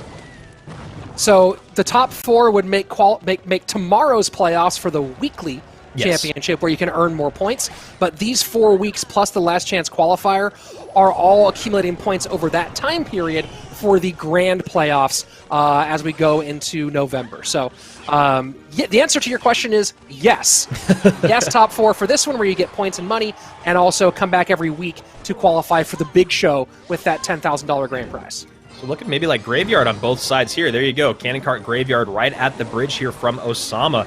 And that Mortar played defensively, but not early enough to where we are getting a nice tank there. But the idea was to get the poison down and then just keep that Cannon Cart at bay. Really clean from Osama. Here we go into the final minute. Double Elixir about to flow. A nice little chip there from the Hunter to give the lead back to Osama, 21-84 to 22-66. As Osama puts the pressure on here. Goes right back on offense, and not going to have a poison there to help clean up those archers, so this should be a very, very easy defense here for Wero, who then actually has a decent counter push once again. And there you go. He's going to add to it. Cannon Cart plus GY. That's a lot for Osama to deal with. Quite a lot indeed, as that Cannon Cart for Wero does stay on its wheels a little bit longer, but look at that. Comes up absolutely empty-handed, does Wero. Yeah, I mean, you talk about some clean defenses. Osama on both of those assaults from Wero was basically perfect, and he had a massive elixir spend here from Wero on that last push and didn't get anything out of it. Trying to find a way to break through here. Cannon Cart going to get tanked for a little bit here. Barb Barrel trying to predict the response. Valk does set the line high. These Spear Goblins, this is the interesting thing in this matchup. Fireball does finally come in, is that the snowball for Osama does not wipe off the archers of Wero. Yep. And Wero does not have a great response to get rid of the Spear Goblins. So they both have imperfect responses to the best answer for their graveyards. Yeah, because what Osama's going to do every single time is he's going to stagger where the Spear Goblins are from the tower and then get that Hunter down late to make sure that he has to pick and choose between one of them. And then you saw in that last instance, they kind of overlapped for a moment there, giving too much fireball value, and I don't think Osama's going to allow that to happen again. Cannon Cart does get turned back around and stuck, but it is tanking. Poison comes out on offense this time, but Wero choosing not to go with a poisonable card on defense and maintains his lead 1885 to 1692. Yeah, and you like what Wero does there. He makes it so it's impossible to hold the line there at the bridge with just one card, adding the Valkyrie in. Fireball going to come down as well, and that was an overspend by Osama on offense, leaving him basically just out to hanging out to dry for defense there, 649 to 1885. Setting up the mortar high right now is Osama. Cannon Cart will immediately respond, and now Osama trying to go for the gutsy move on the left-hand side. Valk ready for that one, and this time the poison does come out on the poisonable troop, so the archers go down, but that's a big push on the right-hand side, and Spears look in the wrong direction. Fireball on the Spear Goblins to be a GG, a well-played, and it's Wero going 6-0, punching his ticket to tomorrow. Yeah, when you're in a graveyard matchup where you both have graveyard, doesn't have to be a mirror match, but when you both have graveyard, usually the first person to have to go opposite lane because what they're doing isn't working is usually the person that's going to lose that game. When you talk about how well both these guys were defending, you see Osama going opposite lane is kind of a last-ditch effort to see if he could get a bunch of damage in or maybe make a misplay come out of Wero, and he did get some substantial damage in, but he was still so far behind. And yeah, that's it. GG, well played. Wero stays perfect through Saturday. And it looks like we've settled things up here in Group A. So your final standings for Group A, check them again, but I believe that's going to be Inthrill, Titan, Nicola, and Legolas moving through in Group A. So that should be correctly locked there, assuming there's no mistakes. Going to Group B, as I'm refreshing those scores now that Wero has come in with that big-time win. And it looks like it's going to be Wero 6-0, still waiting on the DVJ and Furia match. So that will decide some things here. Air Surfer looks like he is potentially knocked out. Osama should be able to clinch. We'll get some more information on that group in a minute. Abdu Judo, the first person in Group D to complete their run, 6-0, because he 2-0s Wallace, who was just at 5-0, now at 5-1. So 5-1 in Group D. There's a handful of people there, including Wallace and Philippe, but 6-0 and undefeated. The only people that remain are Abdu Judo at 6-0, and then we have Legend A and Schwatzen both at 5-0. We have a little bit still to decide over in Group C for the moment. Adriel has clinched his spot. He's the only 6-0 in Group D, or in Group C. So Adriel definitely through. But a few 5-1s all battling. Firkin, Tico, and Paradox all currently in 2nd, 3rd, and 4th. But I do see Famous Kid at 4-1 still working to play his match. So we'll see if he's able to get that win rate and the versus opponent win rate, and we'll see how that one turns out for him. And looking for a game on Production's end to go to for Group D as our last game of the day. I think a great one would be Legend A against Schwatzen. They're both undefeated. They're both in that top 5 there, and be very interested to see which of them walks away. Oh, I guess we're not going to be able to get that game up there, so unfortunate, but we'll let you know as soon as we have any other information. So we'll see maybe if we get Arden Toas in here. I believe maybe Arden, he's down at 4-1. A 5-1 could be enough for Arden to potentially qualify depending on tiebreakers there. So I don't know if that's the case. Wallace is currently in 3rd place at 5-1 in there. So again, we're trying to get you guys a little bit more here before we sign off for the day. Rich, we got a question here from Illmatic. Rich, what's the name of those glasses? Oh, these are Gooders. These are my favorites in the world, Goodr. I wear them all the time. Been wearing them for 5-6 years. Has it really been that long now? Yeah, well, I started wearing them when when Mrs. Slayton was doing her summer thing, and someone brought them there, and I fell in love with them, and yeah, they're my jam. Yeah, that's Blaze awesome. King asking, do you guys read chat? No, Blaze King, we don't. We do not. We're actually against reading chat. I'm not even sure if Andrew can read, to be honest. I can't. He's an actor. He's very pretty, but there's nothing upstairs, obviously.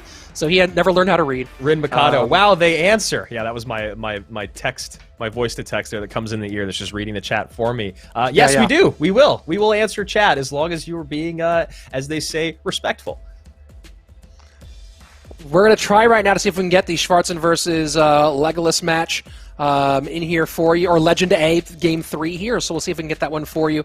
And that should be how we wrap our day. Yeah. Andrew, this has been a fun one. We've seen we had a lot of big names in this competition. It looks like a lot of big names going to narrowly miss, but some young stars that we've seen before, Adriel being a big one. who his future just seems to get brighter and brighter every single day. Wero, of course, love seeing him succeed in a competitive format as opposed to just ladder. It's been a fun one. Let's go ahead and jump into what may be. And yes, we got it. Legendary and Schwarzen. Let's go. This is awesome. What a way to end our day. Both these guys undefeated, looking to claim that spot in their group. They've been playing very, very well, and it seems like it seems to continue here 1-1. Xanax, V, whatever your name is, my favorite card? Ice Golem, obviously. It's true. Always has been. Yep. How many games Spears are played? Well, Blaze, we've been live for over 4 hours, so a lot of games have been played, my friend, and we'll be back tomorrow. Tomorrow, I think, will probably be a little bit shorter because it's 16 players playing, but we're going to catch all their BO3s, so who knows? And a little chunk there on the right-hand side. So interesting here. Looking like just straight up minor control from Legend A. And Schwarzen here, obviously, with a little bit of bait action. And the Prince Rascals bait, which is making a bit of a comeback these days. Yeah, and especially in this format, it's really great when, assuming in games 1 and 2, or at least I should say in game 2 where Legend A won, Log was probably in there, Fireball was probably in there, which is why you see, Schwarzen coming out with this baity deck. However, that delivery, the Electro Spirit, and that Poison are all going to do great work for him. Spears pick up the Prince, so nice little protection for the Valk for a second, and the Prince turns. And clean little counterplay in here, and Poison on the Bandit, just to make sure he gets a little bit extra on that right-hand side, but that's going to create a nice counter-push opportunity for Schwarzen. Yeah, it should be a high Valkyrie if it's in cycle. No, it's not. Royal Delivery comes down just in time after a really nicely timed Electro Spirit there from Legend A, but Legend A having to eat damage on the left-hand side, which is why we see that Miner come out. And that's something you really never want when you're running these decks, right, Rich? When you're running a Miner deck, Miner Poison control, you don't really ever want to have to use that Miner defensively. Yeah, it can be a problem. I mean, defensive miners are key to almost every miner deck, except for that Miner Poison control. You're going to have to do it once or twice, obviously, but you're going to get a lot more offensive miners compared to other mixed miner decks. Really nice push there put together by Schwarzen. The barrel plus the gang with the Prince there in between both. Gets some good damage in. Log comes out defensively here. Bandit catches with that early cycled Bandit. And Blaze King asking, so are all these guys pros, right? I've never really watched pro Clash Royale. Well, you've been missing out. Pro Clash Royale is incredible. And what's great about Royal Masters is that, no, they are not all pros. It could literally be anyone out there. I've never heard of Abdu Judo, who is 6-0. Could be you next week. Yeah, that's important, guys. So again, command Discord in the chat. I'll go ahead and do it for you right now. There's the information. Did I get that command? Oh, did I write Discord wrong? No, I guess the command just didn't work. We'll get you the information here in a minute, but this is an open tournament, so pros are in this tournament, and everybody else. And again, like Andrew said, maybe you next week could show your stuff. Yeah, you can see right there below. Wow, that was close. Right below Rich there is all the ways you can find us. Instagram, Discord, YouTube, Twitter. That's the way to do it. Royale Masters. Go follow along to figure out your way to compete, as it looks like Schwarzen is going to have a very, very fortunate matchup here in this final game. 494, barrel comes in, no log in play. Delivery's a second late, and he's in trouble. Yeah, that delivery, you can fully counter Goblin Barrel with delivery, but you have to be so fast. You have to be essentially hovering it based. You have to be, like, reading the cycle and hovering for the response. If you try to tap it, that's going to be late 99% of the time. Yeah, I mean, if you're trying to respond based off of the sound of the barrel coming through the air, then you select the delivery, then get it in place, you're already too late. So Log going to come in to get that tower a little bit lower. One Goblin Stab comes in as well, and Schwarzen is going to be perfect on the day in Group D. So we should be able to get a nice refresh here before we say goodbye to you guys and kind of give you a little bit more of a clear look at tomorrow. As Rich said in Group A just a moment ago, they've been done. It's going to be Inthrill, Titan, Nicola, and Legolas. Those are our top 4 as of right now. When you look at the bracket, when you go over to Group B, it looks like we are, I'm just going to do a quick refresh. I got it here for you. Yeah, oh, go ahead. Yeah, Wero and DVJ both 6-0 in Group B. Osama and Furia, who were both 5-0, getting the benefit of that opponent win rate.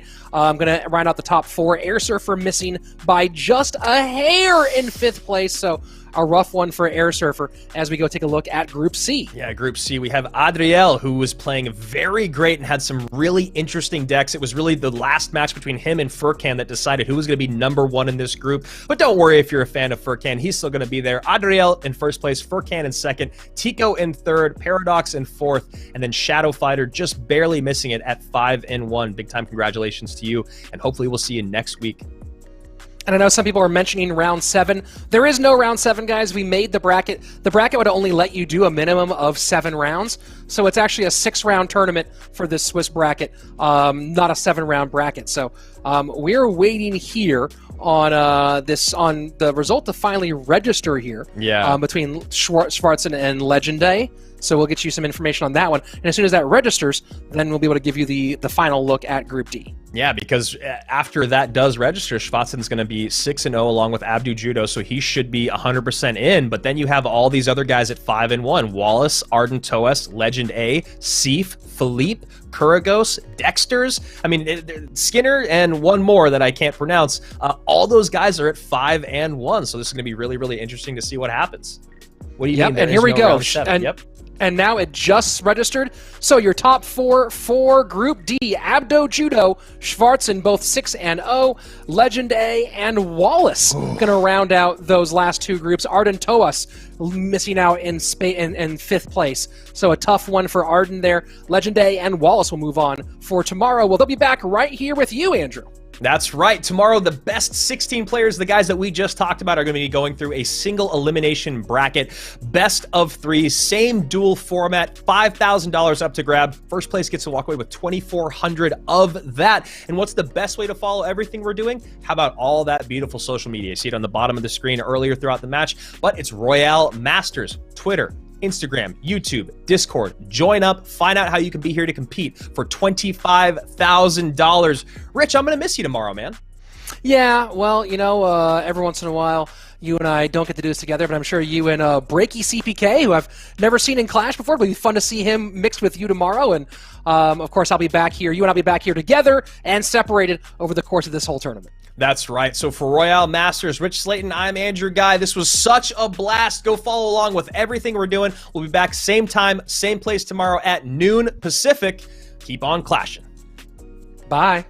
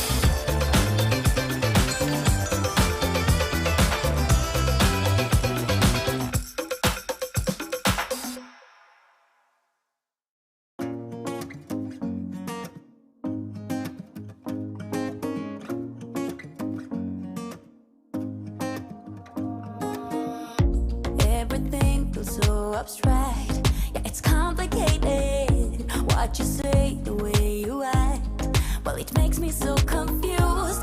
I don't know what to do anymore. Can't you just make up your mind?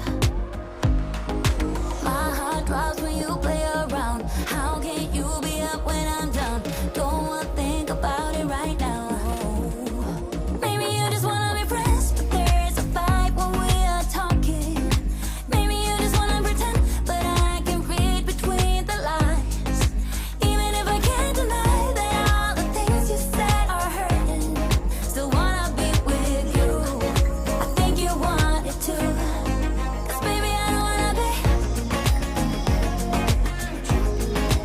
Baby, I don't wanna be. No, baby, I don't wanna be. Baby, I don't wanna be.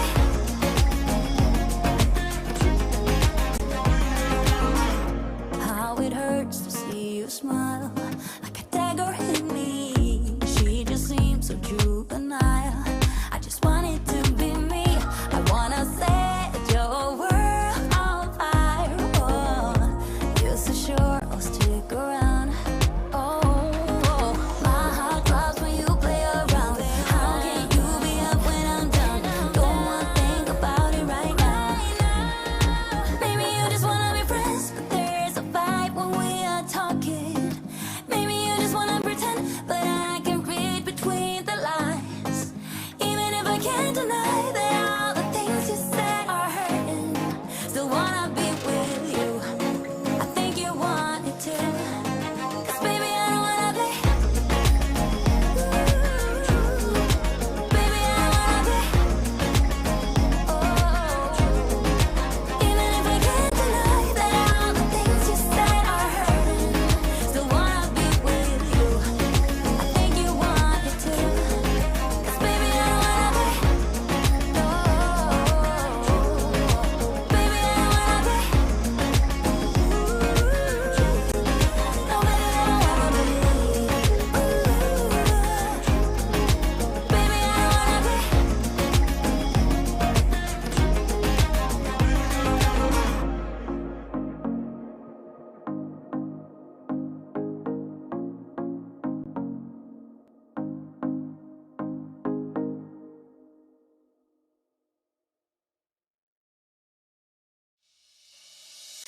I see something, it's coming up on the horizon. Oh, let me clear my head and get rid of the distractions. Oh, I was down when I saw you in the clouds. Out of phase, filled with doubt. I was drifting in and out, levitate, fade away. I had left full time and space, but you just caught my eye. Hey, nah, please won't you come over? Let me get to know ya. Hey, nah, delve into emotion, leave us in this moment.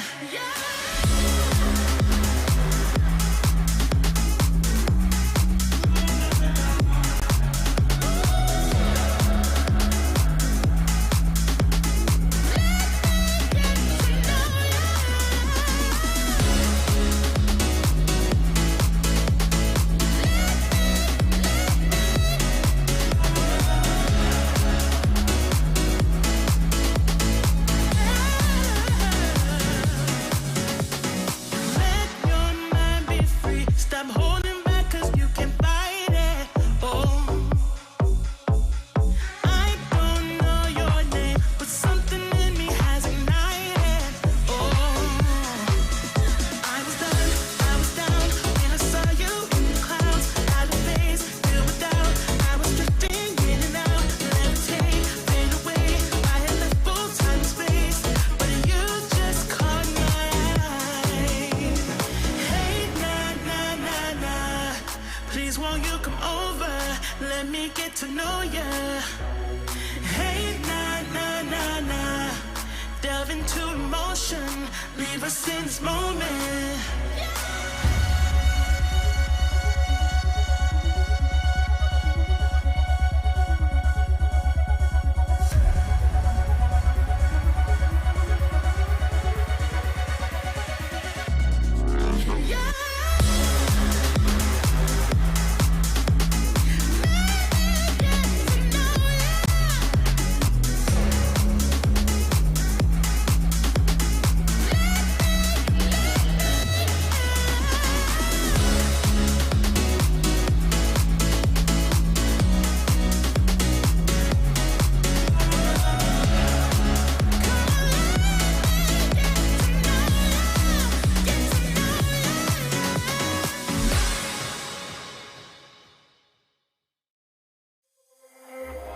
Look at me like I'm crazy.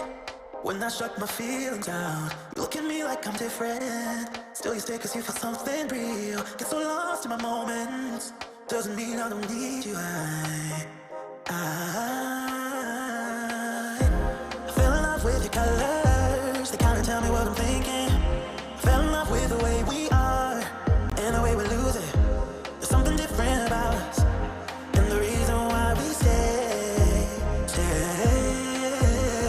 We fly around like paper planes. We never know where we will fall. Nobody can see us, still they wanna tear us apart. There's some